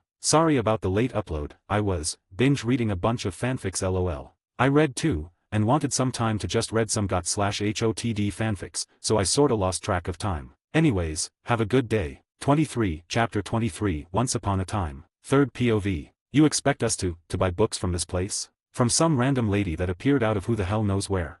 Emma asked with an incredulous expression. She had no idea who Wanda was, beyond the fact that she used magic, and was definitely not a normal person, not at all. Well yes, you are in a bookstore, you know. And I am not just some lady. I'm this place's owner. If I was just some lady, I wouldn't be standing here talking to you right now, Wanda replied with an amused expression, finding their worry to be funny. What sort of books do you sell?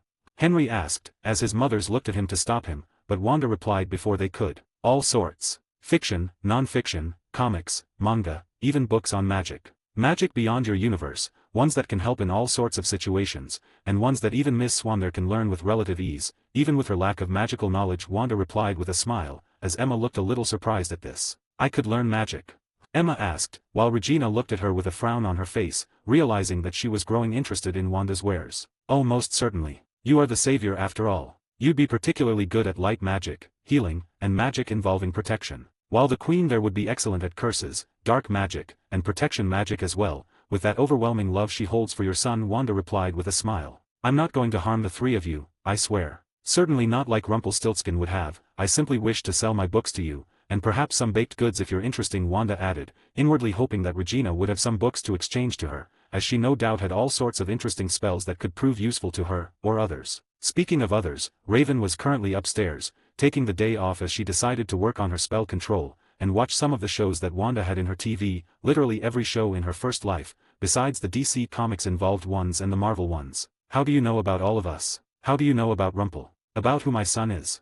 Regina asked with narrowed eyes, growing more and more distrustful of this unknown woman who was seemingly posing as a simple bookstore owner. I did say that existence is infinite, did I not? I am someone who can travel through it, so to say. And with that traveling, comes the ability to learn about the stories of many others like yourselves. Quite interesting really, like how you once loved a stable boy, or how Emma over there was put into prison because of her ex running off, Wanda replied, their eyes widening in shock as she just openly dropped some of their biggest secrets that they keep very close to their hearts. Ah, I wouldn't do that if I was you. I'd rather not fight you, as I quite admire you as a person, Wanda said, looking at Regina as she began to emanate her magical energy, as small as it was in comparison to someone like Raven's. She could see its potential for growth though. You speak of such secrets in front of me, and expect me not to react. Regina snarled, as Emma looked just as angry, but it was more silent, as she narrowed her eyes at Wanda who sighed. Alright, I can see that I went about that the wrong way. So I'm sorry. Now, will you stop or will I have to make you stop? I'd much rather not have such incredible customers run off, and your son is barely hiding his interest in some of the books in my store, Wanda replied, as she began to grow a little annoyed with this interaction. She did feel a little bad though, as she could tell that her words were a bit much. Mom, please stop.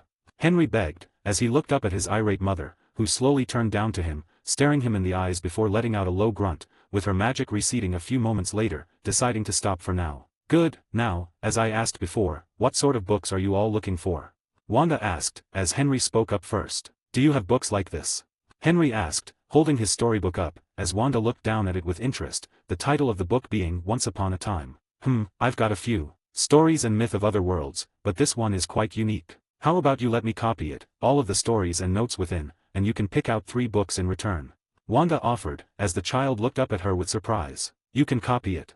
Mum, easy to do. A bit of magic will be more than enough, Wanda said, as he nodded rapidly, causing her to giggle, her crimson magic flaring slightly to give the kid a bit of a show, as forming from it, out of completely and utterly nothing, was a copy of Once Upon a Time. Thank you for the new book, kid, Wanda said with a small smile, the book being put into the back where it would be copied a few dozen times automatically, and then sold in her store in one of the special multiverse sections that would only be shown to characters from other universes. Regina watched in silence at the magic that had been shown, furrowing her eyebrows as she couldn't sense it at all. It was like Wanda's magic couldn't exist, and yet it did. Whatever form of magic she had just seen, was unknown to Regina, and she didn't like that, not at all. Well, go ahead and choose your books, kid, Wanda said with a small chuckle as his eyes sparkled as he ran off, the area that he was interested in glowing softly as he ran over to it. What are you?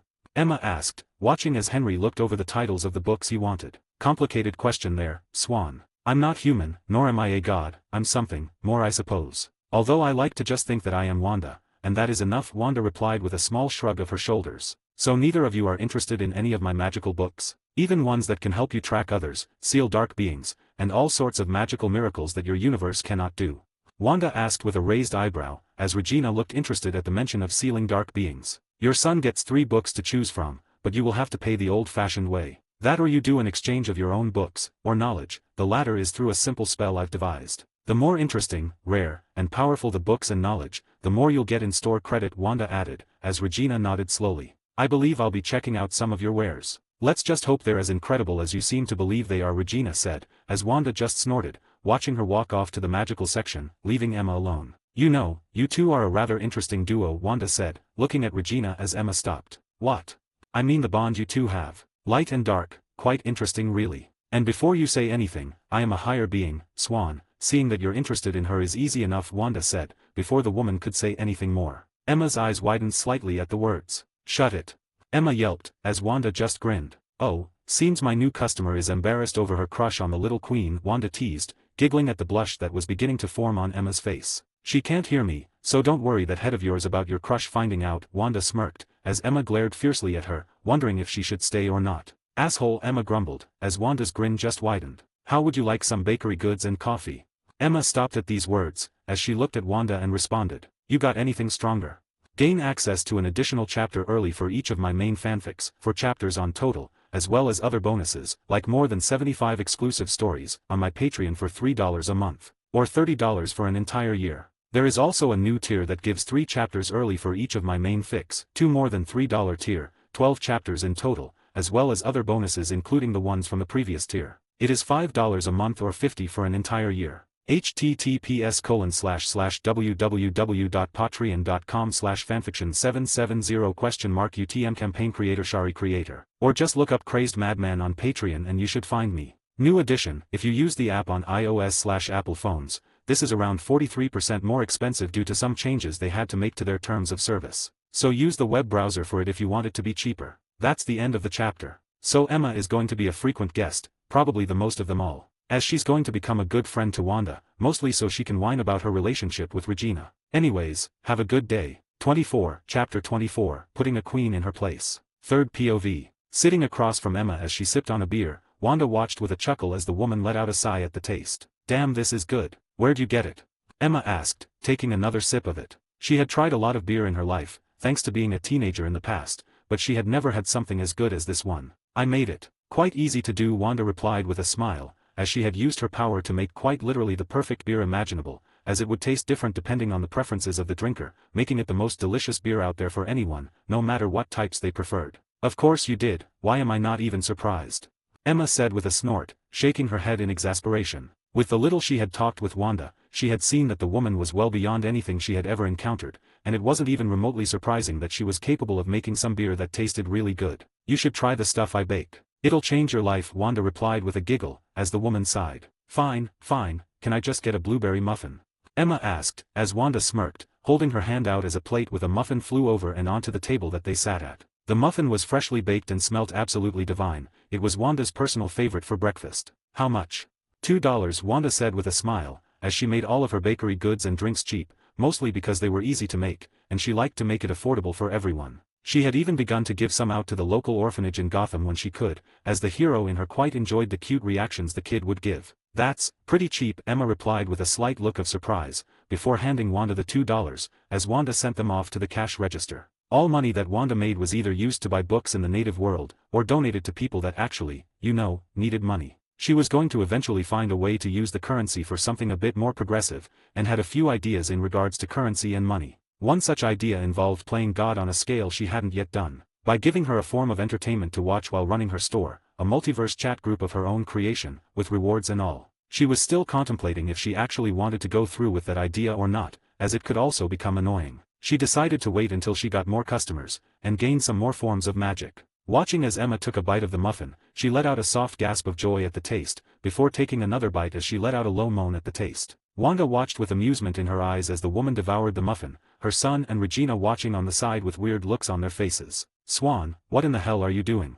Regina asked, causing Emma to blink several times as she shook out of her mini food orgasm session, and turned to Regina. I was enjoying the greatest thing I have ever put in my mouth, that's what. Seriously Regina, you have to try this, Emma said, as she slapped another $10 onto the table, Wanda chuckling at the action as another 5 muffins floated over, this time including 2 chocolate ones, which Emma perked up at the sight of. Go ahead and try, Emma said, smirking as she watched them look down, before they both bit into the muffins, and let out a laugh as they both had a similar reaction to Emma, albeit more, appropriate in the case of Henry. Gods, you were not wrong. Regina muttered as she bit into the muffin again with a gleeful expression on her face, as it felt as if she was eating her father's baking from the past, like all the love and happiness she needed was filling her up. Glad you like them so much. They're quite literally made out of love and happiness after all, Wanda said with a smile, pleased to see that they liked them. The muffins were literally imbued with the emotions of love and happiness, making anyone who ate them feel those emotions, and in a similar fashion to the love they liked the most in their lives. That explains the warmth, Emma muttered, looking down at the muffins with slight awe, as she hadn't felt that sort of love in a long, long time. The happiness it brought was, a lot, and not in a bad way, thankfully enough. It brought her back to happier times, times from quite a while ago, back when life had been simpler. But it had also reminded her of recent times, times with her son, with her friends, with a certain evil queen. Looks like you've chosen your books. Let's see them then, Wanda said, as she walked over to the counter, before looking over the 3 books that Henry had chosen, smiling at the selection. Tales of the Time Lords, History of Demonic Tales, and the History of Vampires, Werewolves, and Witches. Quite the selection you've got here, kid. But, a deal's a deal, you're welcome to take them, Wanda said with a smile, a little surprised by the picks, but didn't mind either way. Looking over the Queen's choices, she noticed that they were all magical in nature, and quite a few of them included some pretty nasty curses from the TVD universe. There had also been a book on the basic spells of Harry Potter, and a bit more. Not a bad selection. So, will you be paying through cash, knowledge, or books?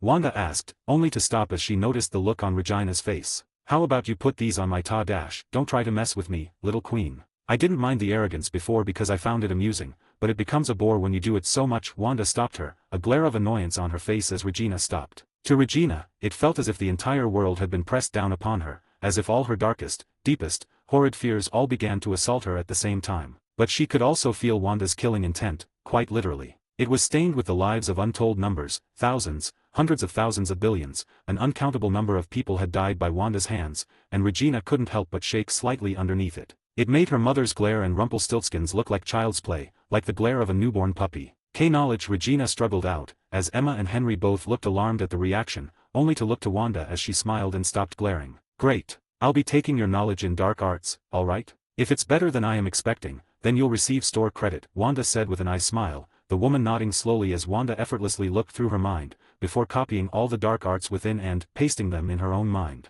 Looking through the year's worth of knowledge, she hummed. It was actually a bit impressive, some of the curses, and she had to admit that the whole heart thing was going to be useful in the future. With her being able to rip the heart out of someone without actually killing them, and then controlling them through the heart. It was going to be used in the future, she imagined. This'll be good for a total of 13 books, as long as they're not the super expensive ones. You've got 8 here, so you'll have 5 more next time, alright? And please try not to undermine me again. I will be kind and nice to you, as long as you treat me with respect, alright?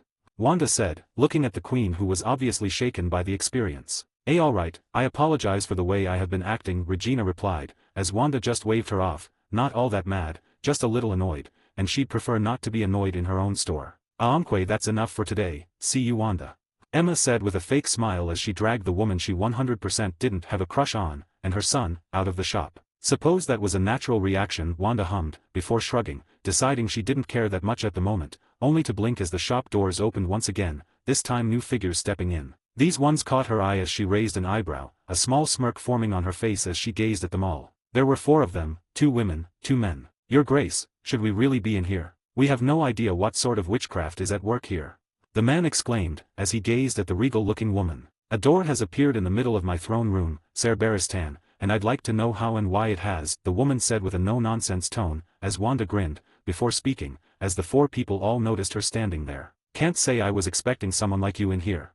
Wanda trailed off, as she gazed at the pale hair of the woman in front of her, before finishing her sentence. Targaryen. Gain access to an additional chapter early for each of my main fanfics, 4 chapters on total, as well as other bonuses, like more than 75 exclusive stories, on my Patreon for $3 a month, or $30 for an entire year. There is also a new tier that gives 3 chapters early for each of my main fics, 2 more than $3 tier, 12 chapters in total, as well as other bonuses including the ones from the previous tier. It is $5 a month or $50 for an entire year. https://www.patreon.com/fanfiction770 UTM campaign creator Shari creator. Or just look up Crazed Madman on Patreon and you should find me. New edition, if you use the app on iOS/Apple phones, this is around 43% more expensive due to some changes they had to make to their terms of service. So use the web browser for it if you want it to be cheaper. That's the end of the chapter. Thought I'd add in a more medieval world to the mix, and with my current love of HOTD and GOT, I thought this might be a good choice. Next chapter will have the interactions with Deneries, and the chapter afterwards will have Wanda traveling around the world a bit, causing some mayhem, even if on accident. Anyways, have a good day. 25, Chapter 25, The Mother of Dragons. 3rd POV. Who are you? Where is this? How has this appeared in my throne room? Deneries asked almost immediately, as Wanda raised an eyebrow, amused as Barristan pulled his blade from his hip. Your Grace, get behind me. We know not of what this woman is, she could be a witch or perhaps a demon. Barristan yelled, pulling Deneries behind him as the other 2 in the room moved closer, this being Grey Worm and Missandei. My name is Wanda Maximoff. This is my bookstore, the Emporium, and through magic of course. What else could do such a thing? Wanda replied with amusement, as the blade that was in Barristan's hand flew to her, and she placed it under the desk. No weapons are permitted inside. Once you leave you'll get it back, Ser Barristan, Wanda added, before looking into the eyes of the white-haired, violet-eyed queen. Huh, she's gorgeous, Wanda thought, genuinely surprised. She had only seen 2 other women of similar beauty in her life so far, this being Death and Raven. The woman was born from the Valyrian ethnicity, giving her the unique violet eyes and hair. Their eyes widened in fear at the blatant display of magic, while Deneries kept her face steeled, trying to remain as calm as possible in front of this unknown woman. She had access to 3 dragons, so she could not, and would not show fear in front of her. Why have you brought this shop to my lands? Deneries asked, as Wanda gazed into her eyes, before smiling. Because I want customers, of course. I also would love to learn more of your world. The history of your lands is quite interesting, as well as those little dragons of yours. Too bad they're not growing as they should be, Wanda replied with a small smile, which caused Deneries to narrow her eyes. Your world. And what do you know about my children?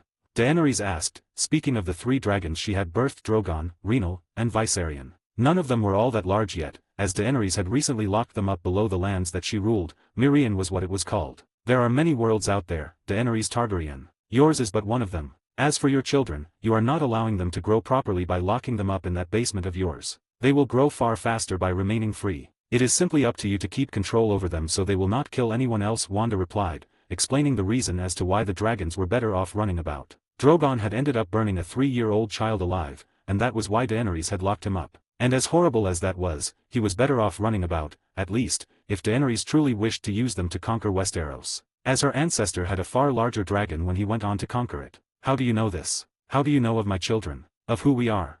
Deneries asked her next question, growing more and more wary of the woman in front of her, and equally as interested in who she was. Magic is a powerful thing, Deneries. Using it to learn some information on a few things is laughably easy for someone such as myself. Now, do you wish to buy any books from my selection? I've taken the liberty of putting out books on magic and dragons. Ah, and should you not have the money to buy them, I also take exchanges of books in return, Wanda said, as she looked to the side, the bookshelves warping as they showed only that which the 4 in front of her would be able to comprehend. Nothing futuristic, nothing too crazy. Mostly because a world like Planetos would do well without any sorts of gunpowder or anything else like that. It would likely lead to more negatives than positives. And if we chose to leave, or if I return with more men? Deneries asked, as Wanda looked at her before giggling. Then I wouldn't stop you. But I do warn you that should you attempt to attack me, you'll likely be losing said men, Wanda said simply, as she would simply think of them dying, and they would. There wasn't a single being in the A Song of Ice and Fire that could even touch her. At her words, they all tensed slightly, as it was clear that that was a threat, or more of a warning. And as much as Deneries wasn't pleased with the way the woman was speaking to her, even she could tell that this woman was far from normal, and if she could simply summon the blade of Barristan, it was likely that she could do far more. And what sort of books do you sell? Deneries asked, as she gazed around the shop, only now noticing the amount of books. It was an impressive amount, as books in her world were incredibly expensive, due to the production of them all being by hand and not printing presses or anything else. All sorts really, books on war, magic, dragons, history, herbs, farming methods, anything you can think of I sell. And many of that may prove useful to you in your conquest of Westeros, Wanda said, as Deneries began to look more and more interested at the books, before walking over to the shelves and looking them over. The Art of War. Deneries muttered, as she looked the book over, before noticing several other books on war, her interest growing more and more as she looked them all over. Barristan and the others looked at their queen in worry, but followed her nonetheless. Look over the books, find whatever ones you are interested in. This bookstore may prove useful, Deneries ordered, as the others looked at each other before nodding, and began to look around the shop, finding all sorts of books of note. Deneries left them to search, while she walked over to Wanda, wishing to know more about the unknown woman. You're a witch, correct? I suppose so. But I'm a bit more than that, higher ranking of sorts if you will, Wanda replied with a small hum. And what would I need to pay you in order to gain your aid in the future? Deneries asked, as Wanda blinked several times, genuinely surprised at the question. You wish to hire me? Wanda asked with a raised eyebrow, inwardly contemplating the idea. The Game of Thrones universe was laughably weak to her, but it did have several interesting places she'd love to visit, such as Valyria and its ancient magics, Ashai, and various other places. There was also a lot of knowledge in that place that could be interesting to read up on, and sell in her shop, such as blood magics, alchemy, and various other arts unique to that world. Valyrian steel was another thing she was interested in gaining, as she wondered how it would compare to something like vibranium or adamantium. Yes, I have dragons, I have armies, and I have gold. But, I lack someone like you, someone with such a unique ability. And with your knowledge on dragons, perhaps I'd be able to raise them better than I am now, Deneries responded, as Wanda contemplated the idea of aiding Deneries. The ending to the show was awful. And I hated how things ended with Deneries going mad because of Missandei's death and all the other events that rapidly occurred. Even if there were signs, it was still rushed to hell. Perhaps it would also give me a massive new source of customers, new knowledge, and even a vacation world, Wanda thought, as she was interested in traveling to other worlds, with pretty much every customer from another universe so far, being from a universe she was interested in going to. Looking at Deneries, Wanda slowly replied, I shall think about it. Buy some of my books and we'll see, and I'd far prefer knowledge and books to something like gold and coin. Deneries showed a small smirk at the response, as if it was confirmation that Wanda would work with her, not that it was. But Wanda could see why Deneries would think that, as all Deneries would need to do now is to pay her with a shit ton of unique books, and Wanda would likely be more inclined to follow her. Whether or not she was, Wanda would decide over the coming days, as it would be a big deal to make. Although it was admittedly appealing. I hope you make the correct decision, Lady Maximoff, Deneries said, before walking back to the shelves to find the books she wished to buy, leaving Wanda alone at the desk once again. Sitting there, Wanda watched them with a hum, one thought on her mind. Deneries Targaryen, how interesting. Gain access to an additional chapter early for each of my main fanfics, 4 chapters on total, as well as other bonuses, like more than 75 exclusive stories, on my Patreon for $3 a month, or $30 for an entire year.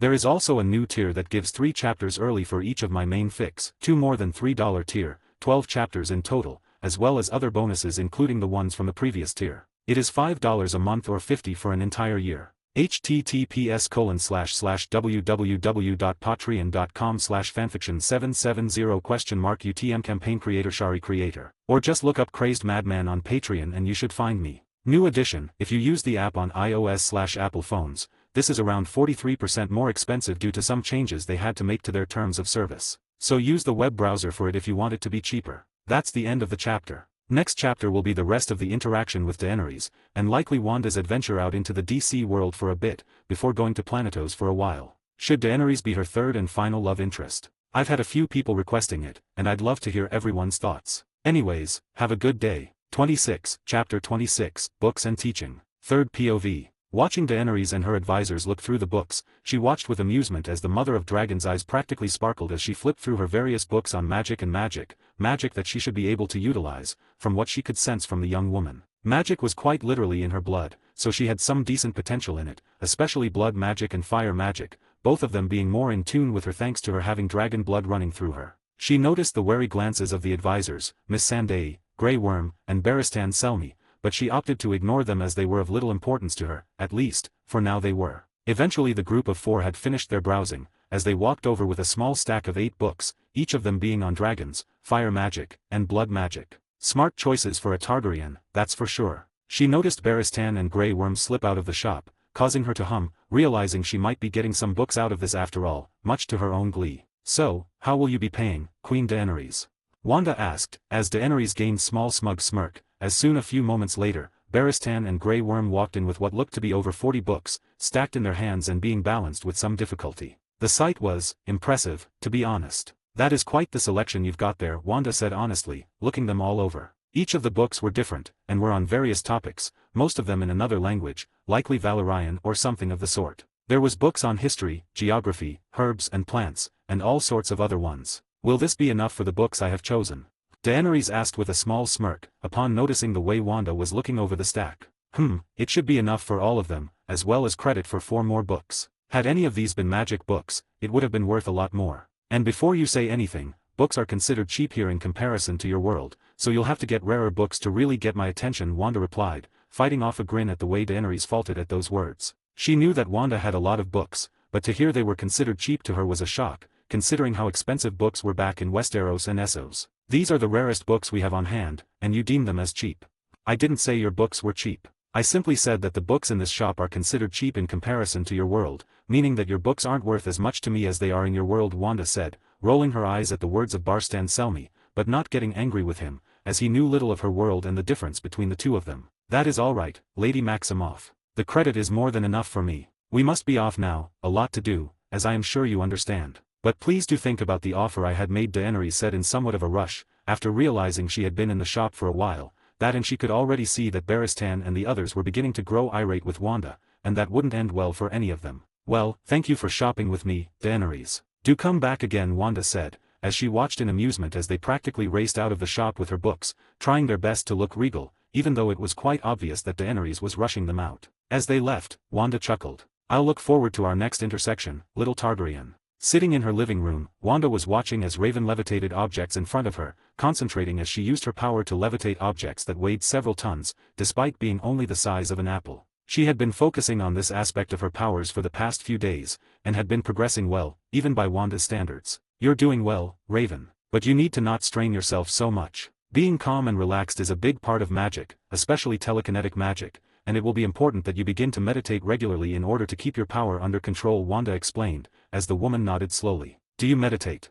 Raven asked, as Wanda chuckled and shook her head. No, Raven. My magic is not nearly as dependent on things like control. It's pure chaos given form, and the rules do not apply to it. I did at one point in the long past, but I've gained enough knowledge and control over it to never have to do it again. That is something that you too can do should you continue how you are, Wanda replied, as her chaos magic was definitely not normal. And thanks to her having the powers of Tim Hunter and Wiccan on top of that, she wasn't bound by the same rules and regulations as, well, anyone else. That, and she had thousands of years of experience and knowledge within her skull, that was constantly expanding with every new book she gathered and every new customer she had gotten. Chaos. Isn't that dark, evil?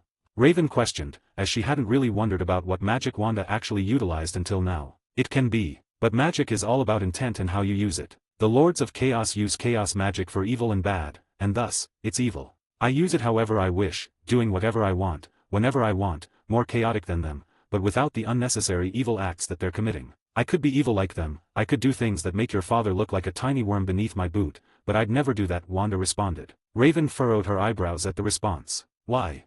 Because all I want is to run my bookstore, read, and enjoy my life. There's a reason why I haven't done anything to the League even after they are searching for me. It's because they can't do anything to me should they even find me. Something that I haven't realized until recently. Turns out I'm quite a lot stronger than I had initially believed, Wanda responded. So you'll let them try and attack you?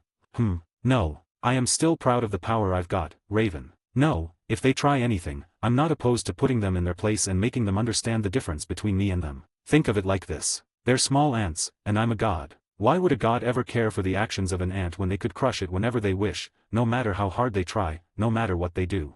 Wanda asked, causing Raven to go silent for a few moments, before nodding slowly in understanding. So you're saying that they're so weak that you genuinely don't care what they're doing, as long as it does not harm your shop, and they don't push it, Raven answered. Wanda nodded with a small smile, as that was exactly it. She really didn't care about the League, not anymore. Not after she casually made pocket universes for her garden, or a pocket reality just so she could see what a supernova looks like in person. She could make an entire multiverse in her hand with a flex of her power, and the old her really thought she needed to be wary of the League. The only person in the current League that is at all a threat to me, is that Lord of Order, Dr. Fate or Nabu. But he won't act against me, that much I am certain. Not after he realizes that I utilize order magic just as much as I do chaos magic. I'm basically order beyond order, a perfect union of order and chaos given form. Perhaps one of those speedsters could be annoying, but I could likely just gain access to the Speed Force whenever I wish, should that be a problem, Wanda said. She remembered the formula for the Speed Force, meaning all she'd have to do is say the words and she'd have it. And she'd likely be far faster than the Flash is, far faster. Perhaps if he got to his levels in the comics he'd be a problem,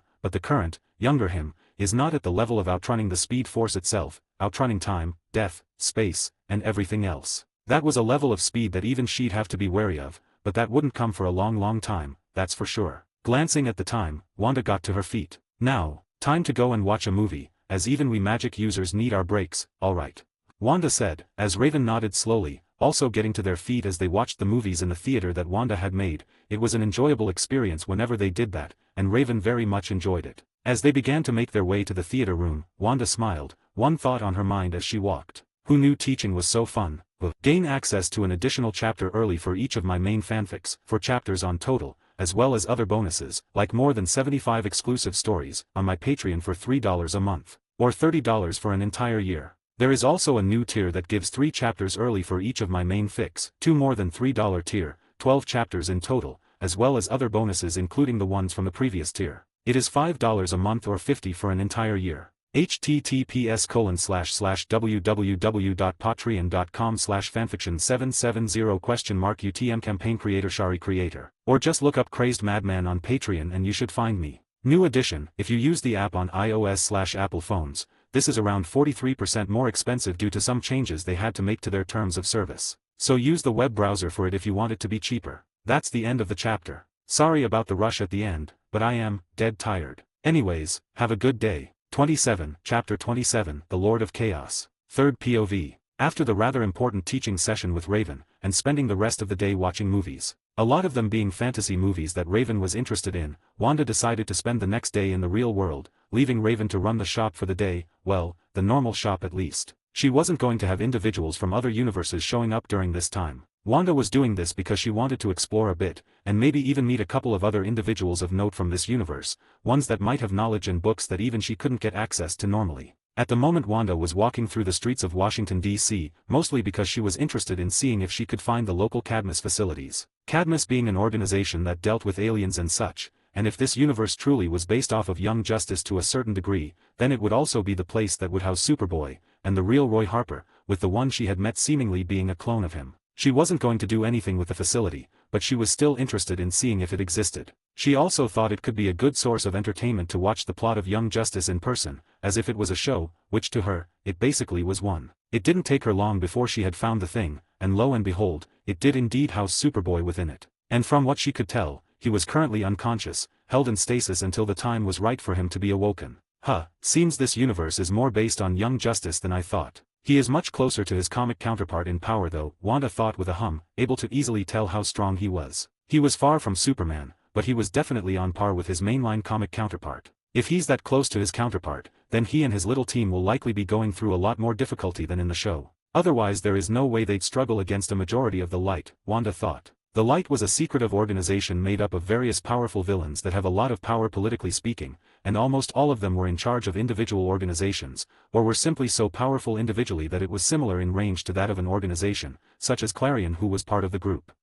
Speaking of the Lords of Chaos, I'm surprised none of them have tracked me down yet. It's not as if I am hiding or anything, as I could care less if any of them find me. I'm on a higher tier of power than them, so they can't even touch me even if they want to, Wanda thought, as Lords of Chaos quite literally can't harm her. Her own chaos was far stronger than theirs, and she would just absorb any chaos thrown at her. That and reality warping doesn't work on her, not anymore at least. Her own power would resist such a thing and stop it from affecting her in any negative ways, unless she went out of her way to let it work on her. I do wonder, if this Young Justice team is formed, who all will be a part of it. I'm sure it has to be more than what was in canon, maybe another member of the Bat family, or perhaps some other protege that isn't as well known. Would be interesting to see, that's for sure, Wanda thought with an interested hum. She could look into the future at will to figure out who was going to be a part of that team, and some other important events. But that would be boring as hell, so she wasn't going to. She also didn't know how Destiny of the Endless would feel about that sort of thing, as while he couldn't harm her, he would still be an annoyance if he went out of his way to. I suppose I'll just have to see, Wanda thought in slight interest,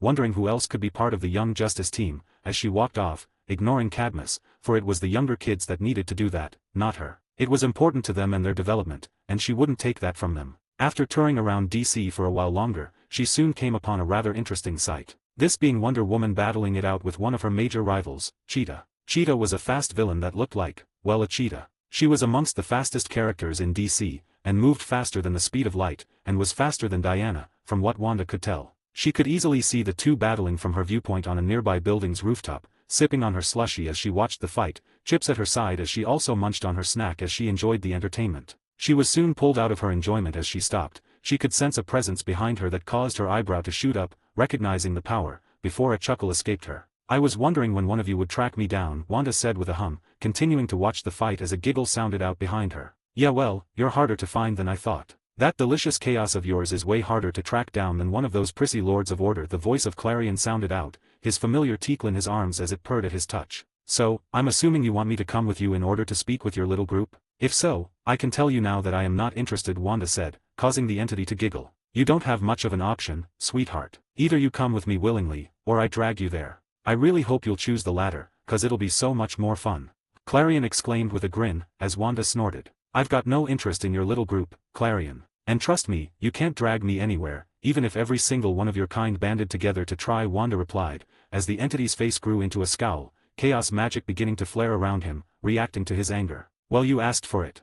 Clarion grinned out, as his scowl changed. Chaos magic swirled around him before flooding towards Wanda in a blast of pure power, only for her to raise an eyebrow at it, before lifting her pointer finger and, tapping the blast. As she did this, the blast that threatened to hit her, was effortlessly dissolved, as if it was nothing more than a little bit of wind. Clarion's eyes widened in shock at the sight, as he growled, sending more blasts of chaos magic towards Wanda, but every single one of them was blocked or absorbed, not harming Wanda at all. You done yet? I'm enjoying the fight between Wonder Woman and Cheetah, and would much rather focus on that, Wanda said with a bored glint in her eyes, as she turned back to the fight, finding that it was nearly over, Wonder Woman having the upper hand as Cheetah was put on the defense. She felt the Lord of Chaos continuing to attack her even when she wasn't looking, but none of it was even touching her, let alone harming her. No fair. You must be cheating or something.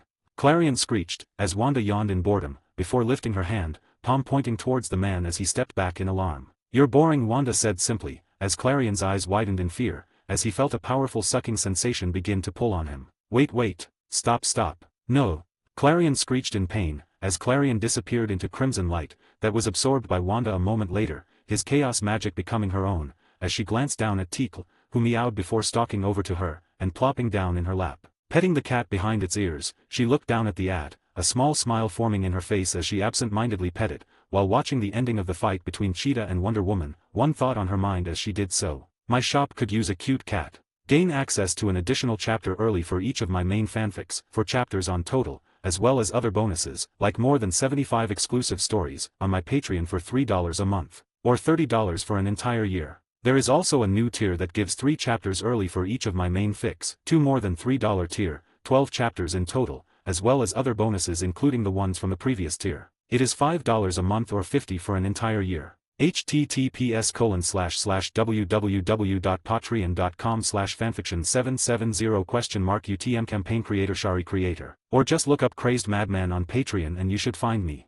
New edition, if you use the app on iOS/Apple phones, this is around 43% more expensive due to some changes they had to make to their terms of service. So use the web browser for it if you want it to be cheaper. That's the end of the chapter. So, Clarion is out of commission. His chaos magic is her own now, and has been absorbed to strengthen her. Teakle has become her new pet cat who will be the resident bookstore cat, as I thought she could be a good companion. Anyways, have a good day. 28, Chapter 28, New Pet, Talks with Swan, New Customer. Third POV. As it turns out, Teakle was a good new addition to her shop, as the older ladies who visited seemed to like petting the cute little thing, and there was now a small sign of warning outside about the cat, for those with allergies. She'd hate to make anyone sick should they visit and not know about it. Teakle had quickly become the resident book cat, and was regularly seen lounging around the shop on bookshelves and purring as she rubbed up against the customers. She had also been fitted with a new collar that was made by Wanda, fitted with magic that would keep the cat safe from any sort of attacks. Having absorbed Clarion's power into herself,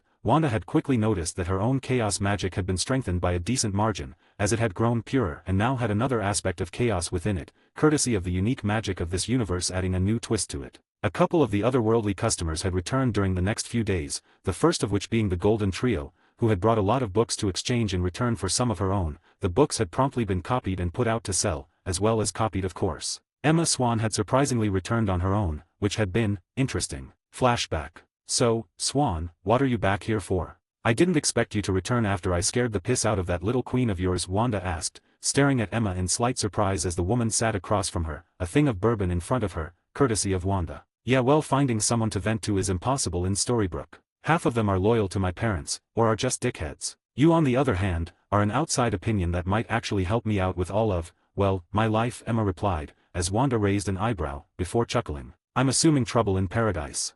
Wanda asked, as Emma snorted. Yeah. Me and Regina are on the outs again, her mom's shown up with some pirate guy. And now she's using the magic that you gave her to stop us from, well, stopping her. But that's not why I'm here. I'm actually here about something else, Emma said, as she sipped on the bourbon. Wanda raised an eyebrow in response. Really? And here I thought you wanted to talk about your crush on the evil queen. But alright, who do you wish to vent about? I don't mind listening, not much else to do at the moment. It's been a slow day today, Wanda replied with a shrug, not minding this at all. The day had indeed been slow, with not a lot of people showing up just yet. Well, you know all about who I am and who my parents are, right? Emma asked, as Wanda nodded. Snow White and Prince Charming. True loves, Wanda replied. Yeah, well, they're not the best parents. You know, leaving me in a wardrobe to suffer alone for decades in orphanages and foster families. And recently they've come back, been trying to get into my good graces or some shit, Emma grumbled, as Wanda nodded in understanding. They're acting like they never did anything to you, aren't they? Acting like you're their lovely daughter and that they didn't sacrifice you so you can play savior. While they were shoved into Storybrooke, sacrificing their own daughter for the sake of a kingdom that you don't give a damn about, Wanda responded, now realizing what this was about. Emma's parents were not the best. David Nolan, aka Prince Charming, was a good man, not the best father, but a good man. While Snow White, from what Wanda remembered, was, honestly, not a great mother. Expecting Emma to never do wrong, to be the perfect savior, treating her like she was a young child, when in reality she was a full-grown woman. Yeah, you got that right. Guess I shouldn't be surprised. But I was just wondering, do I have the right to be mad at them? To hate them for forcing me through all of it? To sacrifice me for something I don't give a damn about? The only good thing that came out of my life was Henry, and even that came from a prick, Emma asked, looking slightly vulnerable as Wanda shook her head. You have the right to be mad at them, Emma. I'd be more concerned for you if you weren't. They sacrificed you to an unknown fate and believed you to be this savior figure. And while it's true that you have an immense amount of light magic within you, that doesn't mean that they needed to do, well, all of what they did. You would have broken the curse either way. It was destined that way, Wanda responded, agreeing that Emma had the right to hate them, and quite frankly, Wanda would have if she was her. And what about Regina? Why is it that I hate my own parents for sacrificing me, but not the woman that cast the curse? Emma asked, looking down at the drink as Wanda smiled softly. Because you, my new friend, are in love with her. It's quite obvious, and while she may deny it, she feels the same. Love works in mysterious and incredible ways, and your love is one of them. As for the hating her thing, it's simple. Because you don't actually care, as while she cast the curse, she was manipulated by the likes of Rumpelstiltskin. You also know that your parents are the reason you were put into that position as a child, not her, even if she had been the one to cast it, Wanda replied with a smile, as Emma looked into her eyes silently. Shit, how the hell am I going to explain that I am in love with the evil queen of all people? You be upfront with her. She feels the same as you do, Emma, but you'll have to try hard to make her realize that fact. She's been hurt, a lot. I know the details but I won't tell you them. Just know that love has hurt her more than anything, and that Snow White's father was a horrible man, especially to Regina, Wanda replied. Emma stopped as she frowned at those words, wondering what she meant by that, before her eyes widened slowly but surely in understanding. You mean that he It isn't my place to say, Emma, Wanda said, cutting her off. That alone was practically confirmation, as Emma scowled, now understanding why Regina likely despised her mother, why she hated her so much, why she hated Snow White to go so far as to curse thousands of people. I have to go, Wanda. But, thanks for the talk, seriously, Emma said, giving her a thankful nod as she got up and ran off, leaving Wanda to watch her with a soft smile on her face. Flashback end. After Emma had left, Wanda suspects she had a talk with Regina, at least she hopes so. She didn't know as the woman hadn't returned just yet. Besides the Golden Trio and Emma, Deneries had returned twice, to buy more books on dragons,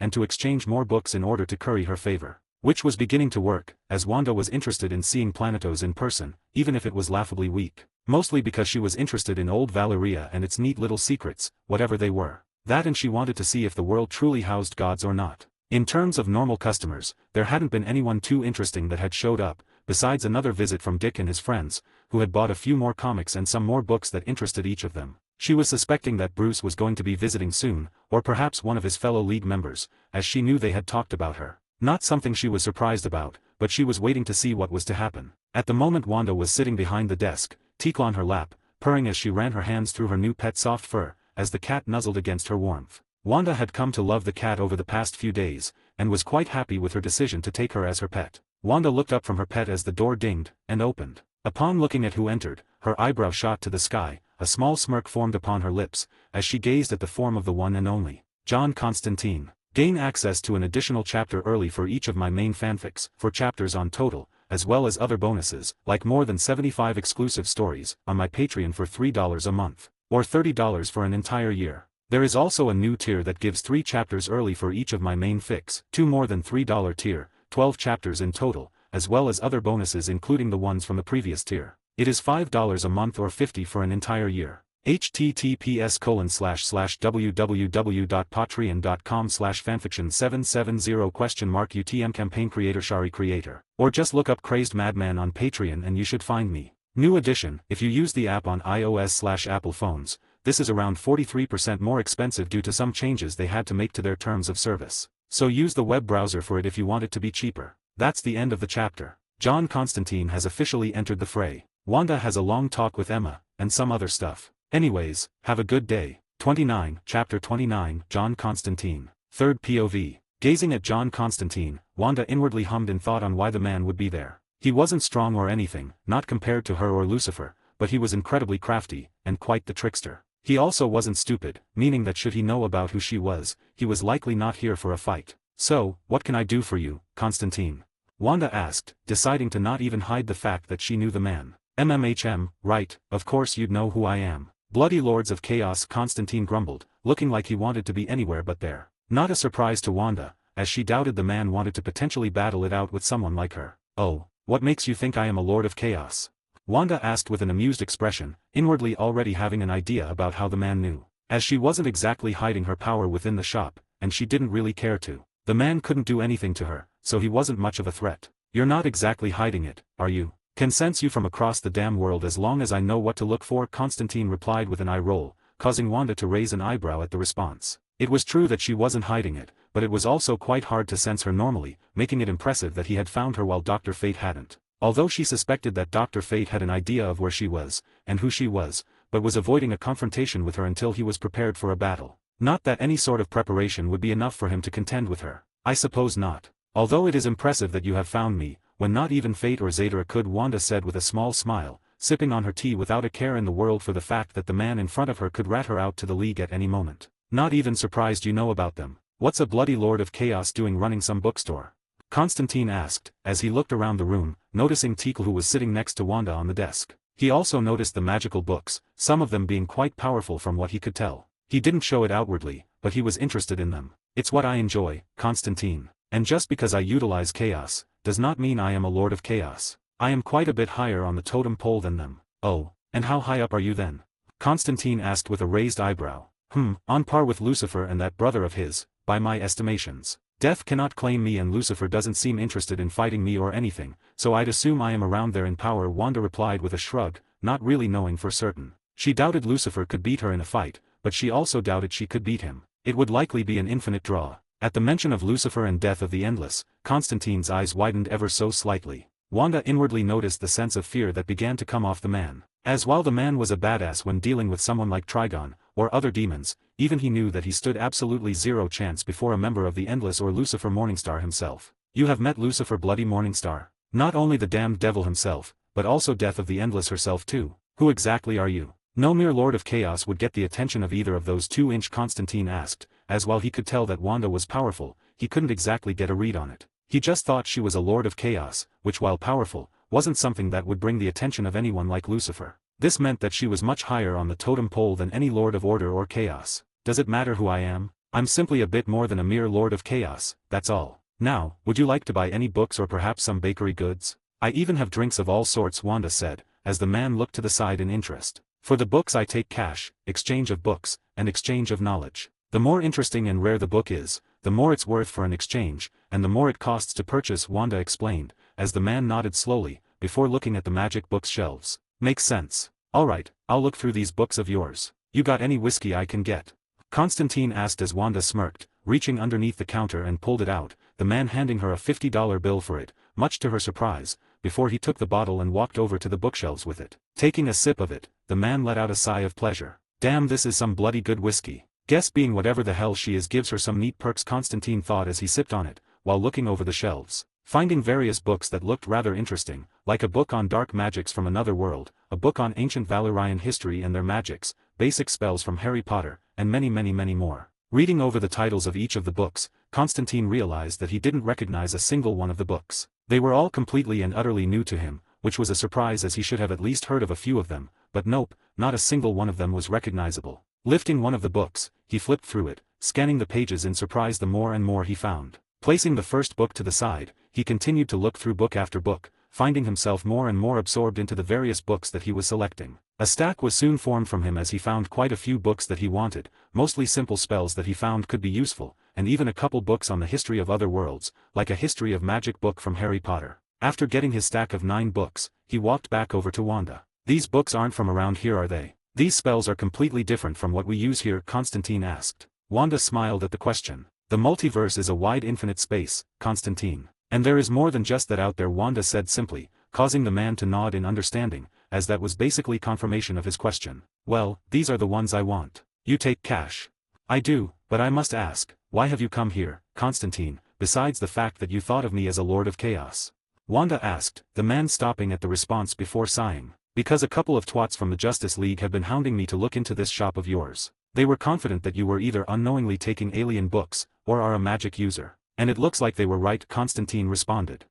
About what I expected. "Alright, that'll be $450, Wanda said, as the man raised an eyebrow at the price but didn't complain, bringing out 4 $100 bills and a $50 bill. You want anything else before you leave? I sell all sorts of bakery goods as well, Wanda asked, causing the man to hum. Alright, I'll take a muffin for the road, the man said, bringing out a $5 bill, which was then exchanged for 2 muffins, 1 chocolate and 1 blueberry. Thank you for shopping at the Emporium, Wanda said with a smile, as the man began to leave the shop, but not before turning back to her and speaking. I'll make sure to come back in the future with some books to exchange. You've got a hell of a lot of books that look mighty interesting, Constantine said, as she nodded, before he walked out of the shop, leaving Wanda alone with Tika once again, as she sipped on her tea. Seeing that Constantine had left, Wanda had only one thought on her mind, as she waited for the next customers to come in. Seems I'll be seeing more and more League members, this'll be interesting. Gain access to an additional chapter early for each of my main fanfics, 4 chapters on total, as well as other bonuses, like more than 75 exclusive stories, on my Patreon for $3 a month,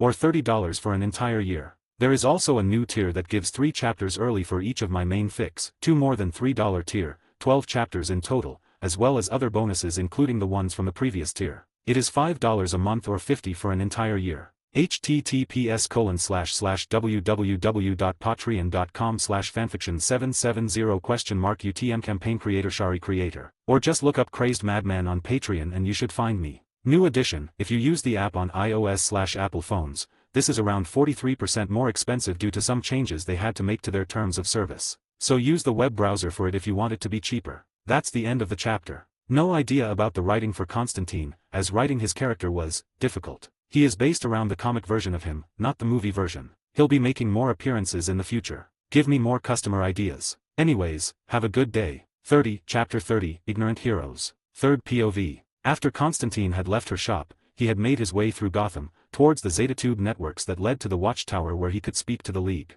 The League had called on him to speak with Wanda, and to figure out who and what she is, and now he did. Within the Watchtower, he was now sitting in the Justice League meeting room, looking at the League before beginning to explain. She's a Lord of Chaos, or something better than them, Constantine said bluntly, not even sugar-coating it. She was powerful enough that he needed to be very blunt about what she was, the threat she posed, and the fact that they simply could not afford to cause problems for her. Lord of Chaos. As in the opposite of old Dr. Fate here?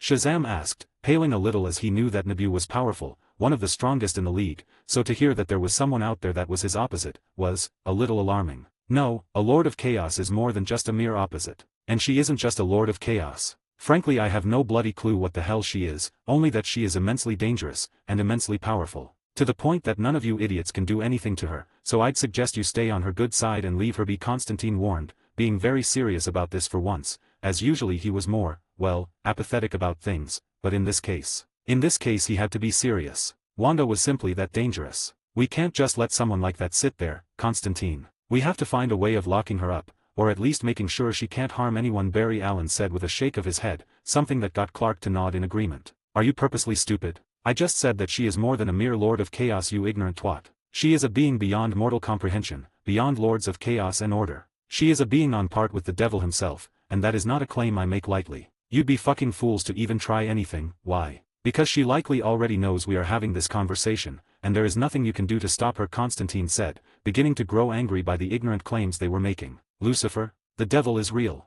One of the members said with a raised eyebrow, as Clark ignored it and spoke. Constantine, we cannot just let a being like that wander about, especially not if she is connected to the Lords of Chaos. I am sure we can find something to trap her, or maybe seal her for a short while until we do. Either way, we are not just going to let her exist on Earth, Clark said, as Constantine looked at him like he was an idiot, which was beginning to look like that was the case. You really are fucking stupid. I thought you were just feigning ignorance, but you really are just a bunch of fools, aren't you? Lucifer Morningstar could wipe out the entire multiverse with but a snap of his finger. None of you would be able to do squat against him, not the Man of Steel, not the Lord of Order, not the fastest man alive. None of you. And this woman that you are claiming you will lock away, is on par with him, and has met him. Are you truly this arrogant in your own capabilities that you believe you can fight something like that? Some fucking aliens from bloody fucking nowhere is one thing, but this woman is a higher being, one that likely sees humans as nothing more than ants, or perhaps entertainment, Constantine ranted, growing angry with the fools in front of him. He is correct. If these claims are true, then there is nothing I, or the rest of you can do to her. She may be a being of chaos, but, it would seem that she is one that is necessary to the order of the universe. And if she truly is on par with the Morningstar, then it would be horribly foolish to attempt anything. It'd be best to either leave her to her own devices, or to start a friendly relationship with her, nothing more than that. Dr. Fate spoke up after staying silent. Lucifer and the Endless were on a higher level than he, as a Lord of Order was. And from Constantine's claims, this woman was on par with Lucifer, who was superior to the Endless, and most other beings in existence. She was amongst the top 5 strongest beings in existence, and it would do well to not anger her. I also will agree. It would be best we leave this entity be. We have little we can do should it ever decide to do anything, and we should simply pray that she does not, Zadara said at the side, knowing a bit about the power of Lucifer thanks to his research into magic and the supernatural. Lucifer was the 2nd or 3rd most powerful being in existence, and to say that one was on par with him, was to say that she was also in the top 3. Basically, don't fuck with her. At the words of the 3 major magic users in the league, they all went silent. Is this truly the right way to go about it? Is there no way we can stop her?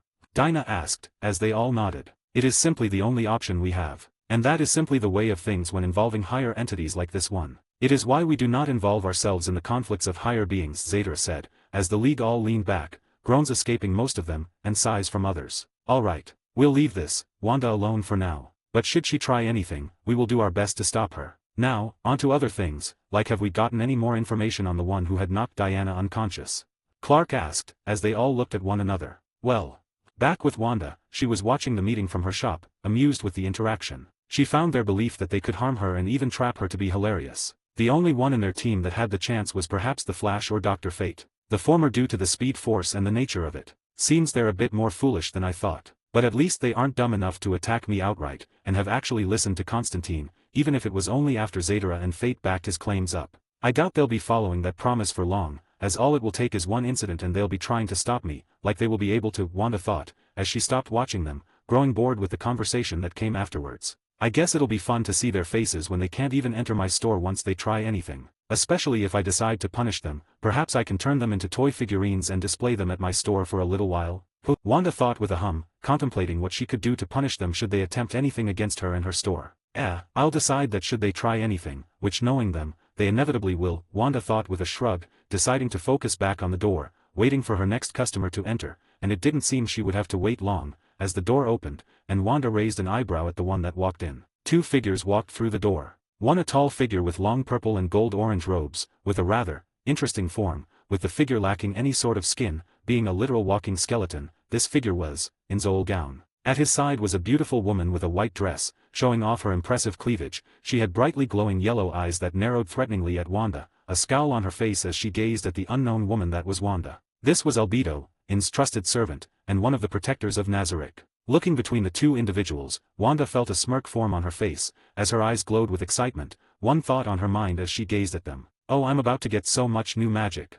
Gain access to an additional chapter early for each of my main fanfics, 4 chapters on total, as well as other bonuses, like more than 75 exclusive stories, on my Patreon for $3 a month, or $30 for an entire year. There is also a new tier that gives 3 chapters early for each of my main fics, 2 more than $3 tier, 12 chapters in total, as well as other bonuses including the ones from the previous tier. It is $5 a month or $50 for an entire year. https://www.patreon.com/fanfiction770 UTM campaign Shari creator. Or just look up Crazed Madman on Patreon and you should find me. New edition, if you use the app on iOS/Apple phones, this is around 43% more expensive due to some changes they had to make to their terms of service. So use the web browser for it if you want it to be cheaper. That's the end of the chapter. Someone said I should have Ins show up, and I didn't see why he shouldn't, so here you go. I've got a couple more ideas for guests that will appear in the future before she starts to travel around the universes she has connected to, and growing more connected to DC. Not all of the heroes will always be like this, as they are only ignorant because well, they don't know shit. As these are the younger heroes, like I have said before, this is based around the Young Justice timeline, at least somewhat. They'll all grow and improve, and they won't always be so gung-ho or aggressive towards Wanda, especially after they learn of just the type of entity she truly is. Anyways, have a good day. 31, Chapter 31, The Undead. 3rd POV. In Sama, get behind me.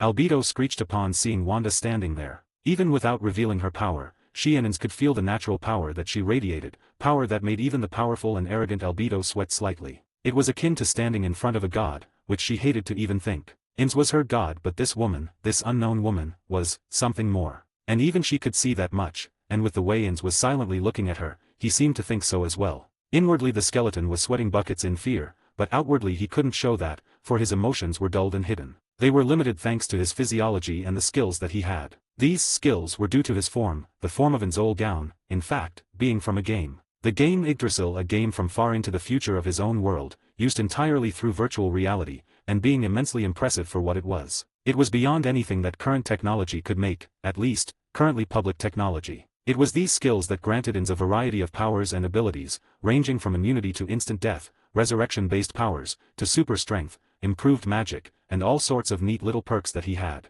all gained by simply playing the game and spending time on it. But once Yggdrasil had shut down after years of being open, he had remained on until the very last moment. It was due to this that he was now in the body of his in-game character, in a world completely unrecognizable from his own. And the random door that appeared in his throne room certainly didn't help in that regard. With Albedo trying to blast it with her magic, only for her to completely fail, as the magic had simply dissipated the second it even got close. Even his own spells had failed, as they too had been destroyed moments after closing in on the door. All of that was obviously concerning, very much so. And now they were in this unknown place, one that almost looks like a bookstore, and staring at a woman that gave off the most frightening sensation either of them had ever felt in their lives. They could only barely sense the depth of the danger they were in, and the little they could sense, told them that Wanda was not one they could ever hope to fight. On Wanda's end, she just watched them in amusement, allowing them to sense less than 1% of her power, a percent of power that would atomize the two of them with a singular motion, with ease. Inz was capable of destroying islands and such, but even 1% of her power was enough to destroy universes and even beyond that, with ease. He stood absolutely no chance. Albedo even less so. She could feel the aggression, the anger, but she could also feel the fear radiating off the woman. She was allowed in only because of her lack of aggression in the beginning of their entering, and was only allowed to stay because of Wanda allowing it. Otherwise the wards would have activated and she would have either been atomized or shoved back to her universe at a state of near death, a punishment of sorts. As she looked over the two, sensing their power and the fear, Wanda smirked. "Ah, what interesting customers I have this time. Momonga and Albedo. Or is it Inzol Gown? I do tend to lose track of names," Wanda asked, sipping on her tea as she looked between the two of them, her books restocking themselves after the recent customers. "Who are you? How did this place appear in Insama's throne room?" Albedo scowled, yelling at the unintimidated Wanda, who was looking between the two, inwardly contemplating about the books and spells she could get out of Inz. There were quite a few spells in the Overlord universe that were of interest to Wanda, most of them involved death and resurrection. But there were a few others that she was interested in learning and selling, and she knew that Inz had access to most of them, over 100 in fact. And with him there, she could either get books out of him, or get his knowledge and utilize that to make books like she had with Regina's knowledge. "I am Wanda Maximoff, owner of the Emporium, the bookstore you are currently standing within, and I would appreciate it if you watched your tone with me, customer. As while I am quite kind and courteous, my limits can be exceeded and trust me, you don't want to see what I can become when I am angry," Wanda said with a small smile, one that was frankly creepy to Inz, who placed a skeletal hand on Albedo's shoulder. "Enough, Albedo. This woman may not be a threat to us. This place is a bookstore as you said, correct?" "Indeed. Then I believe this place sells books of all sorts. And am I right to assume that you simply wish to sell your wares to us?" Inz asked, as Wanda smiled and nodded in agreement. She really hoped she could get the man to sell her some books or spells, as there was a lot that she'd love to read on. Her inner book nerd was going crazy at the thought of it all, the thought of the amount of books she could get her hands on. "That is correct. I have all sorts of books here. Books on magic, on science, on technology, even fictional books, like manga, comics, and fantasy. All books here can be bought with coin, an exchange of other books, or an exchange of knowledge directly. The rarer the book, the more it costs. The rarer the exchange, the more store credit you get," Wanda explained, as the man nodded slowly in understanding, inwardly contemplating what this could mean. The spells he had were immense, but as he walked over to the magical bookshelf, he blinked in surprise at some of the books, not recognizing a single one of them, as he opened the book on basic magics from Harry Potter, inwardly confused as he noticed that none of the spells inside were similar to the ones that he utilized. The ones he used were made through circles, while the Harry Potter ones were a simple incarnation and that was it. Some of the spells were far more simple at that, not only more simple, but some of them were quite a bit more useful for day-to-day life. Simple housekeeping spells and spells for chores. None of them difficult, but all of them usable in some form. It was because of this that Inz turned to Albedo. "Albedo, grab one of every book on spells in this shop. The spells within are far different than our own, and may prove to be immensely useful to us," Inz said, as her eyes widened, but she nodded nonetheless and began to get to work, as Inz walked back over to Wanda. "How much for one of every book on spells in the shop?" Matters. In coin? A lot. In books of your own? Likely 20 to 40 mattering on the subject and rarity. Mattering on the exchange of knowledge? Well, if you were to exchange your knowledge on every spell in your repertoire, you would get all of them and store credit for, let's say 7 more books when you come back," Wanda replied after a few moments of thought, inwardly cackling as the skeleton seemed to be in thought about it. And what does this exchange entail? It's simple. I will use my power to copy all your knowledge in the area you wish to exchange, and then I will plant that in my own head. I will not touch another memory in your head, nor will I look anywhere else. It would go against my own personal code if I did that, Wanda answered. This too was the truth, which whether or not Ins would trust was up to him. Alright, do it. I'll trust in you so that our new relationship can continue, Ins said, as Wanda smiled, her hand reaching out as a crimson glow shot out, and in the next instant, she felt the knowledge of every spell Ins knew flowing through her skull, her smile widening slightly in excitement at testing out all the new spells she had now. Looking back into the eyes of the skeleton, Wanda smirked, as she reached her hand out and shook his hand, before speaking. I believe this will be the start of a beautiful relationship, Ins. Gain access to an additional chapter early for each of my main fanfics, 4 chapters on total, as well as other bonuses, like more than 75 exclusive stories, on my Patreon for $3 a month, or $30 for an entire year. There is also a new tier that gives 3 chapters early for each of my main fics, 2 more than $3 tier,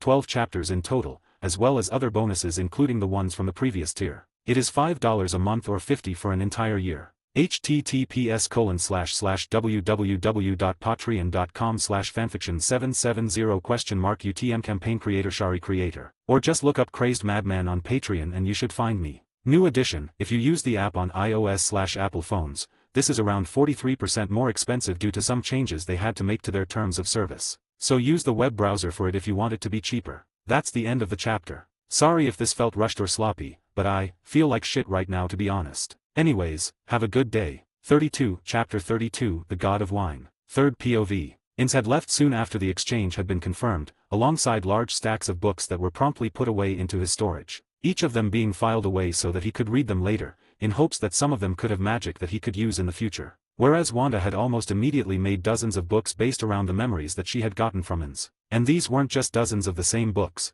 but dozens of new books. That was how much knowledge she had gotten from Ins, and how many spells the man had that could be useful in the future. The man had seemingly also thrown in books regarding the spells and even other magics for free, for what he had called a gift to ensure their ongoing relationship, which was likely because he was terrified of her. As while his physical form couldn't show it, she could tell that mentally speaking, the man was scared of her and her immense power. The books would be quite expensive, as not only would they give them the spells, but upon the books being bought, it would also grant the buyer the ability to use the spells. As the spells in question were inherently different from normal ones, and required things that normal magic users wouldn't have. She herself didn't have this until she gave herself it, and could now use all the spells, but to a much stronger degree than anything Ins could do. Things like creating a localized black hole was now strong enough to make a universe-destroying black hole. Things like spells that caused instant death, now caused instant death to even conceptual beings. Stuff like that, all of it stronger and better than ever before. The spellbooks all had a separate location on the shelves due to this, and had a warning on them about the price tag associated with them. They weren't going to be cheap, that's for sure. Likely thousands to tens of thousands of dollars mattering on which book they choose. After Ins had left and she had put the books out, she allowed the next customers to come on in, her eyebrow raising at the sight of who it was. It was Percy, Annabeth, and Grover. You again. Annabeth groaned out, as Percy just let out a small laugh at the reaction. At the same time, Grover looked nervous, but less so than last time. Me again. Now, little demigods, what are you doing back here? I'd have thought you would never want to return to my shop with how much you seemed to hate it last time, Wanda said with a small smirk on her face, as Percy snorted. You mean they hated it? I didn't mind it too much, and those comics you gave me were awesome. Really useful too. The water bending is actually pretty cool even in real life, Percy said with a grin, as Wanda smiled. Well, there's the other books in the Avatar series if you'd like them. Ah, and Grover, I have gotten a few more books on animals and nature if you'd like to see them. Even a few spell books on nature and such. Same with architecture, Annabeth, Wanda said, as she noticed their eyes brightening a bit, only for Annabeth to shake her head and cough. Sorry. But do you realize where your shop showed up this time, Miss Wanda? Annabeth asked, shaking off her excitement at the prospect as Wanda raised an eyebrow. No, I let it appear wherever it wants to. Makes things more interesting for me, Wanda replied, as Annabeth let out a sigh. So you don't know that it appeared in the middle of Camp Half-Blood? And that Lord Dionysus is outside with Chiron? Annabeth asked, causing Wanda to raise an eyebrow, her gaze traveling outside the door into the Percy Jackson universe, where a tiger-striped Hawaiian shirt, and a man with the lower half of a white stallion. It seems they are. You wanna let them in? I've always wanted to meet a Greek god. The ones in my area are a bunch of annoying individuals, Wanda said, remembering the Greek of the DC universe, and how annoying they tended to be. It didn't help that they were also immensely powerful, not as powerful as her, but still strong enough to be an irritation. Okay, Grover said as he walked out of the door for a few moments, Annabeth joining him as Percy instead opted to go and look at the other Avatar comics. They were all pretty interesting all things considered, and could be useful for his water-based powers inherited from his father, Poseidon. A few moments later, the two walked back in, alongside a man with Chiron who trotted in, and Dionysus, a bored look on his face as Wanda looked at him with slight interest. She could feel his power, and its unique signature, different from her own, and any she had run into so far. How interesting, his power is inherently tied to worship, and not only that, but it's tied to the very concepts that he represents, and quite powerfully at that. I wonder, could I mimic that and tie the concept of magic and chaos to myself? Or maybe even other concepts like mystery, or knowledge? Definitely something I'll have to try out in the future, as it would be quite interesting to become an actual god, Wanda thought in amusement, feeling that the man was powerful, but not even remotely in her realm. So you're the mystery lady that had a door appear in the middle of the camp, huh? Dionysus began, as Wanda looked at him. I am, and you're the god of wine, right? You're a bit underwhelming to be honest. I was expecting the Greek gods to be a bit more godly, Wanda said, as besides the unique power, he was underwhelming in pretty much every way. At the words, the four others in the room all flinched back, looking at her like she was crazy, well, except for Percy who just smirked at the response, as it sounded like something he would say, well, at least it was something he would say if he could. Dionysus looked at her with a bored look. You're going to be an annoying one. So, what's this place? And why is it in my camp? What does it look like? And it's here because I wanted it to be. I sell my books to anyone and anything that can pay with currency, exchanges of knowledge, and books of a high enough value. Even you gods can probably find something in here that would be of interest. Wanda responded with a shrug, not really caring for the flabbergasted look she was getting from the others, and the raised eyebrow from the god. You're quite the arrogant one, aren't you? No, I'm just certain that you can't do anything. Now, are you interested in any of the books offered here? Or perhaps my cafe? I do offer drinks and foods of all kinda, Wanda replied, being blunt with God, as she had a feeling that he would prefer it that way. Cafe? You got any wine? Dionysus asked, ignoring the absurdity of this situation, as Wanda smirked and a glass of wine appeared in her hands moments later, causing the man to look it over with interest, before gripping it, and taking a sip. The moment he did, his eyes widened in surprise, as he began to drink more of it, the entirety of the wine inside disappearing moments later. How much for your entire stock of that wine?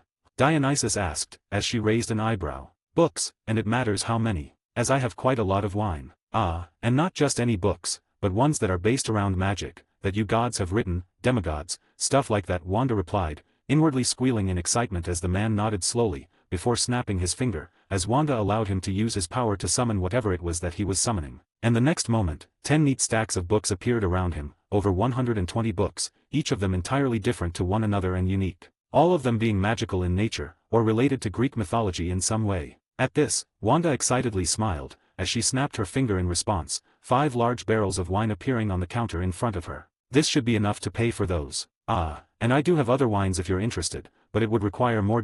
Wanda was cut off as he snapped his finger and another 10 stacks appeared. Well, here you go then, Wanda said, another 5 barrels of various types of wine appearing on the counter as the man grinned at them all, lifting them with his power as he began to walk towards the exit. Thanks for the wine. I'll be back for more in the future. Next time I'll bring one of the others, they'd probably be interested in your wares. Oh, and I'll bring better books next time too, so prepare some more interesting wine, Dionysus said simply, before exiting the shop, but not before sticking his head back in. Oh, and Chiron, let the brats shop here. She's got a lot of books that might be useful for them, Dionysus said before walking out, leaving them alone with Wanda, who gleefully summoned all the books behind her in neat stacks, and a confused group of 2 demigods, a satyr, and a centaur. The group of 4 had only one thought on their minds as they registered what just happened, and that was, what just happened?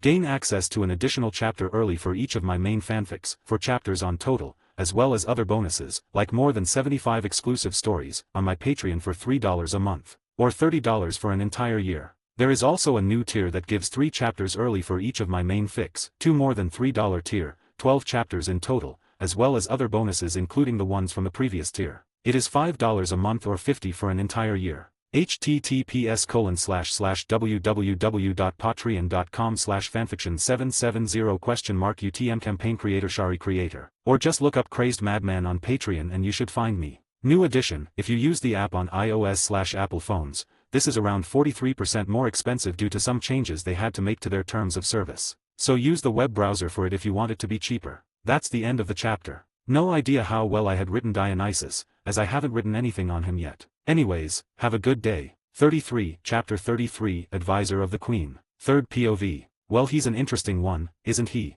Wanda said, looking at the 3 remaining in her shop. Amusement on her face as she noticed the looks of complete confusion on their faces as they registered what had just happened. None of them expecting Dionysus of all people to act as he just had. That is an understatement of the century, Percy replied with a deadpan, shaking off the shock that had just hit him. He knew gods were odd, but that entire interaction was a little more than odd, in his eyes at least. Lord Dionysus is one of the more extravagant gods, Chiron added, agreeing that the man was interesting. And does he normally act in such a manner?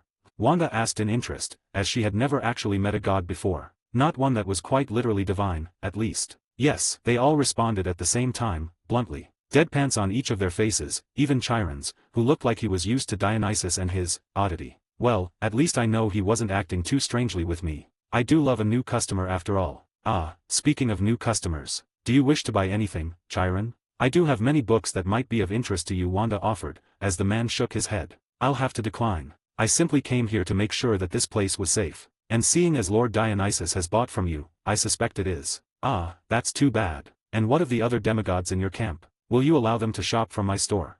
Wanda asked, as the man glanced at the 2 demigods and Satyr, all of them nodding, with even Annabeth nodding at the idea, albeit slower than Percy and Grover. I suppose I can, but I will need to speak more on it with Lord Dionysus. But if these books that you are selling are truly worth it, then I can allow it, Chiron said after a few moments of thought, and the enthused nods of the 3 children. That would be great, Chiron. Any new customers are welcome, including demigods, gods, and whatever else may come through my doors. As long as none attempt to harm others, my shop, or myself, they are allowed in. Ah, and just know, that this place, should you allow your demigods here, is a neutral ground. Meaning no fighting, even if a monster was to walk through that door. That is one of my most important rules for this place, Wanda responded, causing the man centaur to nod in understanding, as that was a fair rule for someone who owns a store like Wanda's. I'll keep that in mind, Miss Maximoff. I wish you a good day, Chiron said with a small bow, before leaving the shop, the children giving her a wave before following after him moments later, leaving Wanda alone once again. The books that Wanda had gotten from Dionysus had proven to be interesting.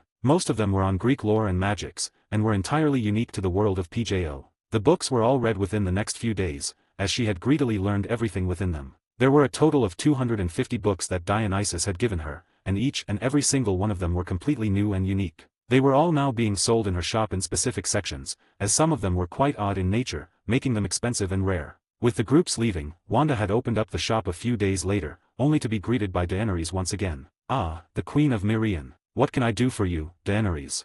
Wanda asked, looking into the woman's eyes. She wondered if the girl would act as she had last time, as if she did, well, she might have to make sure she understood that her being a queen meant nothing to her. I wish to know your answer, Wanda Maximoff. Of whether or not you will agree to my offer, or continue to stay here, wasting my time, Deneries asked, causing Wanda to look over at her with an unimpressed glance. For someone who wants me to work with you, you are acting quite arrogantly. I'll accept your offer, Deneries. But only once you stop acting like an arrogant little brat, otherwise I'll be forced to put you in your place, and trust me, that will not be a fun experience for you, Wanda said simply, giving her the slightest of glares, as Deneries stood still, a gasp of fear echoing from her, as sweat began to fall from her brow. She could feel it. The danger that Wanda naturally exuded, the warning. The warning that if she continued to act in such a manner, then she would not like the outcome. And most of all, that Wanda had limits, and Deneries was encroaching upon them. Hopefully this'll curb that growing arrogance of hers. Besides the fact that I used my magic to get rid of those nasty bloodline side effects that she was beginning to go under. Madness is a horrible thing, and while she is an arrogant little thing, she doesn't deserve to go through what she did in canon, Wanda thought, still glaring at the woman who shuddered in fear, lowering her head slightly. I apologize, Lady Maximoff. I did not realize I had slighted you, and for that, I humbly ask for your forgiveness, Deneries said, lowering her head in a submissive bow, fear coating every inch of her being, a primordial fear of Wanda and what she represented. Seeing the girl lowering her head in fear, Wanda looked her over for a few moments. Seems she'll be better to work with than I had thought. Good that she understands that she cannot act like that with me, and others. Arrogance is not a good look, even in the world like hers, Wanda thought, as a small pleased smile formed on her face, and her glare ceased. You're forgiven, Deneries. I just hope you understand that you cannot act in such a manner. Not with me, and not with those you wish to rule over. After all, I would hate to help an arrogant queen, Wanda said with a smile, as Deneries looked up at her with a surprised expression. You're going to help me, truly, even after I had acted like such a cunt. Deneries said rather crudely, albeit she was right. That she had been acting like a brat, not someone that would rule over the 7 kingdoms in the future. Well, yes. You were acting like a brat, but you still deserve to be helped, Deneries. Especially with the things that will be coming your way in the next few years. And the things you are doing are incredible, Deneries. Freeing slaves, breaking the wheel and truly changing things. Why would I not want to be a part of it?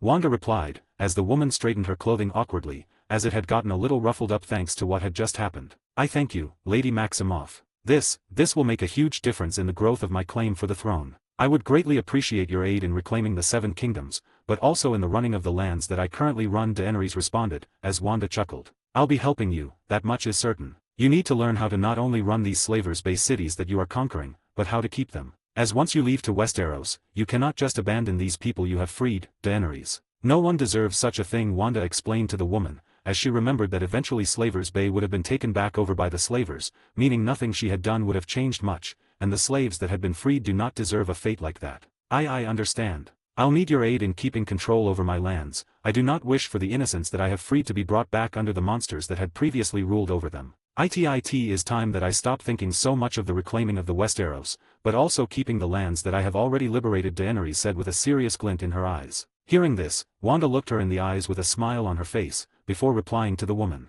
Good. Now, why don't we talk about what this new partnership entails? Wanda asked, as the queen looked her in the eyes, and nodded in agreement, as they both made to sit at one of the coffee tables. One thought on their minds as they did so. This'll be interesting. Gain access to an additional chapter early for each of my main fanfics, 4 chapters on total, as well as other bonuses, like more than 75 exclusive stories, on my Patreon for $3 a month, or $30 for an entire year. There is also a new tier that gives 3 chapters early for each of my main fics, 2 more than $3 tier, 12 chapters in total, as well as other bonuses including the ones from the previous tier. It is $5 a month or $50 for an entire year. https://www.patreon.com/fanfiction770 UTM campaign creator Shari creator. Or just look up Crazed Madman on Patreon and you should find me. New edition, if you use the app on iOS/Apple phones, this is around 43% more expensive due to some changes they had to make to their terms of service. So use the web browser for it if you want it to be cheaper. That's the end of the chapter. She has put Deneries in her place, and will now be interacting with her more commonly as she becomes an advisor to Deneries and her kingdom. Deneries will likely just be an apprentice/student of sorts, and not a romantic partner like Raven or Death. Anyways, have a good day. 34, Chapter 34, Talks with Deneries. Third POV. Sitting across from Deneries, Wanda began to listen as the woman spoke. I was planning on naming you as my personal advisor, someone who will guide me in the future, a position that will be more important than the hand, or any council members that I might get in the future. You'd be my right-hand woman, as some would say, Deneries explained, as Wanda listened to her.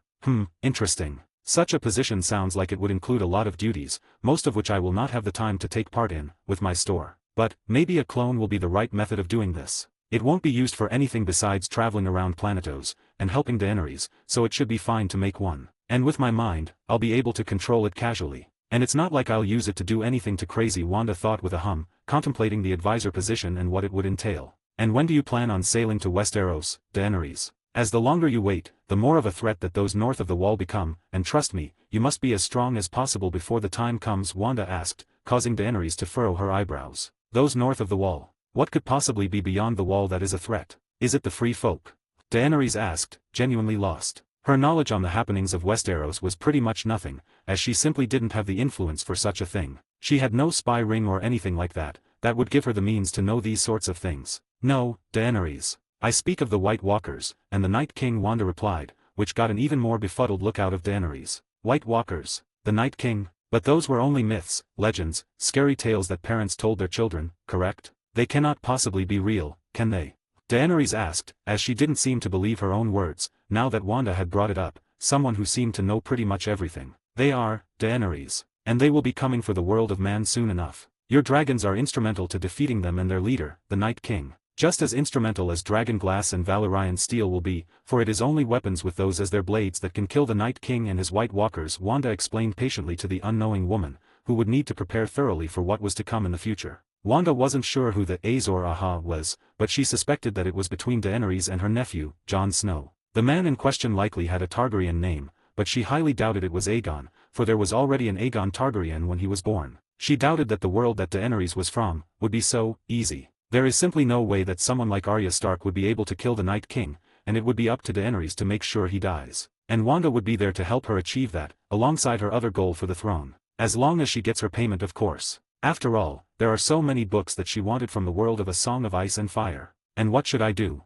How do I possibly prepare for the arrival of the dead? How can I handle taking the Iron Throne, dealing with the Lannisters and Baratheons, and killing the Night King and his White Walkers? There is simply no way I can juggle it all at once, Deneries said with a sigh, leaning back in the chair, realizing that her job was going to be much more difficult than she had initially anticipated. She thought taking the throne would be relatively simple, with her having 3 dragons that would be able to take down any army that could be fielded. It would take dozens of scorpions shooting at her dragons, and a very lucky shot, for them to be taken out of a fight, and as long as Deneries trained more in controlling and flying her dragons, then even those shouldn't be a threat to her. You prepare the best you can, you plan the best you can. You grow your armies and expand your territories in Essos. There are cities with people that will aid you in their conquering, and there is one such city quite close to where you are at the moment, Wanda replied, remembering one of the most powerful cities in Essos, as well as one of its oldest, born from the Valyrian freehold thousands of years ago. You can't possibly mean that you wish for me to conquer Volantis, one of the free cities, the strongest of them, with only Bravos comparing.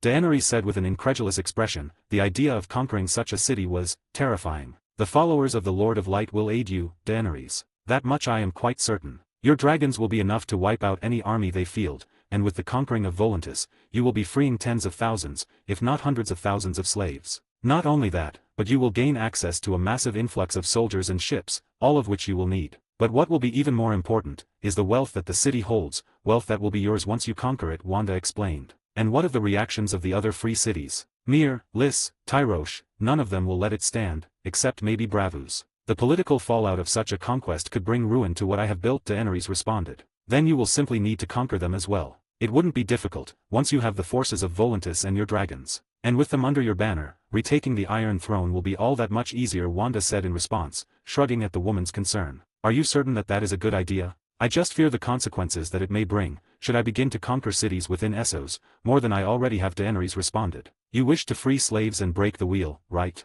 You wish to be the breaker of chains, correct? This is how you do it, Deneries. I have only just met you, but I understand that even when you become queen, you will still wish to free slaves, and conquering the major slave cities would greatly lower that amount. Especially Volantis, hell, I'd even suggest conquering Karth too, but I believe it best to focus on the free cities in the beginning. And should you play your cards right, then I estimate that you will be able to leave for Westeros within 2 to 3 years, more than enough time to conquer the cities and consolidate your power, Wanda calmly explained, understanding the woman's concerns, as they were all valid. Alright, once I gain total control over Slavers Bay, we will look to the west, towards Volantis and the other free cities that will band together to fight me. And once I have them underneath me, Westeros shall be next, Deneries said, after a few minutes of quiet thought, contemplating what this would mean for her growth, and her conquest of Westeros. Wanda smiled, pleased. Good, now, let's talk about what this would all entail, shall we?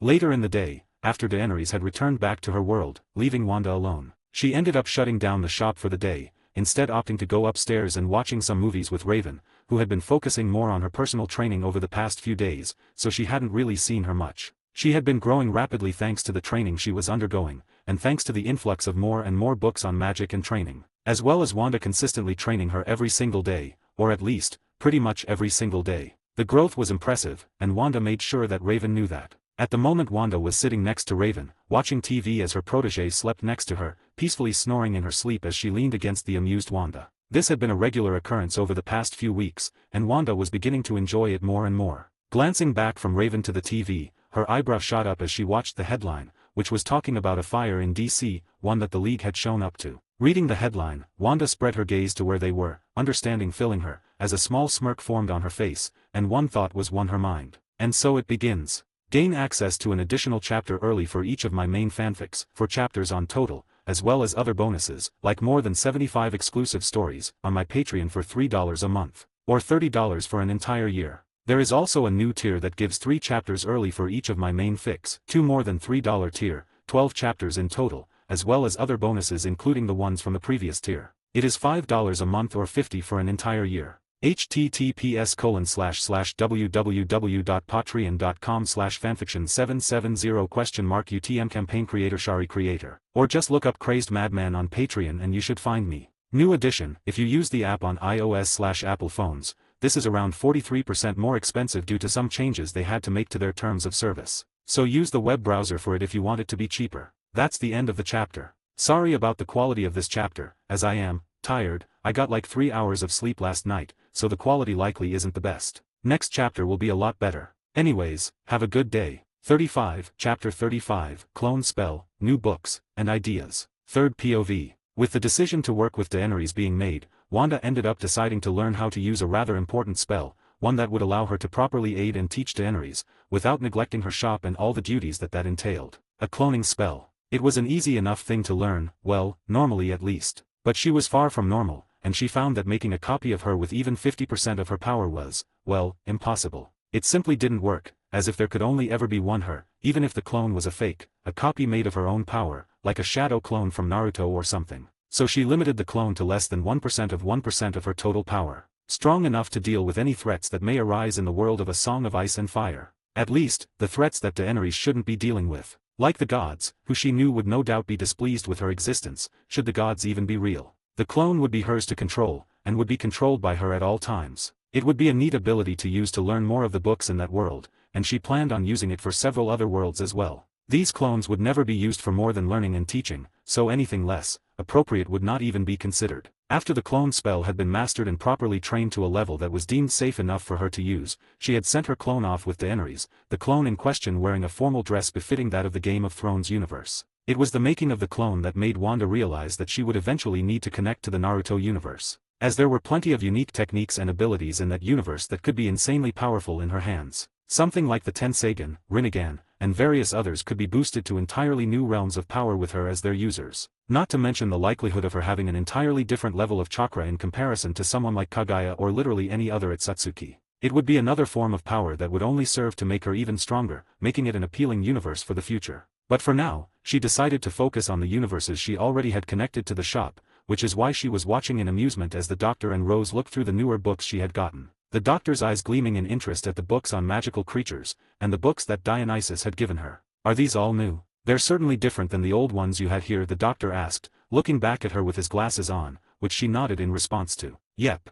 the Greek god Dionysus gave me them in exchange for some wine. A pretty interesting fellow, that one. He's come around a few times since then and gave me some more books, Wanda said. This was true, as Dionysus had become a regular customer of hers, and exchanged more and more books, with a lot of them being on various alcohols and fruits unique to his world, as he seemingly wanted her to make new wines with them, which is exactly what she did. And in return, she was getting influxes of dozens of books from him alone. She was very interested in meeting Athena, upon hearing that she had a library with far more interesting and rare books than him. That, and Athena was one of her more favored gods, not that she particularly liked any of them, well, besides Hestia. Hestia was the best god, and the only one that she was interested in making a monument to, as a hearth would be a good addition to the Greek section of her growing shop, and she was interested in interacting with her. Gods exist?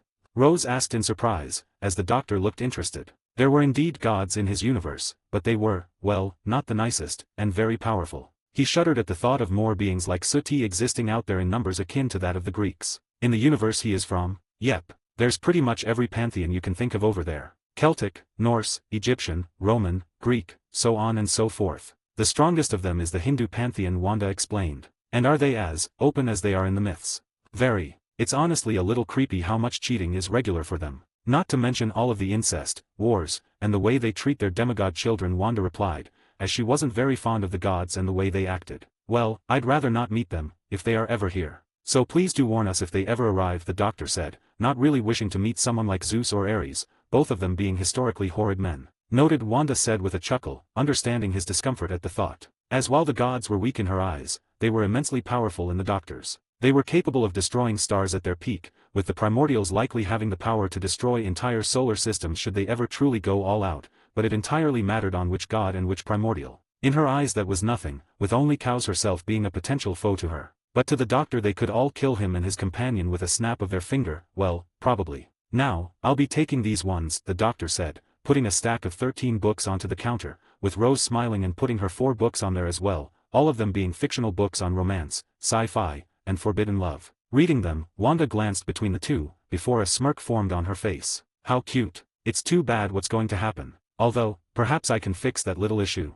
Wanda thought, remembering that Rose would eventually be banished to another universe, never to return, not permanently at least. But, her shop was not bound to rules and laws, meaning, she should be able to allow Rose into the shop with the Doctor also being able to enter. That or she just saves Rose from that fate. Decisions. And what of the exchange? I'd love to read more Gallifreyan. Your species truly is incredible, Wanda said genuinely. The Time Lords were by far the most impressive species she had ever met, with only 3 other species comparing in her eyes. These being the Celestials, the Monitors, and the Beyonders. Each of them were godlike in power, unlike the Time Lord who simply were immensely intelligent and had incredible technology. The Beyonders and Monitors were amongst the few species in existence that posed a true, genuine threat to Wanda, with the former being able to obliterate the likes of the Living Tribunal, casually. She was interested in meeting them, but that would be for later. Then you'll love these, the doctor said, grinning as he placed a large stack of books onto the table, all of them being Gallifreyan in nature, and being entirely new. Wanda's eyes sparkled upon realizing that there were books on the creation of a TARDIS within, as well as books on more advanced sonic screwdrivers. I certainly will, Wanda said with a smile, as she took them. You'll be able to buy another 3 books with all of this, Wanda added, as the doctor looked to Rose and nodded, as she grinned and ran off, coming back a few minutes later with another 3 books in her hand. All of them being romance books. Good choices. Now, anything else you two need? I've got some new bakery goods I want to try out if you're interested, Wanda offered, as they shook their heads. No thanks, we just ate. A neat little place on Nathrak 4, known for its lava cake that is made of edible lava, the doctor replied, as she blinked, an idea coming to her mind. You know, if you come across some cookbooks on alien cuisines, I'd love to get them off of you. I'd love to spice up my menus a bit more, Wanda offered, as the man hummed. I've got a few ideas of places that'll have books like that. Next time we come around I'll bring a few, the doctor said, as she grinned, pleased. As she had recently begun to enjoy cooking a lot as well, not as much as reading and books in general, but it was close. Which is why she was thinking about making an official cafe part of the store, making it into a true cafe plus bookstore fusion. Great. Have a good day you two, Wanda said, waving her friends off as they left the shop, leaving Wanda with Teakle, who slept on her lap, the usual for the cat. Whereas Raven was sipping on her coffee in the corner, reading a book on Greek magic. With that over and done with, Wanda grinned as she flipped the sign to closed, and looked to Raven, Teakle now sitting upon her shoulder. I'm gonna be out for a while. Don't have too much fun without me, Wanda said as she left the shop, Raven rolling her eyes in response, watching as her boss left. All the while, Wanda had only one thought on her mind, as she had a new idea she wanted to implement, and she needed a new employee in order to do so. And that thought was, time to find a botanist.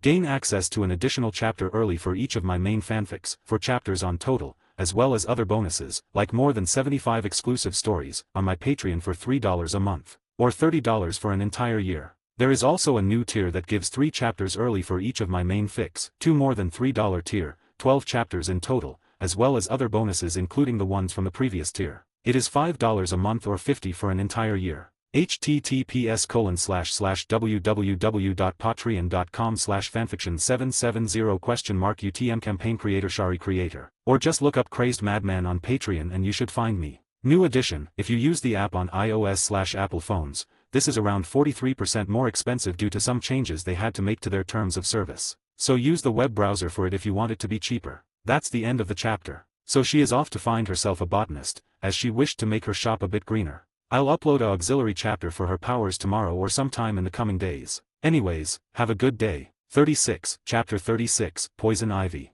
3rd POV. Walking through the streets of Gotham, Wanda was making her way towards where she knew that the botanist that she wanted to work in her shop was. The botanist in question was, of course, Poison Ivy. She was one of the best in the area, and was also connected to the Green, the multiverse standing force that is connected to nature itself, that is nature itself. She wasn't as strong as someone like the Swamp Thing, but she was powerful. That and she was hot, so that was a plus. She wanted Ivy so that she could make her shop a bit more lively, adding new plants to the shop to make it a bit more friendly looking. That and she was quite interested in seeing what the woman could do if she was to go to one of her personal worlds she had connected to the shop. After all, she had a few that were entirely farms and plant dimensions, and even ones that were just completely full of all sorts of plants, and even a few that simulated the evolution of species like dragons and phoenixes. It was all quite interesting really, and had led to a number of new books being made in response to the new species that were born over time. She planned on bribing Ivy with the ability to freely travel to these places, as well as helping her purify the planet of its increasing amounts of corruption, a corruption that would lead to its eventual death if they didn't stop. Global warming was already rearing its head, it was only a matter of time before more and more disasters begin to occur in response. This was why she was heading to Arkham Asylum, where the woman was currently trapped. She was in prison as usual, and would likely escape in the coming weeks as she always did. But Wanda wanted her as a worker, so she'd just break her out herself. Not like she cares much about the law or anything, nor could anyone ever find Ivy unless she allows them to. Well, she was also interested in the connection to the Green, and whether or not she can mimic it to get some neat plant-based powers, but that was not as important as having a new worker to make her shop look better. From what Wanda could gather about Ivy, she was closer to her show counterpart from that one cartoon with her and Harley, the adult one. She remembered it was largely a comedy, so she also looked into the others that took part in that show. Lo and behold, most of them were in line with it, funnily enough. Seems this world had influences of more than just one show and the comics. Makes things more complicated, but also a lot more interesting for the godlike being.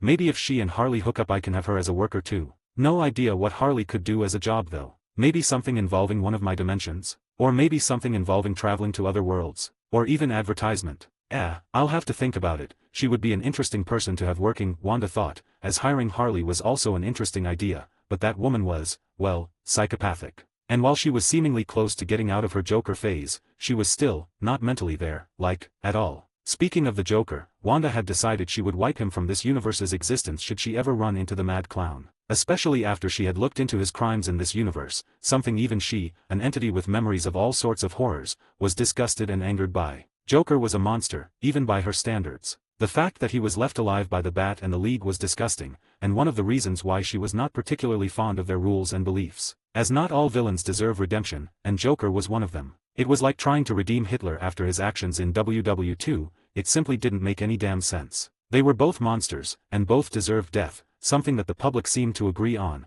with all sorts of forums always talking about the topic of the Joker and the fact that the Batman should just end him. Soon, after walking for around an hour, just relaxing as the rains dropped upon her umbrella, as she walked through the gates of Arkham Asylum, with no one even being able to sense her at all. It didn't take long before she had found the green-skinned woman, stopping in front of her specialized cell as she watched her toss a ball against the walls of the cell. Upon looking at her, she could also see it. The connection to the green, and Wanda had to admit that it was stronger than she had initially expected. Gazing at the connection, seeing it as a simple green string, Wanda hummed, and decided she would look into connecting herself to it as well, as she found it could be neat. But for now, she had more important things, like recruiting a new worker. Dr. Pamela Isley, Wanda's voice echoed, causing the woman to stop and turn to her, her eyebrows shooting up upon seeing her. "Who are you?"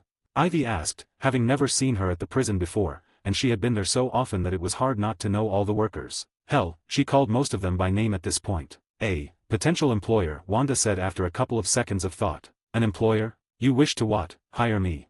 Ivy asked, raising an eyebrow, fighting down the amusement that was threatening to show. "Mum, you see, I run a rather special store, a book shop. One that has frequent guests that are not from around here, one that is also home to some rather special dimensions that I do believe you would find interesting," Wanda explained, as Ivy looked at her with a snort. "You want me to believe that you have some magic bookstore that can dash?" Wanda didn't let her finish, as she snapped her fingers, the two of them reappearing in a vast green landscape, all sorts of green plants around it. "Well, what did you just do?" Ivy asked, a gasp ripping from her throat as she could feel it. The nature, the plants, the life. It was incredible, so pure, so very beautiful, and well beyond anything on earth, as if it had been completely and utterly untouched. "I brought you to one of the dimensions of my creation. This one is host to the less hostile plants that I have created, and is one of 6 dimensions that you would be able to access freely. You will also get paid well above minimum wage, and I will also aid you in that endeavor you are trying to very hard to complete," Wanda responded, Ivy looking at her with narrowed eyes. "What endeavor?" Ivy asked, wanting to see if she knew. "I will aid you in the purification of Earth. In a way that won't end all humans, but will instead wipe out global warming, and the corruption that is killing the beautiful planet," Wanda responded, as she could see the skepticism in Ivy's eyes. "And what would you want me to do in this shop of yours?" "Simple. You'll take care of the plants, help stock, help cook, and all the basics really. You'll also be given access to the apartments upstairs which are completely impossible to break into, giving you a safe haven from any heroes that might try to capture you," Wanda replied with a shrug. She didn't actually need Ivy as an employee, but she thought it would make things a bit more interesting without actually harming her shop in any manner. If anything it would make it better, well, at least she hoped it would. "And how much is this wage?" Ivy asked, as even a villain wanted to get paid well. "I was thinking $30 an hour with possible bonuses and raises. You will also be under my personal protection, so as long as you don't harm innocents, then I'll protect you from capture, as well as heal you should you ever get injured," Wanda replied, inwardly smirking, as she knew that she had her now. "And what if I don't accept your offer?" "Then I'll just put you in a random place in Gotham and wish you luck. Although I have to ask, do you really want to continue to do some villainy in hopes that it would change things, get stopped by the Bat, get locked up, break free, and then do that over and over again? That cannot be an enjoyable experience," Wanda said in response, as the green-skinned woman looked into her eyes, before a sigh escaped her lips, and she spoke the words that Wanda wished to hear. "Fine, I accept, I'll work for you." At these words, Wanda smiled, shaking the woman's hand, and spoke. "It's a pleasure to have you on board, Ivy. Gain access to an additional chapter early for each of my main fanfics, 4 chapters on total, as well as other bonuses, like more than 75 exclusive stories, on my Patreon for $3 a month, or $30 for an entire year. There is also a new tier that gives 3 chapters early for each of my main fics, 2 more than $3 tier, 12 chapters in total, as well as other bonuses including the ones from the previous tier. It is $5 a month or $50 for an entire year.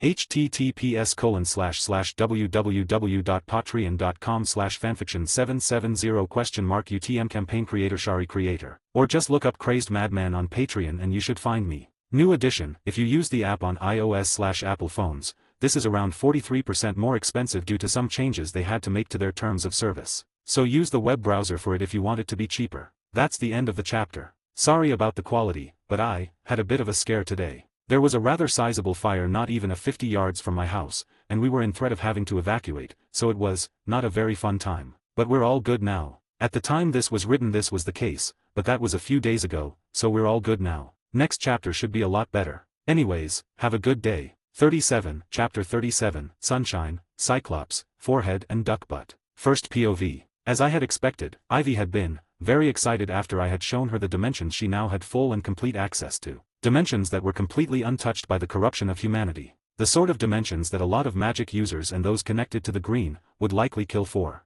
A simple place for me, underwhelming, and made with a singular motion of my hand. That wasn't even including the other dimensions that I had created that were closely connected to some of the other forces. Like a dimension full of animals of all kinds that would be closely connected to the red, the force that personifies animal life and similar things. Ivy had adapted quite quickly to her new job, almost to a surprising level. With the shop increasing in size with a bit of special manipulation, and some minor wards that made people not question the change, at least normal people, I now had double the room, and all sorts of rare and nearly extinct plants that decorated the shop. I also now had another worker for when Raven wasn't in, and someone who could work as the cook for some of the vegan items while Raven worked the counter. Ivy being purely carnivore wasn't much of an issue, with a lot of my newer breakfast items using meats and such. With my new employee now working in the shop, I was able to have some more free time to myself, which was usually spent reading and practicing my magic. I had learned everything I have gained so far from those from beyond this multiverse, and now it was time to get some new customers, which is exactly what I am looking at the moment. A blonde menace. A broody dark-haired teen, a pink-haired girl, and a man who looked alert and confused at the same time, white hair pointed in a way that likely isn't possible, and one of his 2 eyes covered. Whoa, Kakashi-sensei, where are we? The blonde teen asked, the teen known as Naruto Uzumaki. The protagonist of the show that started my love for anime, and one of my favorite anime characters of all time. I don't know, Naruto, the white-haired man replied, this being Kakashi Hatake. One of the most badass anime characters there is, alongside people like Gojo, Vegeta, and a handful of others. The Sharingan in his right eye socket could be an interesting thing to copy. With the Sharingan being quite powerful, at least in their world standards, it was nothing to me, but I could definitely see the usage in it. That and it looked cool. My inner fangirl begged for it, and I was definitely going to get one of them if I can, alongside Mokuton and all sorts of other cool chakra-based powers, even if I could mimic them with ease. Although adding in something like the Rinnegan or Tenseigan would be neat too. Should we be worried, sensei? The pink-haired girl with a comically large forehead asked, this girl being Sakura Haruno, one of the most annoying anime characters there is. At least, in her pre-timeskip phase. She was better in Shippuden, but her tendency of punching Naruto for no reason was annoying. You know I am standing right here, right? I asked, amused with this entire situation. This had been the norm with visitors, them fearing me and the situation, and me laughing at them. I doubt it would ever not be funny to see their reactions to me, and my appearance. You, who are you? Sakura screeched, jumping in fright. Not a single one of them had noticed me, not even Kakashi. A bit of reality warping was more than enough to hide me presence from anything or anyone, besides the very strongest. Why, I'm the owner of this lovely bookstore, of course. My name is Wanda Maximoff, book lover, shop owner, and lover of coffee. I exclaimed, as the 3 of them looked at me with a deadpan. Rude. Bookstore. The broody one with a duck as for hair, aka Sasuke Uchiha, asked. I could see the influence of the power of Indra on him, just as I could on Naruto. It was quite the interesting little thing, their form of reincarnation. I'd take it for myself, but that'd make things boring. And I don't really need that power anyways. I was more interested in the Rinnegan because it'd look cool, not because it could actually make me stronger. Mum, I sell all sorts of books here, as well as some food. Anything you can think of. Books on histories of other worlds, magics beyond your wildest dreams, and even cookbooks on everything you can even imagine. I explained to them, inwardly giggling at the reaction of Naruto. Do you have ramen?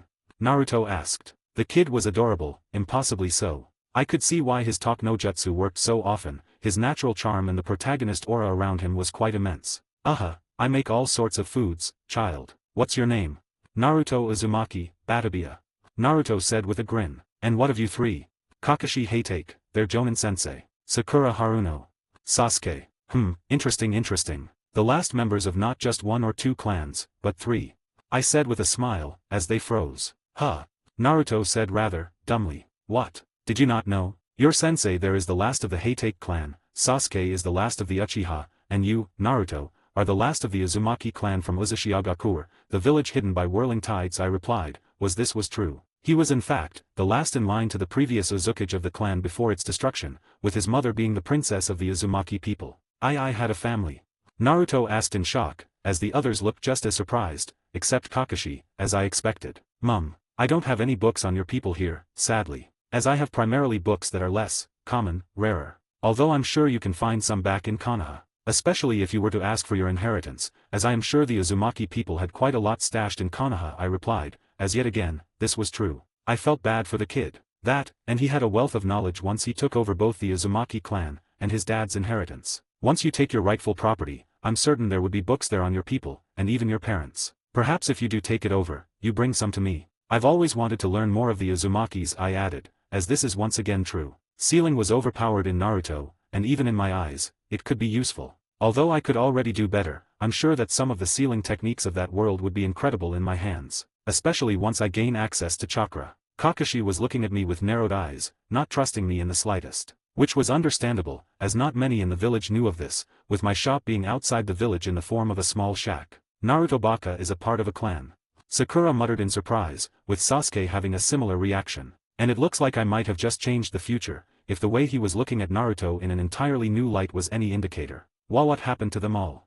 Naruto asked, as I turned to him. Your clan was powerful, Naruto-kun. It was the best clan in the world when it comes to sealing. But your clan was also known for their immense vitality, and incredibly high chakra reserves. It led to fear during the war. And due to this, an enormous army made up of 3 of the main 5 villages attacked it. Iwa, Kumo, and Suna had lost more than 80% of their armies by the end of the fight, and they hadn't achieved any of the targets that they wanted, primarily your clan's techniques. For only an Uzumaki can access them in the ruins of the lands, I said, feeling bad for the poor thing. No child deserved to go through what he had, and no child deserved to lose their entire family as he had. Honestly, I was half tempted to steal him away and take him as my own child, but that would be creepy, so I'll opt to let him come by whenever he wants instead. Naruto went silent at the information, as I decided to brighten the mood up, Raven walking out from the back, for bowls of ramen in her hands as Naruto's eyes brightened. Seeing his reaction, I giggled before speaking, a smile on my face. Now, how about you try my ramen?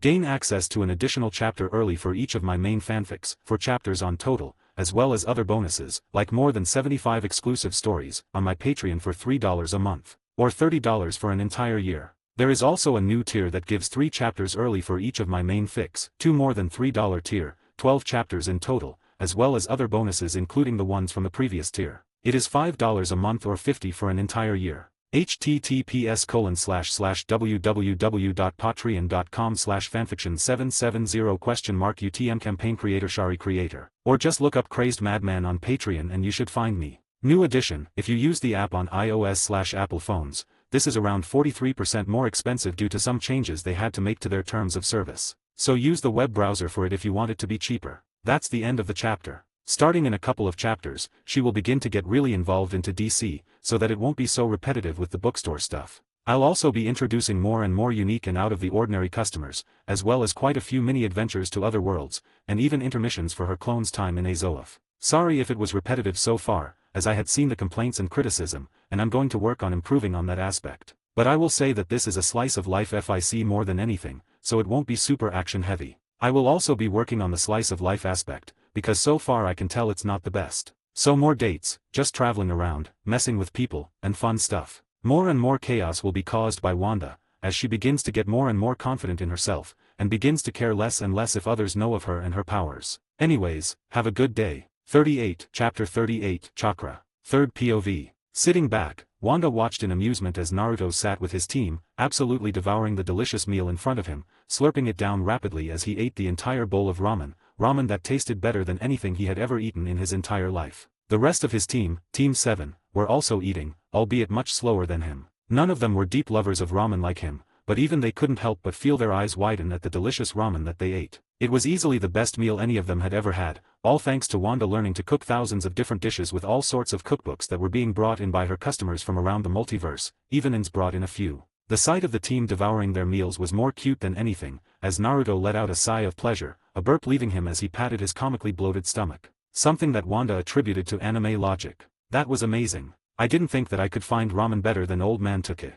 Naruto exclaimed, a grin on his face as Wanda giggled, as the rest of the team let out their own sighs, finishing up their meals. Even Sasuke had a pleased smile on his face, having never tasted something so good. His was made with tomatoes added in, his absolute favorite fruit or vegetable. While Kakashi was surprised at the taste, but in a good way. I'm glad you like it, Naruto-kun. Now, do you wish to buy any books? I've got all sorts of techniques, even new martial arts I am certain you have never seen, and all sorts of neat things that might help you become the Hokage that you want to be, Wanda offered, as the kid looked up at her, before down to his wallet. I don't know, I don't think I have enough, Naruto said, knowing that it was likely going to be expensive, only for Kakashi to cut in. I'll cover it. You three can go ahead and buy whatever books you want. Think of it as a gift for the good work on our mission, Kakashi said with an eye smile, as their eyes sparkled. Even Sasuke looked a bit happy at this, but he shook his head. Pay for them. I've got more than enough money to buy my own books, Sasuke said, which Kakashi was going to refute, but stopped upon seeing the look in the 12-year-old's eyes, and sighed. Alright, go ahead, Kakashi said, as the three of them got to their feet, Wanda taking the bowls to put in the back. Oh, and if you have any questions regarding the contents of those books, I am sure I can answer them. And if you have any scrolls on techniques or anything really, I'll accept them in a trade for my books, or store credit, Wanda informed them, as they all nodded, with Sasuke inwardly deciding that if the books were good enough, he'd take some of the useless scrolls from the Uchiha library and trade them. Naruto had similar thoughts in regards to the Uzumaki library that he only now knew about, while Kakashi thought about the scrolls that he had in his home that were just sitting there. Watching them walk over to the bookshelf, Wanda smiled. That bookshelf will have books that you'll be interested in, Kakashi-san, Wanda said, pointing to a bookshelf in the corner, as the man raised an eyebrow before walking over, his eye widening before a perverted giggle echoed from him, realizing that all the books were smut. Pervert, Wanda thought with a shake of her head, as she watched the team all begin to look through the books they wanted. Hey, Wanda-san, are these all books on taijutsu?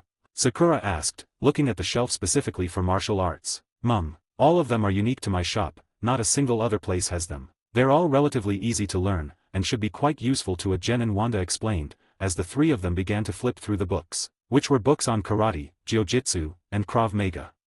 They aren't bad. They could pair well with your current styles, Kakashi said, leaning over behind them after hearing of the techniques. They weren't even remotely comparable to something like the Hyuga's taijutsu or Gai's, but they were well beyond the academy taijutsu. Probably Chunin level taijutsu, maybe more. Should we buy them, sensei? I'd say so. They'll be useful, Kakashi replied with a nod, as they all grabbed their respective books before moving around the bookshelves to find more, with Kakashi returning to his smut, a grin on his face as he began to make a small stack of books he wanted to read. Wanda watched as they began to flip through book after book, trying their best to find books of interest. She noticed as Naruto began to grab a few books on cooking, a couple more martial arts book, and even a handful of books on runes and sealing from TVD and Harry Potter. Interesting. Seems his Uzumaki blood is coming out, Wanda thought with a small smile, knowing that he would become quite the monster with those in his arsenal. Each of the books he chose were on the absolute basics of the art, so it would be a perfect starting point for the kid. She noticed that Sakura had grabbed the books on medical techniques and such from the other worlds, a stack of 8 books growing in her hand. Each of these were beyond anything in the world of Naruto, and were going to be huge. One of the things she opted to do in order to not cause problems for that world, was to place enchantments on all her books that were sent to more dangerous worlds. A world like Naruto would not improve with techniques and advancements that involve mass destruction-inducing weapons. So instead, she made it so that only the buyer would be able to read them, no one else. Nor could they share this knowledge. This was only for the most dangerous of techniques and knowledge. So most of the things they were buying were fine. But she did make it so they could not make copies of it, and if they did, the copy would disintegrate the second they tried. Being a god made it easy to do such a thing. After another 20 minutes of them all choosing their books, they all moved forwards to her. Around 25 books in total was placed on the counter, as Wanda smiled. Will you buy them with currency? Through an exchange of books or scrolls? Or through an exchange of knowledge? Exchange of knowledge? Sakura asked questionably. The exchange would involve me copying knowledge from your brain. The better the knowledge, the more it is worth. I will be under a contract that makes it so I cannot go and pick around your brain, so that you won't need to worry about me copying anything but the knowledge you sell to me. But in the case of you all, I have another option that you may be interested in, Wanda said, as Kakashi raised an eyebrow. If you were to infuse a tiny bit of chakra into me, I'll give you all those books for free, as well as the ramen. Why? Kakashi asked simply, eyes narrowing at the price. Because I've never awoken my chakra, and I'd very much like to. And awakening my chakra is worth far more than those books in my eyes, Wanda explained with a smile, not minding if they did this, as it was more than worth it. That, and she knew that Naruto would return with all sorts of books next time, so that would more than make up for this trade. Alright, reach out your hand, Kakashi said, as she smiled and did so, blinking as she felt the chakra infuse into her arm, and the moment it did, she smiled, taking hold of it, and utilizing all of it to warp her body, as she made a chakra system within her, her body adapting and growing as chakra began to flow through her. Chakra that was hundreds of thousands of times more than any Atsutsuki, chakra that was more than the combined chakra of entire universes. And as all of this was happening, Wanda smiled, one thought on her mind as she felt the new power within her. Chakra is awesome. Gain access to an additional chapter early for each of my main fanfics, 4 chapters on total, as well as other bonuses, like more than 75 exclusive stories, on my Patreon for $3 a month, or $30 for an entire year. There is also a new tier that gives 3 chapters early for each of my main fics, 2 more than $3 tier, 12 chapters in total, as well as other bonuses including the ones from the previous tier. It is $5 a month or $50 for an entire year. https://www.patreon.com/fanfiction770 UTM campaign creator Shari creator. Or just look up Crazed Madman on Patreon and you should find me. New edition, if you use the app on iOS/Apple phones, this is around 43% more expensive due to some changes they had to make to their terms of service. So use the web browser for it if you want it to be cheaper. That's the end of the chapter. She's got chakra now, which in her hands is insane, like actually insane. She's basically a primordial of chakra or something. Anyways, have a good day. 39, Chapter 39, Workplace Rivalry. Third POV. Wow, Wanda-san has a lot of chakra. Naruto exclaimed in surprise, as the group of 4 could see the chakra emanating off of the bookstore owner. Wanda had concealed a majority of the chakra, so as to not accidentally harm them in any way, but she had revealed enough that Kakashi's eye widened in surprise. More than 5 times the size of normal Jonin-level reserves. What type of bookstore owner is this woman? Kakashi thought in shock, as he could feel that her reserves were around the same size as his own, likely even bigger. Which as someone who had never trained before, and was just a simple owner of a bookstore, meant that she was immensely talented, at least, when it comes to chakra and energy. She's definitely not normal, Sasuke thought, also noticing the fact that she had much more chakra than any normal citizen should ever have, dozens of times more in fact. He could also tell that her chakra was different from normal chakra, more potent, almost deadly. Naruto didn't seem to care much, but he did also sense that something was a bit weird about Wanda's chakra, but he didn't bother to question it, mostly because it wasn't his place to. That, and it didn't matter much to him if she had some weird or unique chakra, with him being the host of the 9-tailed fox, one of the tailed beasts of the elemental nations. Whatever she had couldn't be worse than that. Why's her chakra purple? I thought chakra is supposed to be blue. Sakura thought in confusion, as she had read enough books to know that chakra was usually blue, and in the case of the tailed beasts, red. But she had never seen anywhere about any sort of purple chakra. Maybe she has a Kekii Genkai.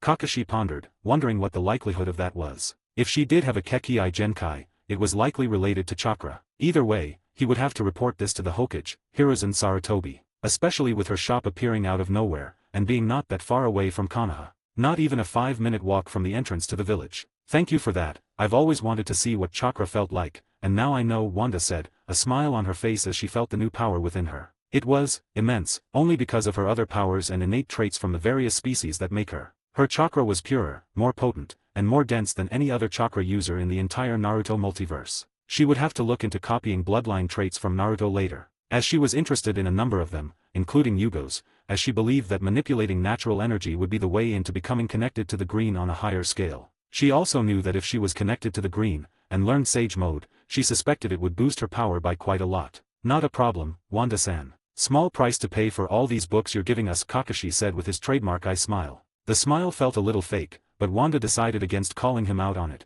and instead brought out some bags for the kids to put their books in. Well, if you ever want some more books, have books to exchange, or anything else, you're welcome to come whenever. Ah, and Naruto-kun, I'll always have some ramen ready for you, whenever you want to drop by, Wanda said, giving the kid a wink as he beamed and nodded, inwardly promising to come back soon, as her ramen was the best, and it was cheap, just as cheap as Tookie's ramen. You got it, Wanda-san. I'll be back for more, Databia. Naruto exclaimed with a grin, as he ran out of the shop. The others followed after him, but not before Kakashi gave her a nod, leaving Wanda alone once again. Watching them leave, Wanda let out a small giggle seeing Naruto stumble out of the door, nearly tripping over himself as he left. All the while, Wanda had one thought on her mind. Time to test out this new chakra. Turns out chakra was a lot more versatile than even Wanda had known. As in, much more versatile. She had, within an hour of testing it out, learned how to heal with it to the level of healing entire limbs, and had learned how to walk on water, on walls, and even on air. Not to mention using it to strengthen her body, akin to what Tsunade does. Her knowledge and talent was monstrous, and with her perfect control over her power, it was only natural that she had learned all of this at an extreme pace. With this new power, she had decided to finally send off a clone to Deneries, where it now was in Mirian, helping her understand her place in the world, and planning for future conquests and reforms to be made. At the moment Wanda was in one of her dimensions, watching as Ivy was surrounded by sentient animals made of plants, one of thousands of her creations within the dimension they were in. "I take it you like this place?" Wanda asked, amused with the bright smile on Ivy's face, a growingly common occurrence as of late, all thanks to Wanda and the dimensions that Ivy now had access to. Obviously. This place is amazing, far better than the corruption that humans have made Earth undergo. This place is free, clean, comforting. It's beyond anything I have ever felt on Earth. Not to mention all of the incredible life you've created. I may have been a bit skeptical at first, but you really are amazing, boss, Ivy said enthusiastically, feeling happier than she had in a long time. Wanda giggled at her employee's enthusiasm, as Raven, who was meditating, opened her eyes. You're only just now realizing that. Did you not see the thousands of other doors leading to other dimensions she created?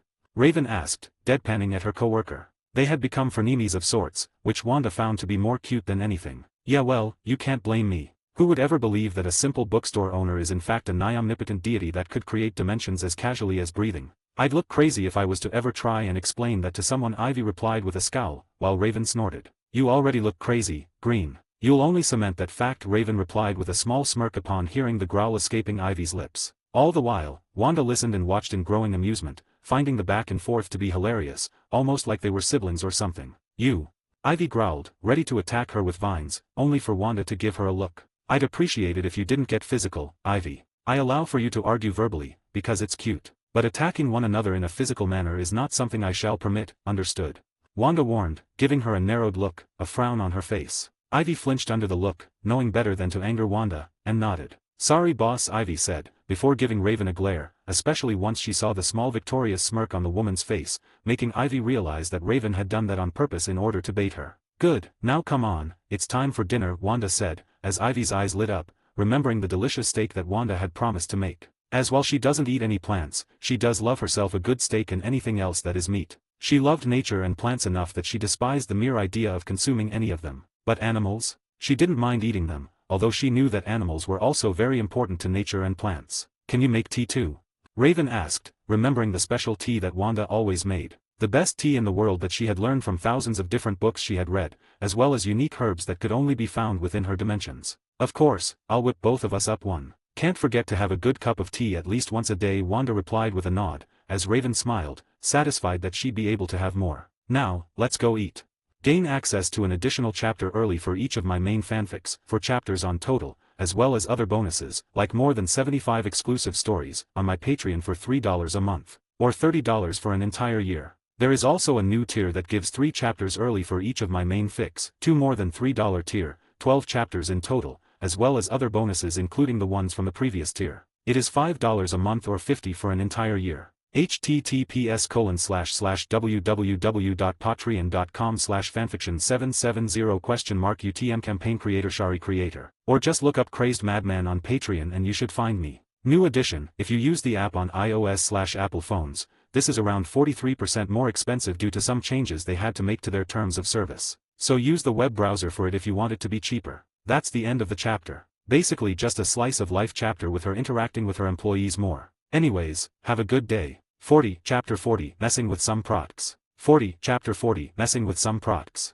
Third POV. The dinner had been an enjoyable affair, with a bit of friendly banter and watching a movie, but not much else besides that. Raven and Ivy knew better than to argue during dinner time. It was one of Wanda's cardinal rules in regards to the apartment rules. The next couple of days had been more of the same. Selling to new customers, selling to customers from other worlds, and such. The one that she had enjoyed selling to the most, and the most repeated otherworldly customer she was having appear every single day now, was Naruto. The kid came every single day for ramen, having Ichiraku ramen for lunch, and hers for dinner. This had led to the kid buying a handful more books with his pocket change, and telling her about the fact that he managed to wrangle his rightful inheritance from Gigi aka the third Hokage, Hiruzen Sarutobi. The Hokage himself seemed to wish to speak with her, but she didn't have any interest in meeting the old man, as a lot of the kid's suffering was due to him, and his weakness. The fact that the Hokage, the literal leader of the village, can't even keep his own civilians under control. The man allowed for others to bully, beat, and attack Naruto and did nothing about it, allowing for others to sabotage his growth,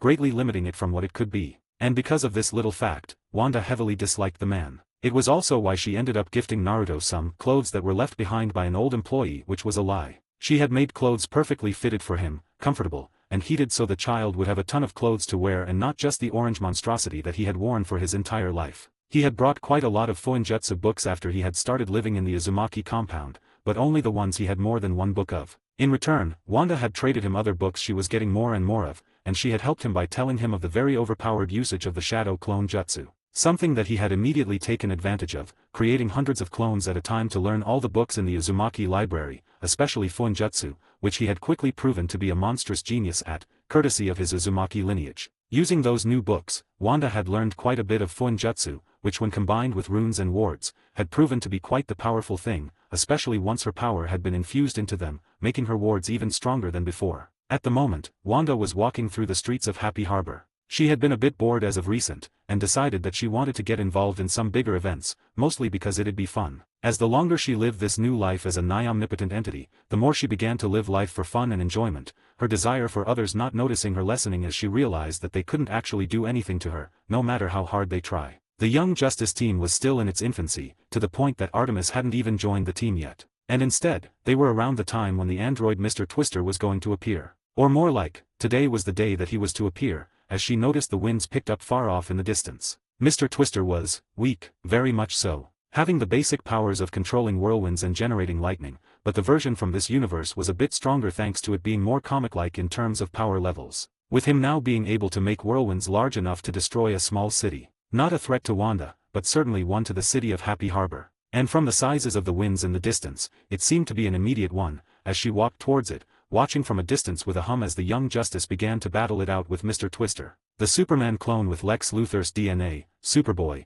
trying to punch the android, only for it to effortlessly slam him back against the ground. Weak. You're all so weak. Where is Tornado? Or the Justice League? I grow bored of beating children, Mr. Twister snarled, batting the batarangs of Robin to the side, and slamming a fist against the face of Kid Flash as he tried to run around him. It was, honestly, a bit of a sad sight, but not surprising. This was the beginning of their journey as heroes, and in the case of Superboy and Kid Flash especially, they were still quite weak and inexperienced. Wanda wanted to step in, but she knew that this was a necessary moment for their growth as individuals and as a team, so she decided against it. That, and it was kinda funny to watch Wally zoom around, only to punch the metal bot at human speeds, almost like that awful Arrowverse Flash had the tendency of doing. She was definitely interested in visiting that place eventually. It's honestly kind of sad, Wanda thought, sighing as she watched them struggle so much. I suppose that I should be fair to them, as the android is quite a bit stronger than in the show, and is closer to this universe's scaling, so the comics levels. But at the same time, to see someone like the Kid Flash struggle against someone so weak is a little sad, especially considering how fast the boy becomes in the future.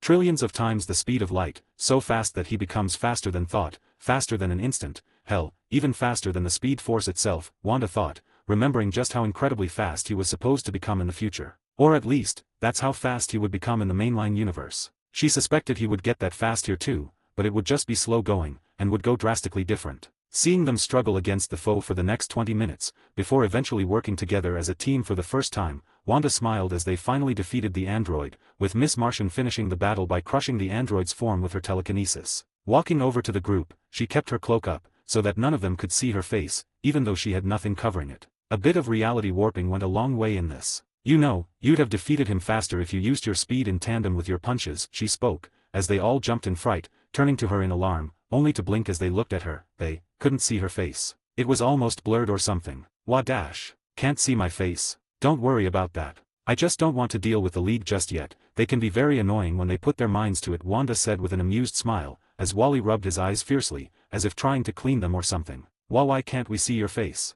It's just a bit of power at work. That's all. But as I was saying, if you had utilized that speed of yours, you could have defeated him far sooner, you know that, right?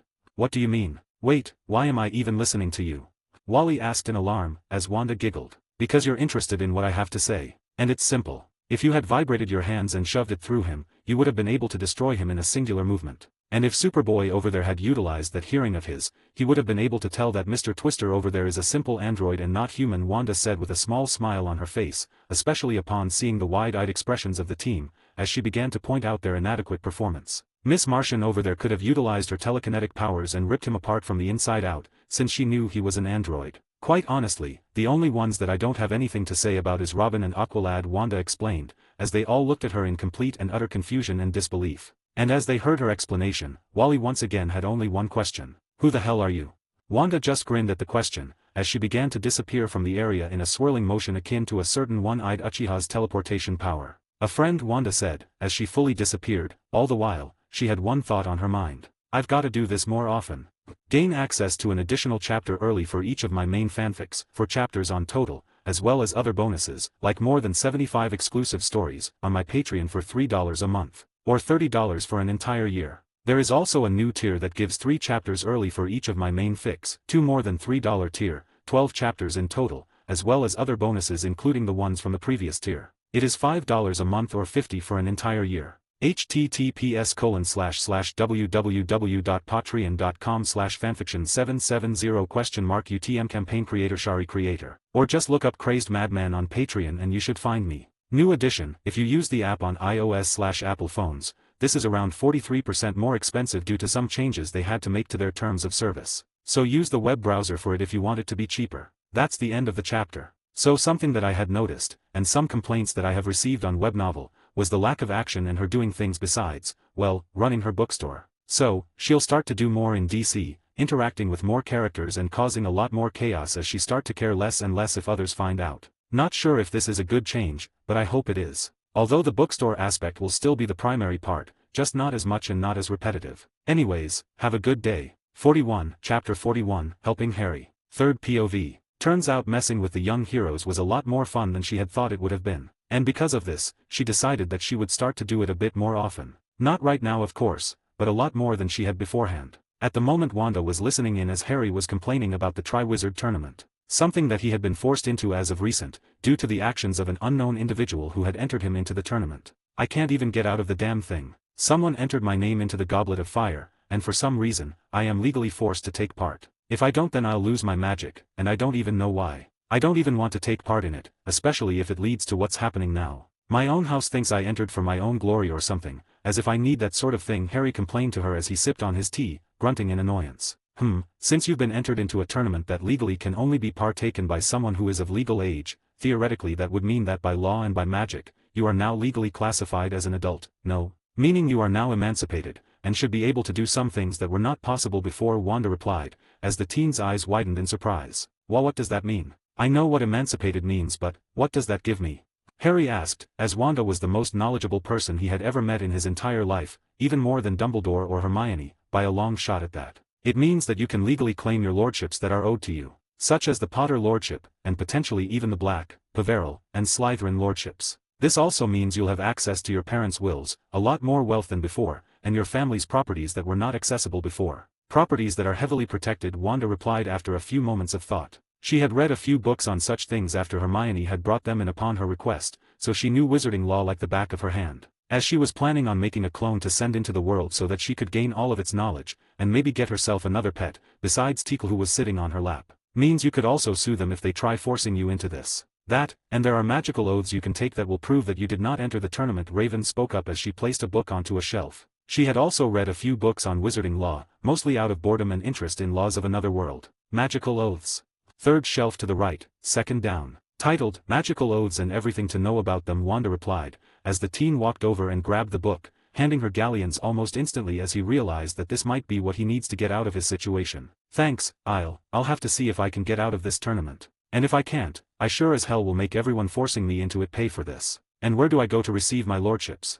Harry asked. Gringotts. Just ask them for an inheritance test and they'll do the rest. They respect money and not wasting time, so just do that and you'll be fine, Wanda responded with a comforting smile, seeing as the kid was getting a bit overwhelmed with all the new information that was being given to him.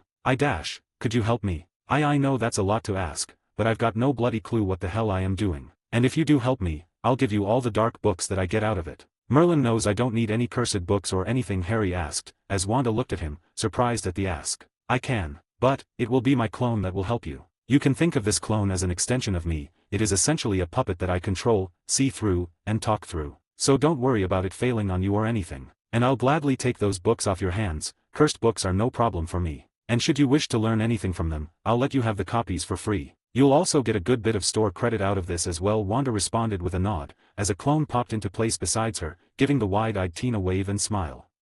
Is that a spell or something? Harry asked in slight awe, having never seen something like that. He knew that magic was incredible, but creating a clone of yourself? He didn't think something like that was possible. You can say that, yes. But it's quite a bit more complicated, something that needed a good bit of training to really get correct. Now, how about you head off to Gringotts and my clone will accompany you, okay? Wanda said, as the teen nodded, understanding that it was best to do this sooner rather than later, especially since he was currently in Diagon Alley, with her store being there. Alright, thank you Miss Wanda. Harry said, as he began to walk out of the shop, her clone following after him, both of them giggling as he left into the alley. I want to read some of those cursed books, once you get them, Raven said at her side, as Wanda looked at her before chuckling and nodding. Of course. Now, back to work Missy. Wanda said, struggling to keep the grin off her face as Raven rolled her eyes and walked off. Now, let's see what's happening with my clone. In the alley with her clone, her and Harry were walking through the alley, the clone glancing around in slight interest, as she had seen the place in the movies plenty of times, but never in person, not until now. It's amazing, isn't it? Harry asked, realizing that Wanda had seemingly never properly been into the alley. It's definitely interesting. Not sure if amazing is the word I would use, with the less than pleasant smell, but it certainly is far from normal, Wanda too replied, before looking forward at the large building in front of them, made of white stone. Walking into Gringotts, she glanced around at the goblins, slightly amused as she noticed that they were all looking at her in hesitation, seemingly being able to sense a small fraction of the danger that she posed to them. Standing beside Harry, Wanda too gave him a nod as he breathed in and spoke. I'd like to take an inheritance test please, Harry asked, as the goblin glanced at him, before grunting. 3 drops of blood and 5 galleons, the goblin said, placing a paper onto the desk in front of him, as Harry handed over the galleons, and pricked his finger with the needle that the goblin handed him. The two of them watched as the paper glowed, as words formed. Name, Harry Potter. Age, 14, emancipated. Mother, Lily Potter, née Evans, deceased. Father, James Potter, deceased. Godfather, Sirius Black. Godmother, Alice Longbottom, indisposed. Lordships claimable, Potter, through blood, Black, through blood and Godfather, Peveril, through blood, Slytherin, through blood and right of conquest, Gryffindor, through blood and right. Well Mr. Potter, it would seem you have quite a large inheritance to claim, the goblin said in surprise as he looked over the paper, as he had expected the Potter and Black parts, but the others were, definitely a shock. Come with me so that we can claim your lordships, the goblin said, as Wanda too stayed silent, using her power to make sure that no one noticed what was happening, deciding to help the kid with that at least. She would feel bad if he got hounded by the press after all of this. As it turns out, accepting lordships took quite a bit of time, so too did gathering literally hundreds of cursed and dark books, all of which were given to Wanda too by Harry, something she was very grateful for, and gave him 25 books worth of store credit. He didn't want to accept at first, since she had helped him so much, but she forced him. Back in the shop, her main body was giddy as she began to read through the books and got rid of all the curses on them, so that she could start selling them as well. And as she started reading, the main Wanda had one thought on her mind. I've gotta help people in other worlds more often. Gain access to an additional chapter early for each of my main fanfics, 4 chapters on total, as well as other bonuses, like more than 75 exclusive stories, on my Patreon for $3 a month, or $30 for an entire year. There is also a new tier that gives 3 chapters early for each of my main fics, 2 more than $3 tier, 12 chapters in total, as well as other bonuses including the ones from the previous tier. It is $5 a month or $50 for an entire year. https://www.patreon.com/fanfiction770 campaign creator Shari creator. Or just look up Crazed Madman on Patreon and you should find me. New addition, if you use the app on iOS/Apple phones, this is around 43% more expensive due to some changes they had to make to their terms of service. So use the web browser for it if you want it to be cheaper. That's the end of the chapter. Fanon Maker should be coming today. If not today, guaranteed tomorrow. Anyways, have a good day. 42, Chapter 42, The Goddess of Wisdom. 3rd POV. After her clone had finished helping Harry, and brought back literally hundreds of cursed and dark books from his various vaults, including a few books that had some incredibly unique spells, and even one of the family grimoires of the House of Black. She had read almost all of them within a couple of days, and had thoroughly enjoyed what she had learned from them. There were now copies of each and every single one of them on the bookshelves, with Raven reading a few of the books on dark curses, and even Ivy was reading some books on the unique and rare plants from that world. She wanted to mimic it eventually if she could. And Wanda was planning on teaching her magic so that she could, but that would be for later. Using her clone, she ended up stealing all the books from some of the vaults that she wouldn't be able to naturally get. The entire vault of books from the Malfoys, Lestranges, Crabbe, Goyle, Knott, Zabini, and various other dark-aligned families were within her hands in the next few hours, and each of them had also been read and put out to be sold soon too. She found that a majority of their books were useless, or were inferior to the quality that Harry had given her. Which made sense, considering every family he was the lord of was older than 99% of the rest of the wizarding world's pure-blood families, with the Peverell family being by far the eldest of them,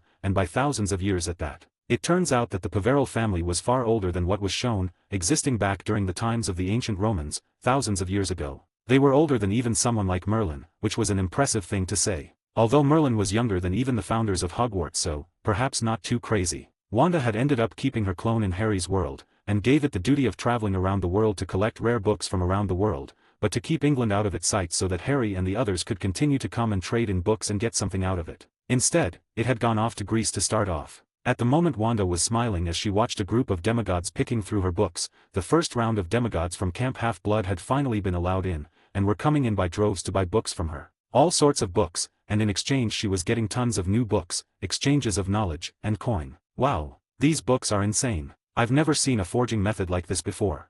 A demigod child of Hephaestus said, as he grabbed a book on forging from the world of Naruto, which used different methods than normal. He also grabbed a book on chakra metal which did not exist in the world he lived within. Not to mention their books on fashion. It's completely different from anything we have in the camp.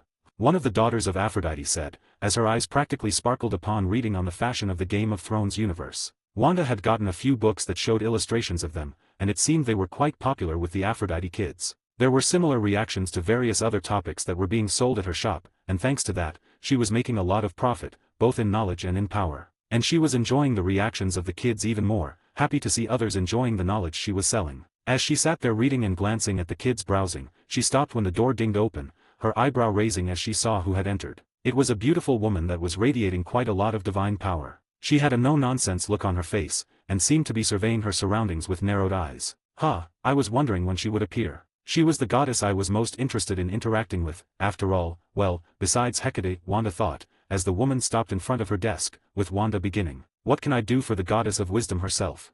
Wanda asked, looking up at the woman with a small smile on her face, as Athena frowned. What is this place? How is it possible for it to exist? What is your purpose within the camp?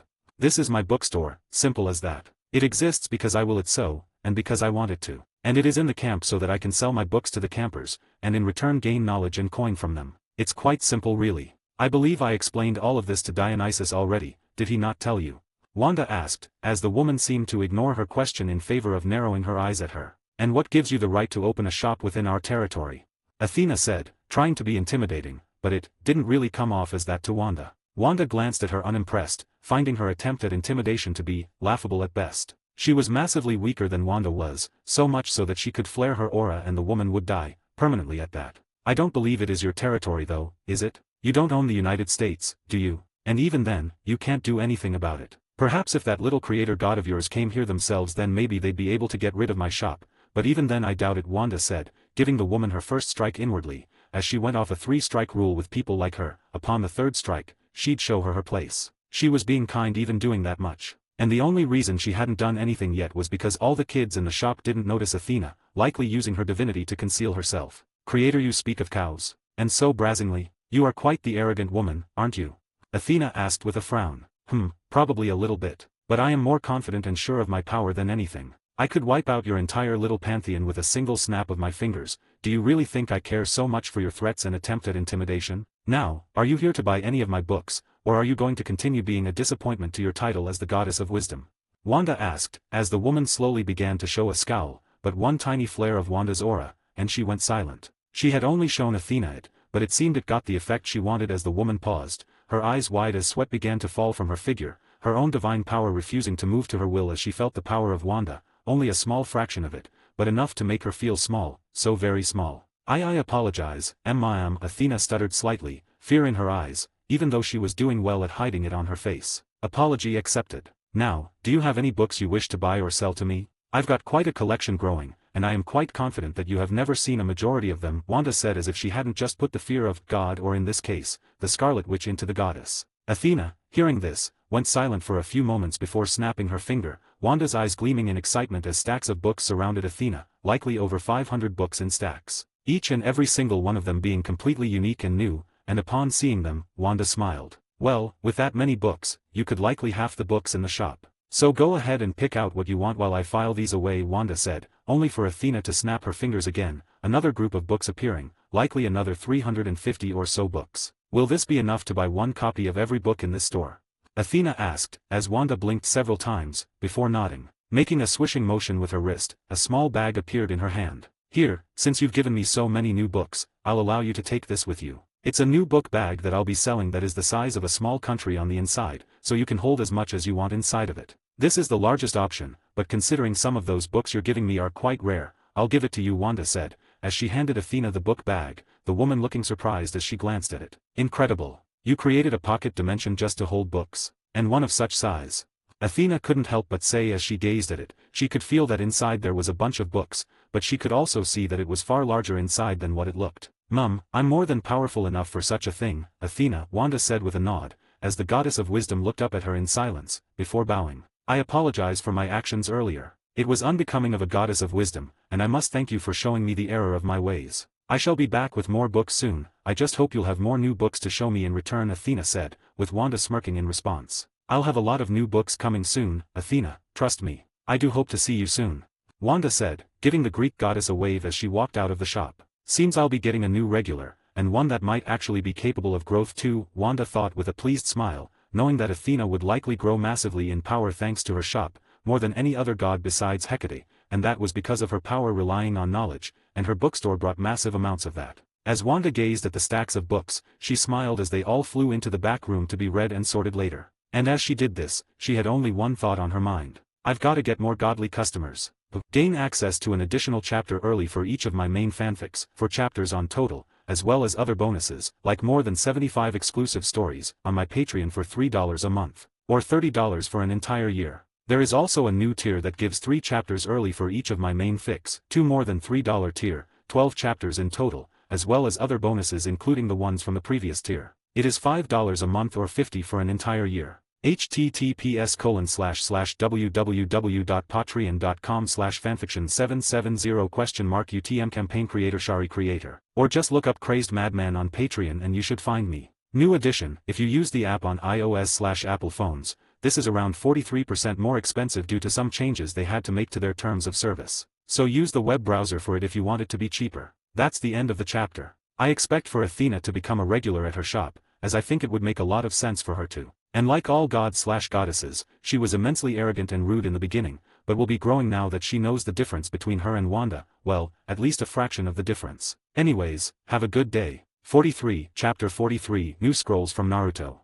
Third POV. With the new books in her arsenal, and the decision to get more godly customers, Wanda had ended up deciding to create a door in another world that was home to quite a few gods, but it would be some time until that specific door would be utilized. Instead, so until then, she had decided on focusing on something else. This being the things that were happening in the real world. More noticeably, the Justice League. After her appearance in Happy Harbor and helping the Young Justice team, the League was effectively on high alert. None of them knew who she was, but from what the procs had all told them, it would seem that she was the very same person that had knocked out Diana, and had caused them a lot of trouble thanks to it. And now she was back, and helping the younger team, for some reason. It was alarming to them, and it was the reason why they had every magic user in the League currently working around the clock to try and track her down, which of course, was not working. At the same time, she knew that the Light was also looking for her, especially after she had killed Clarion and absorbed his power for herself, that and taking his cat. She had been keeping an eye on the Light and their movements, and had found that they were trying to find her, but were having no luck. She wasn't interested in being found just yet,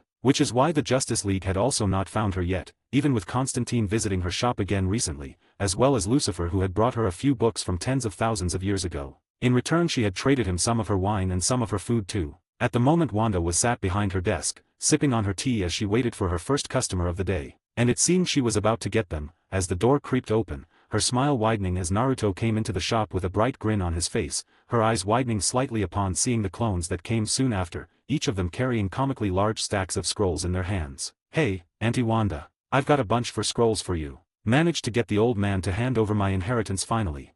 Naruto said with a grin, as they placed their stacks onto the counter, Wanda looking them all over. She found that every single one of them were rare and not something she had learned or read yet. This is quite the haul, Naruto. You can go ahead and buy just about any book in the shop with this. And once I make copies, you are welcome to take a copy of each of these for free. Ah, and you can also get as much ramen as you want with this too, Wanda said, as the scrolls flew behind her and into the back room, where they were being copied. One of the shelves warped and changed as the copies of the scrolls began to fly back out and onto the new shelves. Thanks, Auntie.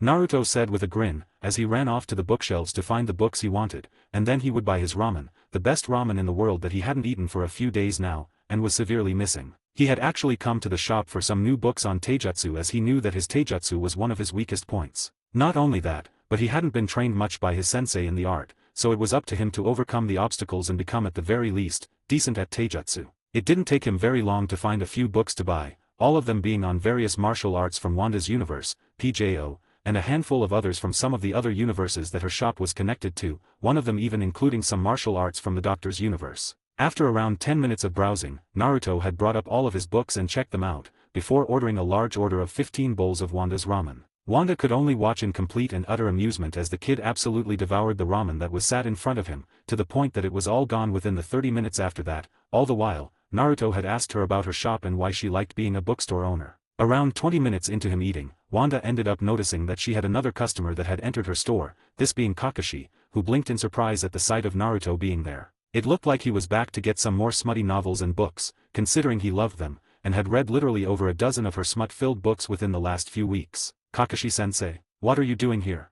Naruto asked in surprise. He hadn't seen any of his team or his sensei at the bookstore since their initial visit weeks ago, so it was a surprise to see him there now of all time. Naruto, I'm just here to get some new books, that's all. What are you doing here? I thought you were going through your inheritance, Kakashi asked with a raised eyebrow, as he walked over to the kid. I already did. Auntie Wanda told me that I get the memories of the shadow clones I make when they pop. And they do. So I used them to learn about all the books I had and go through them all. It was really boring, but I did it, Databia.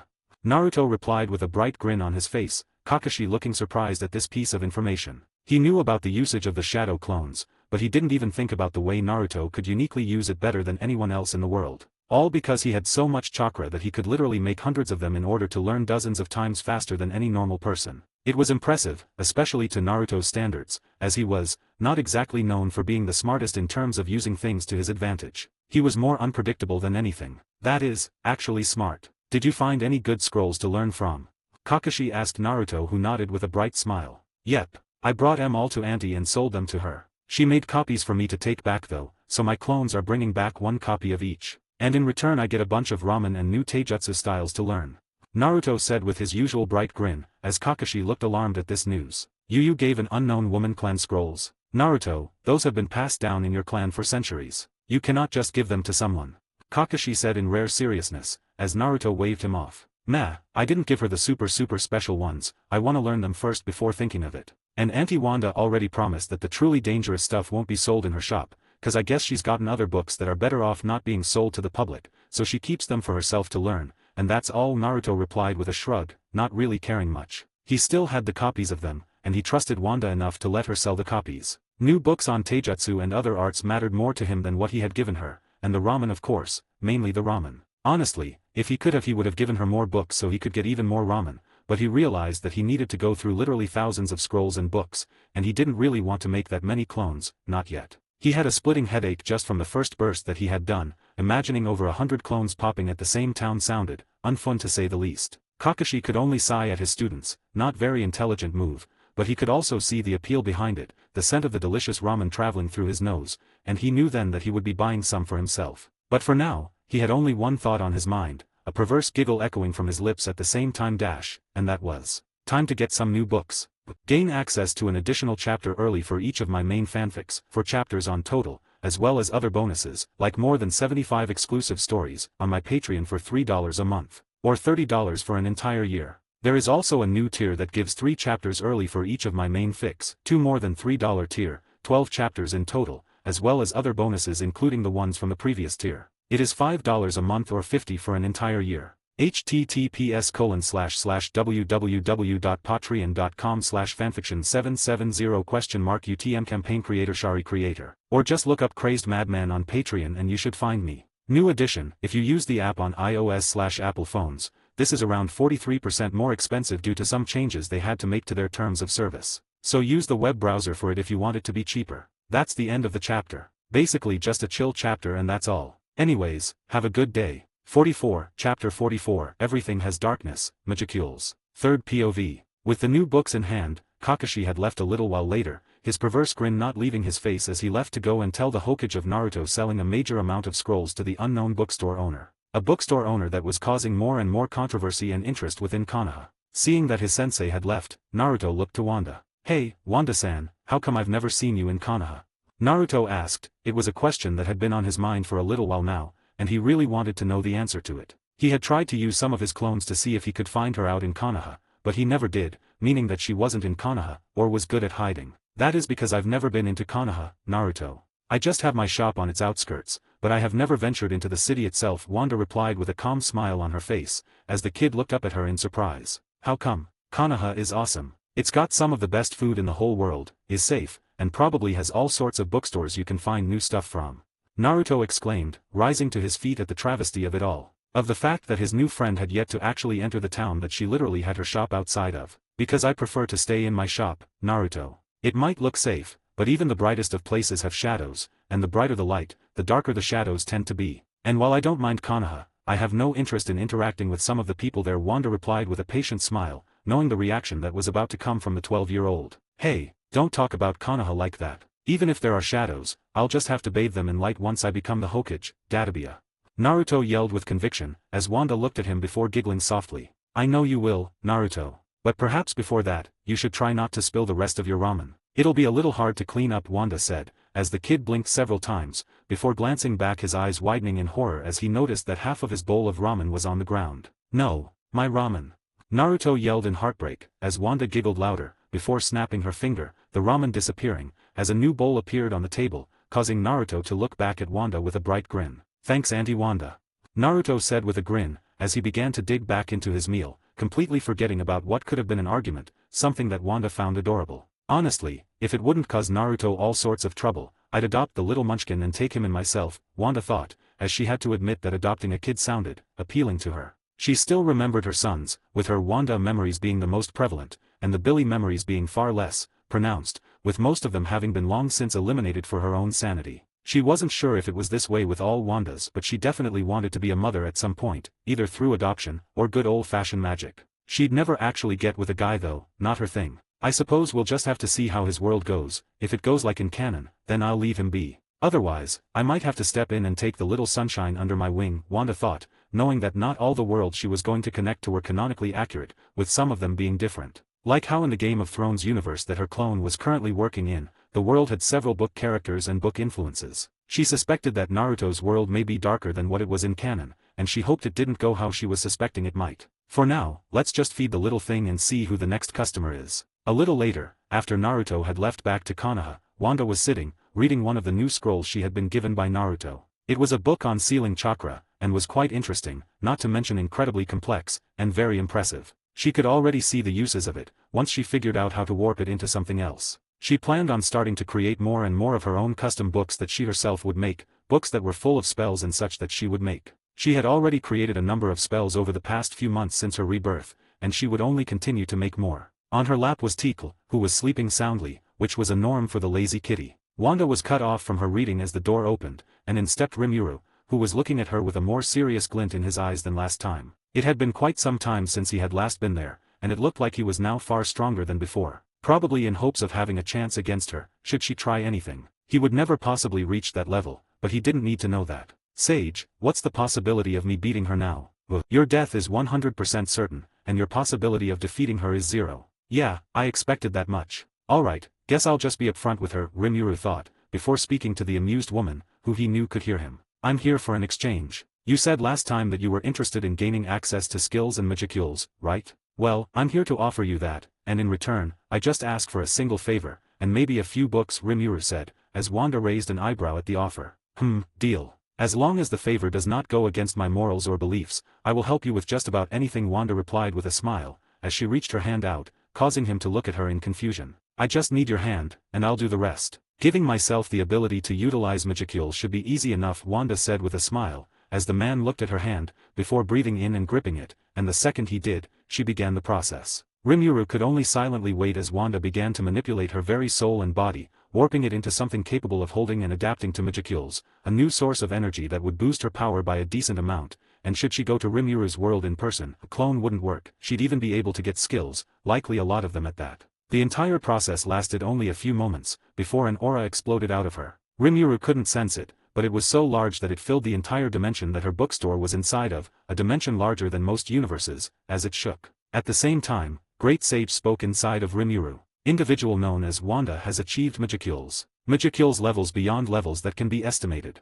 Individual Wanda has a 100% chance of being the most powerful user of magicules in reality. Well, let's hope this was actually worth it, Rimuru thought with sweat trickling down his face, trying not to feel fear over the fact that he had just made Wanda a decent bit stronger, and now gave her the ability to gain skills, even if he didn't really know anything about the latter. Letting out a sigh, Wanda pulled her hand back as she smiled. Thanks for that, Rimuru. It seems magicules are quite a bit more impressive than I had thought, not to mention easy to utilize, Wanda said, effortlessly manipulating magicules with a singular motion of her hand. Magicules were very similar to magical energy from other worlds, but was more science-based. It was interesting, really. The spiritrons within it should be able to be utilized by her, allowing her to also gain aura and even holy power from Tensura, but she would do that later on, and not with Rimuru watching her. With that over with, Wanda looked at Rimuru, with one important question on her mind, and that very same question flew from her mouth moments later. So, what books do you want?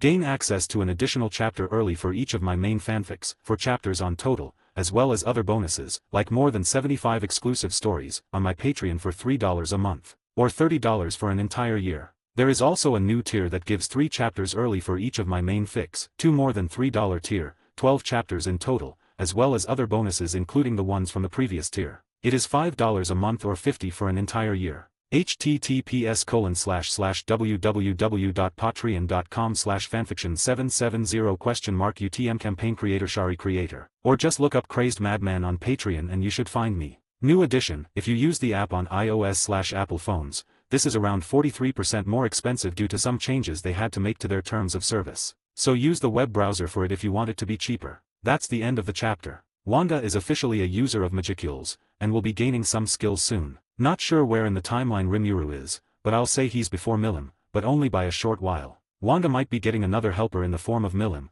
as I can kinda imagine all the chaos that the little bundle of anarchy would cause. Give me ideas for skills. She'll be gaining at least 5. Anyways, have a good day. 45, Chapter 45, Talks with Rimuru. Third POV. A lot. The answer to her question was a lot. Rimuru had taken nearly an hour to find every single useful book, asking Great Sage every single time he looked a book on whether or not it would be useful to his kingdom, and he had found that almost every single one of them was useful in some way, shape or form. Even the most basic magic books would be huge in the hands of his subordinates. He wondered what his newest recruits would use these for, especially the borderline psychotic purple-headed menace, a menace who was absolutely horrid at cooking. He decided to invest in a dozen cookbooks for her, mostly so he'd never have to eat her cooking again, at least, not when it tasted as awful as it did at the moment. It was like a biohazard or something, and even with his iron stomach and regeneration, he feared for his life every time she asked to feed him. And the red-headed Kaijin, Deneries, didn't help, with the two of them having this strange rivalry on who could get out of eating her cooking, by pushing it on the other. Deneries tended to win that on, much to Rimuru's horror. Watching Rimuru pick out all of his books, Wanda found herself a little surprised with the selections. They were quite interesting, and almost all of them were on magic, combat, or cooking. Funnily enough. Not going to take any books on Chakra? Wanda asked in interest, as the androgynous man looked at her. Chakra? Like the thing from Naruto? Rimuru asked in surprise. He remembered the anime from his past life, as it had been one of the first he had ever watched when he was younger, alongside Dragon Ball, One Piece, and Yu Yu Hakusho. Naruto-kun traded me quite a number of scrolls in return for some books and ramen. They're on the bookshelf farther down. I believe you should be able to utilize them, and if not, I am open to giving you the ability to utilize Chakra, but the price will be quite large, Wanda said, as it was true. Giving someone like Rimuru Chakra would massively boost his potential, so much so that she was confident he would be quite a lot stronger than his canon self should he access it. He could even get mutated and stronger evolutions in the future, therefore completely changing his future. She herself knew that the second she stepped into that world, it was very likely she'd get a lot of different skills, thanks to the voice of the world. And there were a few skills she was interested in copying for herself, which she should theoretically be able to do with her magic. Mostly ultimate skills like Azazoth and such. None of them were as strong as what she had, but they would be neat to have. Plus it was more so because it sounded cool than anything. Rimuru was pretty badass for a reason, and those skills were a large part of it. I'll have to think on that one. And since Naruto comes here, does that mean other fictional universes exist? Like Dragon Ball? Rimuru asked as Wanda nodded.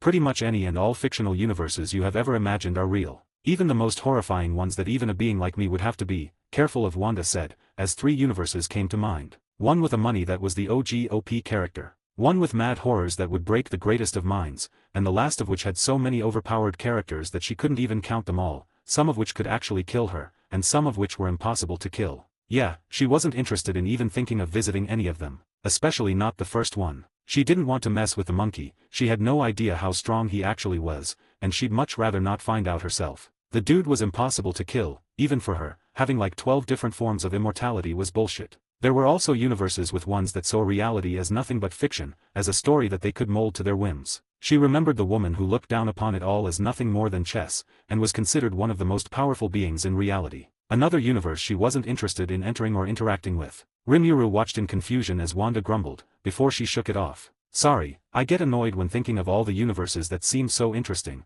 but are better off not ventured into, even for me, Wanda said with a sigh, knowing that she'd likely need to grow a bit in terms of hacks before connecting her shop to those places. Valid, Rimuru said in response, understanding what she was talking about. He knew that there was a ridiculous amount of beings that could atomize him, and he wasn't even that strong. Even thinking of the beings that could actually kill Wanda was not a nice thought. Well, since you've picked out all your books, are you done, or would you like some food? I've got the best ramen in the world. At least that's what Naruto always says, Wanda asked, as the slime hummed before nodding. Can I get 3 bowls to go? Rimuru asked, as Wanda just snapped her fingers as 3 bowls of ramen floated to her from the kitchen, before depositing in their to-go bowls that she had recently made for them. She had made them specifically because of Naruto's ask, and now it was being commonly used by college students that shopped from her. Her ramen was that cheap and delicious, and was the perfect option for struggling college kids. Not to mention the fact that the college books she sold were far cheaper than anywhere else, and were quite literally the exact same. She felt for the college kids, as she knew it was a living nightmare for them. In actuality, 90% of the books she was selling were far cheaper than in other places, and what they normally would be worth. As in, some of them were 50% cheaper than in other places, with the one that was the biggest difference being 75% off from normal. She didn't like to be scummy, and priced them for what was fair, as she literally didn't need the money and just took it for fun. She was thinking of making some sort of system to change out money for her friends from other universes. This would involve finding books from their universe and exchanging it for points, and then these points could be used for her rarer books and even other things. But she was still contemplating that one, as it could make things a lot more complicated than right now. Anything else, Rimuru?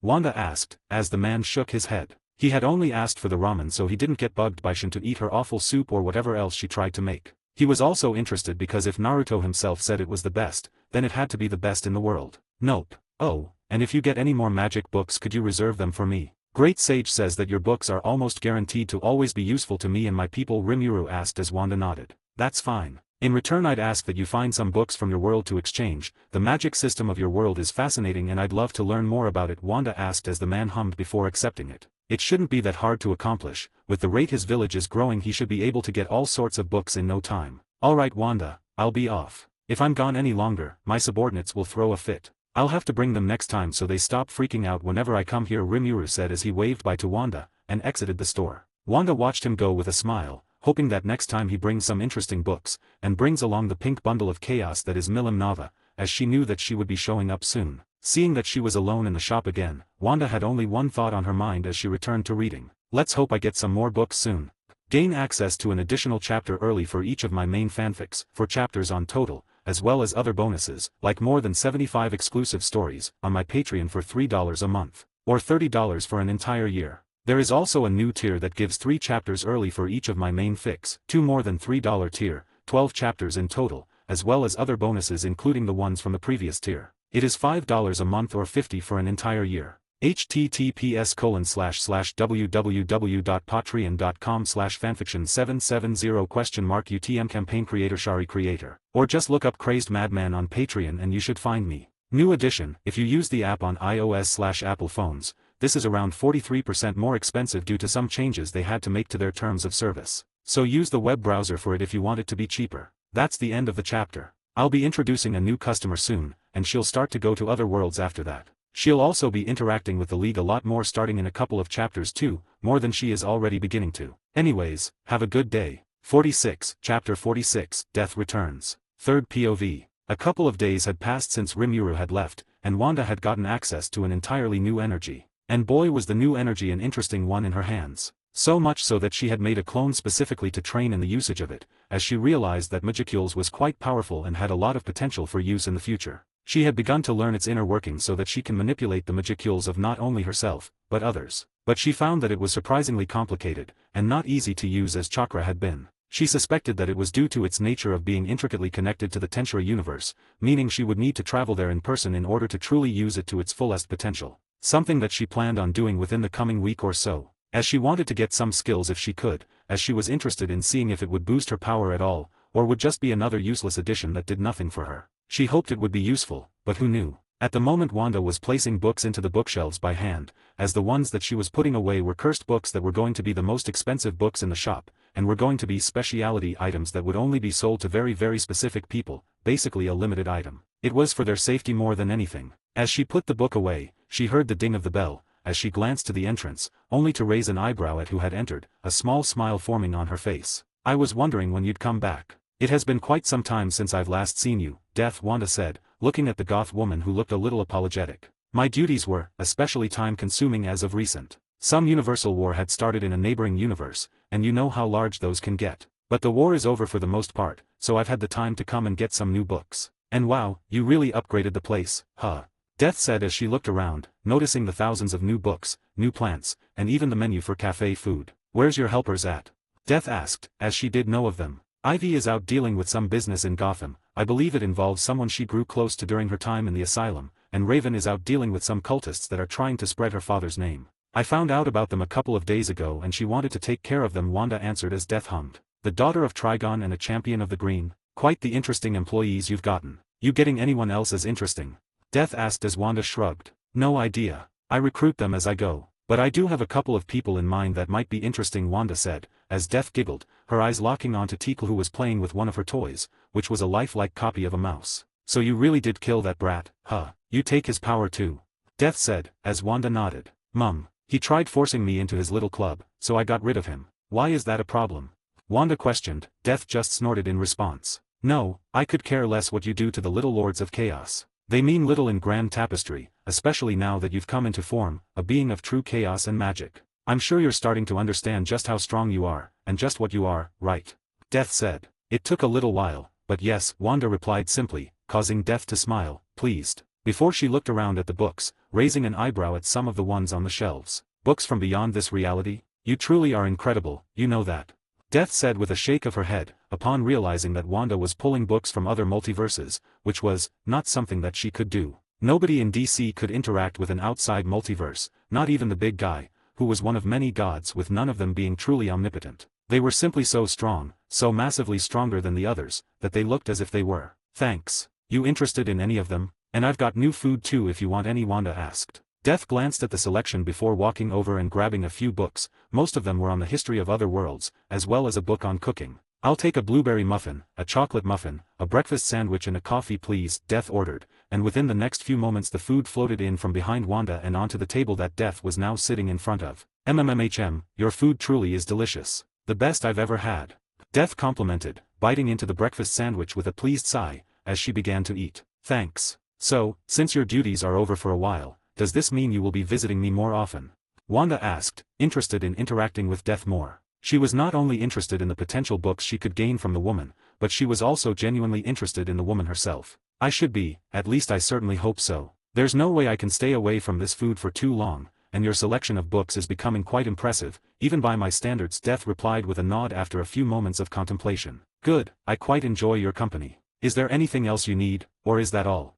Wanda asked. Death just shook her head as she continued to eat in silence, as Wanda left her to her own devices, not wanting to bug her while she was having her meal. A little while later, after she had finished her food, Death had paid and left. She ended up paying in books this time, a small stack of 5 books that were from a dead universe, books on an immensely advanced form of technology that involved manipulating reality through mathematical equations. A truly incredible selection of books, and was the reason why Death now had store credit worth pretty much every book in the store, as well as a small pouch full of hundreds of muffins. The books were simply worth that much to Wanda, who would not be sharing these particular books with anyone. They were simply that powerful and dangerous. She had looked over the books and found that they were quite complicated, even by her understanding. She could comprehend them, but they were far beyond any normal person, even the smartest of the universe like Brainiac or the like. Using them wasn't as strong as her own reality warping powers, but she found that by combining the mathematical equations with her magic, her already insane reality warping had seemingly been strengthened, now working through both science and magic, making it next to impossible to resist, even for those that were immune to it through magic immunity or whatever else.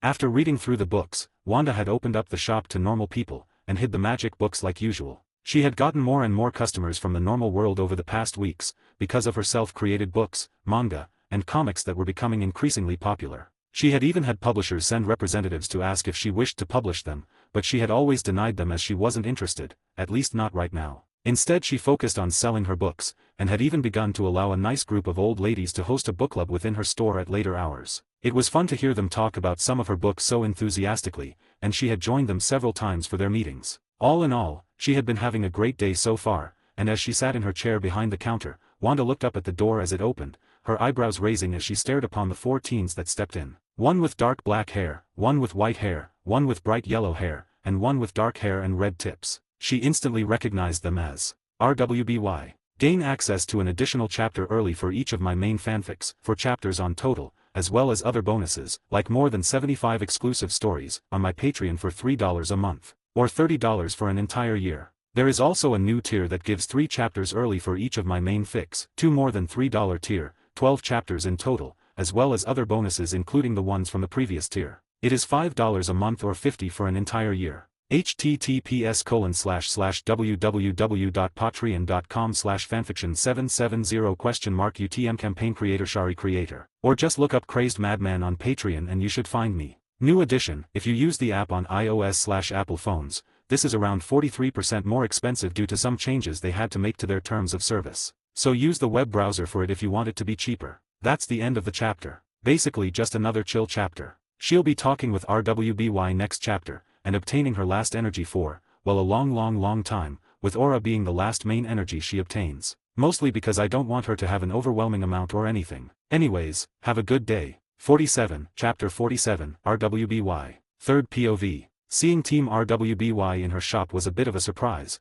but a welcome one for Wanda. She had watched their cartoon or animation quite some time ago, and loved the universe and its power system. She found Aura to be especially interesting, with it being the literal outward expression of the soul. She wondered what her aura would be like, how strong it would be. She had a feeling that it would be like Chakra, where it is so powerful that it outweighs anyone else's aura by literally uncountable times over. Not only that, but there was the possibility of developing a semblance, an ability that represented the soul. She was very interested either way. Gazing at Ruby Rose, Wanda could sense the touch of very weak divinity upon her. Almost like she was some sort of demigod, the touch of the god of light coming in the form of her silver eyes. Silver eyes allowed for the wielded to utilize light to fight the creatures of darkness, grim, harming them more than any other weapon in that universe, and by a huge margin at that. Each of the girls in front of her had semblances of their own. Ruby had one that made her faster, allowing for her to make short-range teleports which left rosebuds behind. Weiss, the white-haired girl, could use her family semblance that had been inherited, one of the only semblances that could do that was called glyphs. This particular semblance had quite a few abilities and was one of the most powerful semblances out there.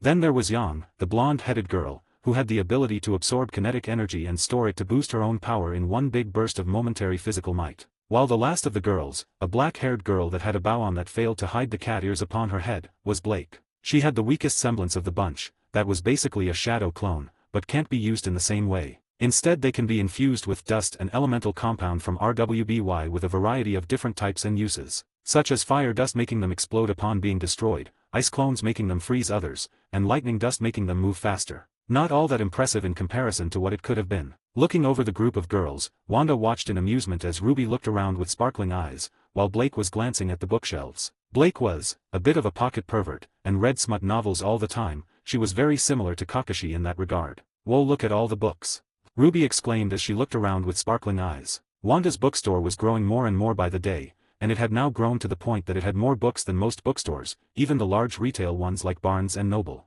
They've got a cafe menu too, Blake muttered, noticing the menu above the counter, which Ruby zoned in on, and almost immediately she noticed that they sold cookies. Ruby was, basically a cookie addict, to an almost creepy level. She downed cookies faster than Naruto downed ramen, which was impressive and terrifying. Cookies. Ruby squealed as she blurred to the front of the counter, as Yang let out a laugh and followed after Ruby. Calm down sis, don't wanna scare away the clerk, Yang said with a laugh, as they walked up to Wanda, who had an amused smile on her face. Oh, it's fine, it takes far more than a cute little cookie addict to scare me, Wanda replied with a smile, as Ruby was looking over the menu, noticing that there was 5 different types of cookies on the menu, some of them being completely unknown to her. Chocolate chip, M&M, snickerdoodle, sugar, and peanut butter. Ruby muttered to herself as she began to quite literally drool. I'll have 2 of each please. Ruby exclaimed as Wanda just giggled, and flicked her wrist, as behind her the plate with the cookies on it floated out and onto the counter. The open use of what seemed to be a semblance got wide eyes from the girls. Whoa, is that your semblance? It kinda reminds me of Miss Goodwich's semblance but not all glowy and flashy, Yang said in surprise, as Wanda gave her a mysterious smile. Perhaps. Are these all, or do you wish to browse my books? I've got books on everything you can think of. Martial arts, mathematics, science, mythology, weapons, anything, Wanda said, as Ruby looked a little interested at the last part, while Blake was interested in the fictional section that she was eyeballing, especially the section that had the words romance above it. Yeah, we'll browse. How much are the cookies? Yang asked, as Wanda gave them the price, which was a cheap price of 30 lean. Lean being the currency of Remnant, aka the world that they had come from. It was so cheap that they all looked at her in surprise, but didn't complain as they handed over the bills and Ruby got to munch on her delicious cookies, while walking over to the section that had books on weapons. Upon biting into her first cookie, Ruby's eyes widened. Wow. This is amazing. Like, the best cookies ever, amazing.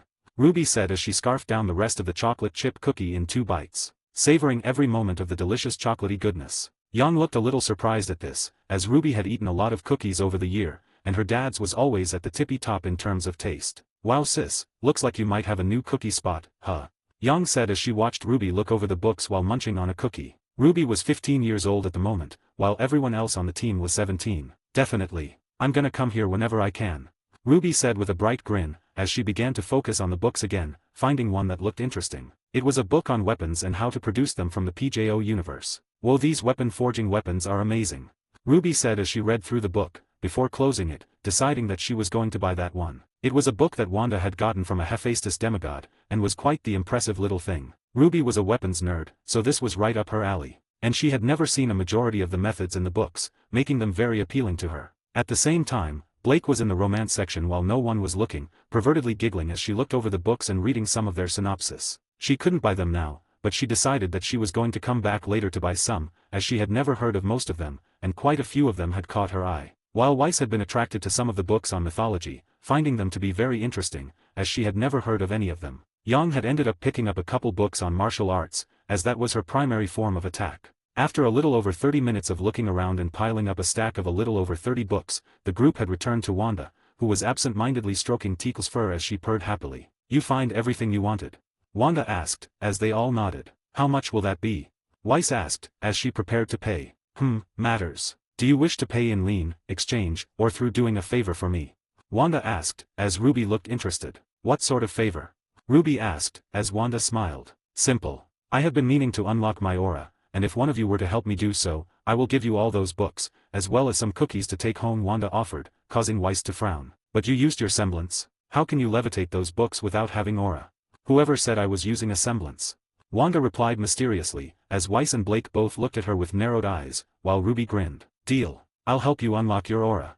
Ruby said, as Wanda laughed. Good, all I need is for you to imbue some of your aura into my and I'll do the rest, Wanda said, as she reached her hand out for Ruby to take. Ruby didn't even hesitate for a second before taking Wanda's hand and beginning, as Wanda inwardly started the process. It hadn't been that difficult to mimic the same ability of Ruby in terms of aura, as she basically just copied it to herself, and even added in the light aspect that Ruby had. She was able to do this by absorbing a small tiny portion of Ruby's aura, giving her the ability to use the silver eyes of Ruby, but at a level that surpasses even the god of lights hundreds of thousands of times over. She could feel that particular aspect being fused with her power from being a Lord of Order. At the same time, her aura was rapidly unlocking, as she reined it in. All it looked like to the girls in front of her was a powerful dark aura flaring around her, when in actuality it was similar to Chakra, but was the full brunt of her soul. And boy was her soul incredibly powerful. Her soul was basically the fusion of several different entities, and was boosted by absorbing Clea and Then, making her soul nigh omnipotent in terms of power. And because of that, her aura was now going to give her yet another form of attack, defense, regeneration, etc. As it was a passive thing that would forever shield her. Meaning someone would have to shatter the aura around her before they could attack her physical form. Getting several different energies reliant on the soul was overpowered when you were the Scarlet Witch on crack. Finally, after a few more moments of reigning in her aura, it was over as the bright energy around her began to recede back into her, as she smiled at Ruby. "Thank you, child. Now, will this be enough cookies?"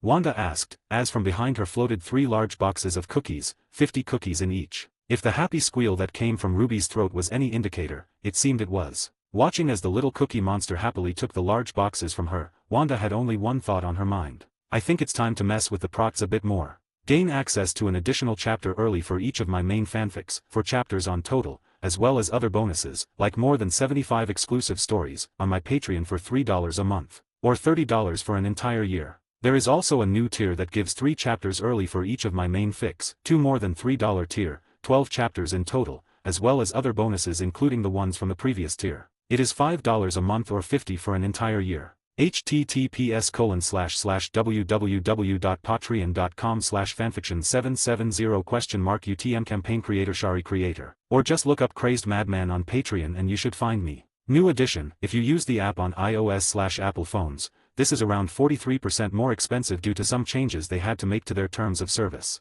So use the web browser for it if you want it to be cheaper. That's the end of the chapter. Wanda has gotten her aura, and will be getting a semblance at some point in the future. I've got a few ideas on what it could be, but I'm still deciding. Anyways, have a good day. 48, Chapter 48, Helping the Procs. 48, Chapter 48, Helping the Procs. Third POV. Far off in the distance from the bookstore, on a small island nation in the Caribbean Sea, the island being known as Santa Prisca, the Young Justice League was battling it out with the forces of the cult of Cobra. The cult itself was built around the man known as Cobra, who was pretty weak all things considered. He was basically a normal man except for the fact that he could utilize ritual magic, which even that wasn't all that impressive. Basically, he was a bit of a fraud, but his worshippers followed him either way. He was on the island nation of Santa Prisca at the orders of the Light, as he was there to combine 2 different powerful drugs to create something a lot more dangerous. Creating what would be called Cobra Venom, which was effectively venom, but stronger. The same venom that Bane utilized, and the same Bane that worked out of Santa Prisca in this universe,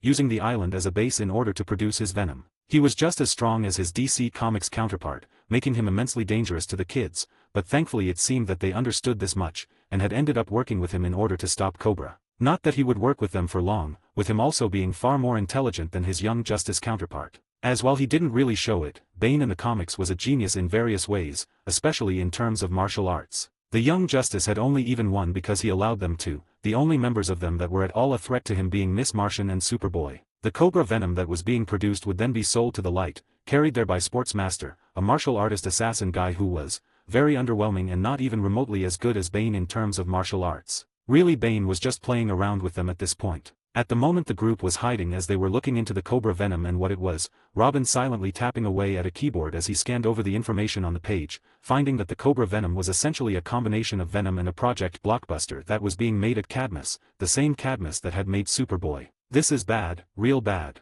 We can't let them take this stuff from here," Dick said as he looked over the information. Venom on its own was already incredibly dangerous, but a stronger, more potent variation. It would be threatening to an entirely new degree. A variation 3 times stronger than Venom and permanent, Wally said as he stood by Dick, looking over the information. They both realized that this meant that it was likely that the buyer of this new variation was likely also the supplier at the same time. Meaning they were the big bads, so to say. Quite the little serum, isn't it?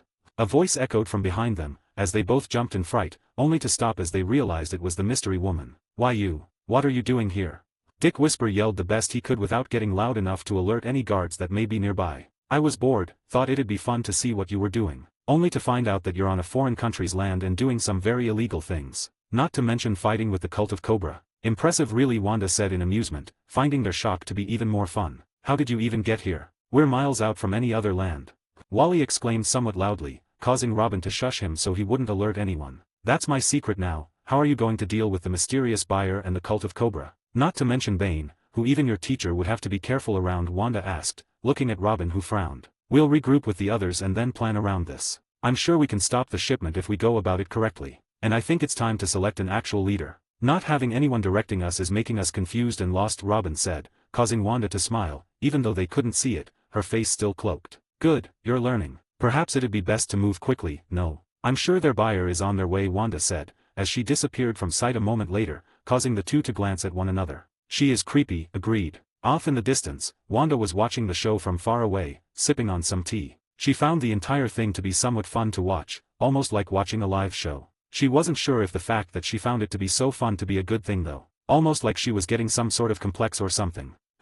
Seems that Sportsmaster isn't alone this time, Wanda muttered to herself, eyebrows furrowing as she glanced off into the distance, a frown forming on her face as she realized who it was that was accompanying him. That might be a problem for them, Wanda said, as she gazed at the Asian woman. One of the deadliest women in the entirety of DC, one of the greatest martial artists that was even better than Batman in some cases, and was the mother of Cassandra Cain. Lady Shiva, definitely not someone that any of the kids can fight. She's on an entirely different level than King Cobra and Sportsmaster. Maybe if she and Bane got into a spout then they'd be fine, but otherwise, they might get wiped out, Wanda muttered, not really liking that idea. Shiva might not have any real powers, but she was very good at killing, being stronger than her. And she was nearly impossible to surprise in a fight, not to mention trained to fight and ignore telepathic intrusions. She was one of the worst lineups possible for the team, with only Superboy being a problem for her, but the woman knew enough martial art styles that she could overcome that difference. Not to mention the other soldiers that were in the area that should be able to distract him. Looks like I'm gonna have to step in to deal with that one, Wanda muttered, deciding that she would help them out with Shiva. She would be a big threat to them otherwise, and she'd rather not let some kids die. So, she sat watching for a while longer, hearing the gunshots ring out as the two groups began to battle. The chopper already landed as Lady Shiva scanned over the group, preparing to interject. Robin seemed to have understood who she was, if the way he was paling was any indicator. Batman must have told him about the League of Assassins and Lady Shiva, meaning he knew just how incredibly dangerous the woman could be to them. Guys, that's Lady Shiva, Robin said, alarmed, as he rotated out of the way of a blow, slamming a kick against the face of the grunt that tried to attack him. Who? Wally asked in a yell. One of the deadliest assassins on the planet. Works for the League of Shadows. Even bats would struggle to beat her. Robin replied as their eyes widened. Batman was widely known as the best martial artist in the Justice League, by a mile. The only one close to him in terms of skill was Wonder Woman, and that was simply because of how old she was. Otherwise, he was far and away the best. So to hear that someone was there that could make Batman of all people struggle so much was not a good thing. What do we do? The Dash, don't worry about her, kiddos, I'll take care of the little assassin. She's a bit too much for you right now, and I'd rather not see all of you die, Wanda's voice interjected, as she appeared in the area, the group looking at her with wide eyes. You Dash? Yes, it's shocking I'm here again, I know. Now how about you all focus on them, and I'll take care of the assassin, okay? Wanda asked, as they all nodded and continued to fight, while Wanda glanced at Lady Shiva. Seems you know that I'm a threat, huh? Wanda said, impressed. She noticed the way Shiva tensed and stepped back, the slight paling of skin even though the woman tried her best to hide it. You fear me, don't you? I guess it shouldn't be surprising that you'd understand at least a little bit of what I might be. With your skill and experience, you probably know that you stand no chance, right? Wanda said, as the woman just stood tense, in a ready position to fight, only for Wanda's giggle to echo, from behind her. Before Lady Shiva could even comprehend what was happening, she fell face flat onto the ground, unconscious with but a tap of Wanda's finger. Sleep tight, assassin, after all, we don't want you intruding more than you already have, now do we? Wanda said to the woman, as she walked off, but not before snagging a vial of cobra venom, mostly because she was interested in seeing what it could do to some of the animals and plants she had. Beginning to leave the area, she watched the procs battle it out, one thought on her mind as she gave them a small wave and teleported off. They should be able to handle the rest, probably. Gain access to an additional chapter early for each of my main fanfics, 4 chapters on total, as well as other bonuses, like more than 75 exclusive stories, on my Patreon for $3 a month, or $30 for an entire year. There is also a new tier that gives 3 chapters early for each of my main fics, 2 more than $3 tier, 12 chapters in total, as well as other bonuses including the ones from the previous tier. It is $5 a month or $50 for an entire year. https://www.patreon.com/fanfiction770 UTM campaign creator creator. Or just look up Crazed Madman on Patreon and you should find me. New edition, if you use the app on iOS/Apple phones, this is around 43% more expensive due to some changes they had to make to their terms of service. So use the web browser for it if you want it to be cheaper. That's the end of the chapter. Wanda does some trolling, more than what is shown in this chapter, but will be shown in a future chapter. She'll interact with the Young Justice and the Justice League more and more, but at the end of the day, the FIC will primarily be her interacting with her bookstore and her customers. She'll likely get 1 to 2 new worlds and then it'll slow down so I can focus on the world she already has connected to her shop. Anyways, have a good day.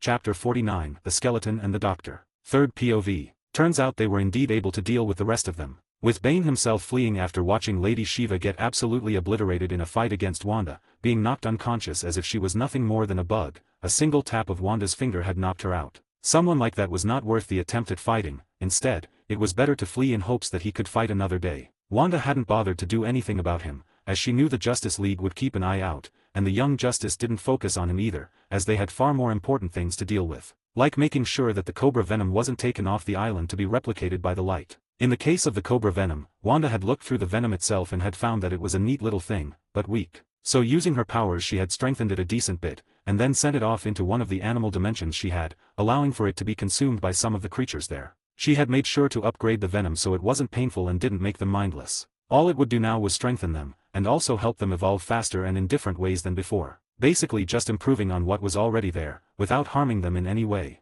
She didn't want to hurt any of her pets, after all. At the moment Wanda was back in her bookstore, sitting behind her counter as she watched Ins look through a selection of her new books. The Skeleton Man had returned rather recently, and brought a selection of a little over 75 books with him, all of them unique and entirely new. The skeleton had not come with anyone this time, coming entirely alone, which Wanda found herself slightly thankfully for as Albedo had been rather annoying last time she had come with him, especially with the way she was constantly glaring at her and all. That loyalty ingrained into her very being was, a bit much, even to Wanda. "You got a lot more new books than I had expected," Ins said in surprise, as he looked over the new selection. There was literally hundreds of new books from the last time he had visited and all of them were special in some way or form, quite a lot of them being magical in nature with spells that he had never seen before. "Yes, well, some of my other customers brought in quite the haul," Wanda replied with a smile, as the door dinged, another customer walking in. This time it was the Doctor and Rose, who had brought in a large stack of books for her. "Ah, the Doctor and his beloved companion. I was wondering when I would see you again," Wanda said with a bright smile, while the two of them both looked at Ins. "Is that a walking skeleton?" Rose asked, slightly worried. Oh, you mean Ins? I suppose you could say he is, but he's pretty chill. He comes from a world where magic exists. You're lucky one of his followers isn't here, now they can be overwhelming," Wanda replied, as the Doctor couldn't help but walk over to the larger being. "Fascinating. You are quite literally a walking skeleton. I've never seen anything like it. And I know that you spoke of magic existing, but I can't say I was expecting it to be of such a level," the Doctor said, as Ins reached his hand out. "Ins old gown," Ins said, as the Doctor shook his bony hand. "The Doctor. And must I say, it is a pleasure to meet you. Would you perhaps be interested in talking for a little while after we finish our purchases with Wanda?"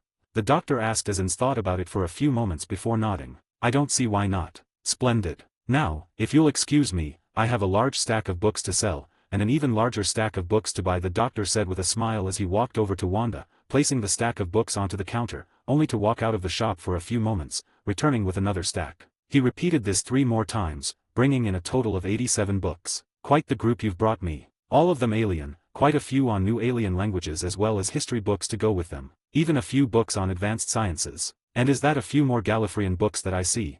Wanda noted, glancing at the new Gallifreyan books that she saw. They were easily some of her favorite books to read when it involved science and mathematics. As they were not super long or anything, and they were all incredibly interesting and genuinely helpful, well, at least most of the time. Some of them tended to be strange and borderline useless to her. "Indeed. I found a few more books I am willing to part with that are just collecting dust within the TARDIS. Thought they'd be better put to use in your hands, and anyone who decides to buy them," the Doctor replied with a smile, not caring too much about them, which is why he was so willing to sell them. He was much more interested in the books that could only be found in Wanda's shop, books that did not exist in his universe, books that could potentially be immensely helpful, and even revolutionary, depending on which ones he decides to buy. "All right then. Are these all the books you're trading in?"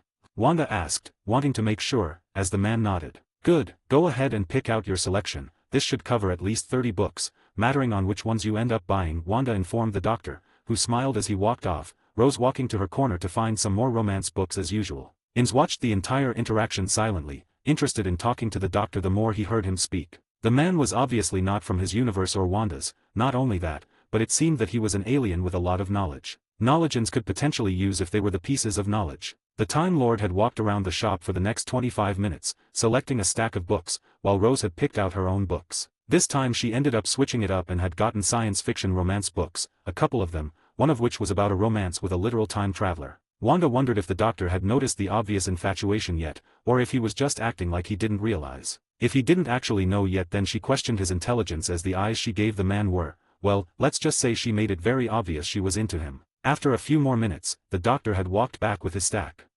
Quite the selection you've got there. But your books should cover it, Wanda said with a smile, as she snapped her finger, the books being wrapped up into a neat stack for the man who gave her a grateful nod. Anything else you want?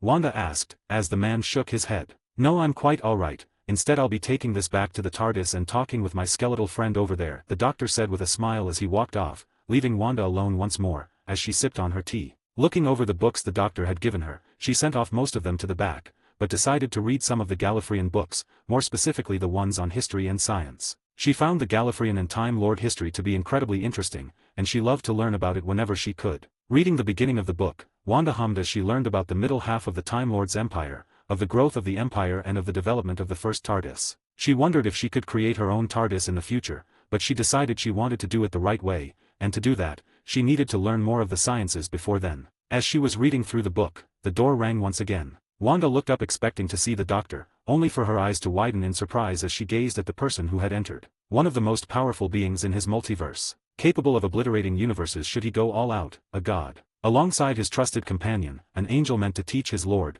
an angel even stronger than his own lord. The two men were Whis, the angel, and Beerus, the god of destruction. Gain access to an additional chapter early for each of my main fanfics, 4 chapters on total, as well as other bonuses, like more than 75 exclusive stories, on my Patreon for $3 a month, or $30 for an entire year. There is also a new tier that gives 3 chapters early for each of my main fics, 2 more than $3 tier, 12 chapters in total, as well as other bonuses including the ones from the previous tier. It is $5 a month or $50 for an entire year. https://www.patreon.com/fanfiction770 UTM campaign creator Shari creator. Or just look up Crazed Madman on Patreon and you should find me. New addition, if you use the app on iOS/Apple phones, this is around 43% more expensive due to some changes they had to make to their terms of service. So use the web browser for it if you want it to be cheaper. That's the end of the chapter. She is officially meeting her first DBZ character. Beerus will be another of her regulars, not because of knowledge, but because of food.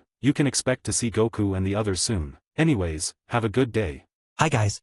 I made a paid service in Telegram where you will find a great collection of fanfiction audiobooks organized and regularly updated. What you get? An unlimited access to the full audiobook library. New fanfiction audiobooks added regularly. You can play audios directly from Telegram anytime. Joining our service is available through a monthly subscription of $5. You can pay using PayPal or Ko-fi. So what are you waiting for? Send me a message on Telegram or Discord. I will provide the payment details. After the payment is confirmed, you will receive access to the private Telegram channel containing all audiobooks. If you enjoy fanfiction and prefer listening instead of reading, this library is made for you. Message me anytime to join.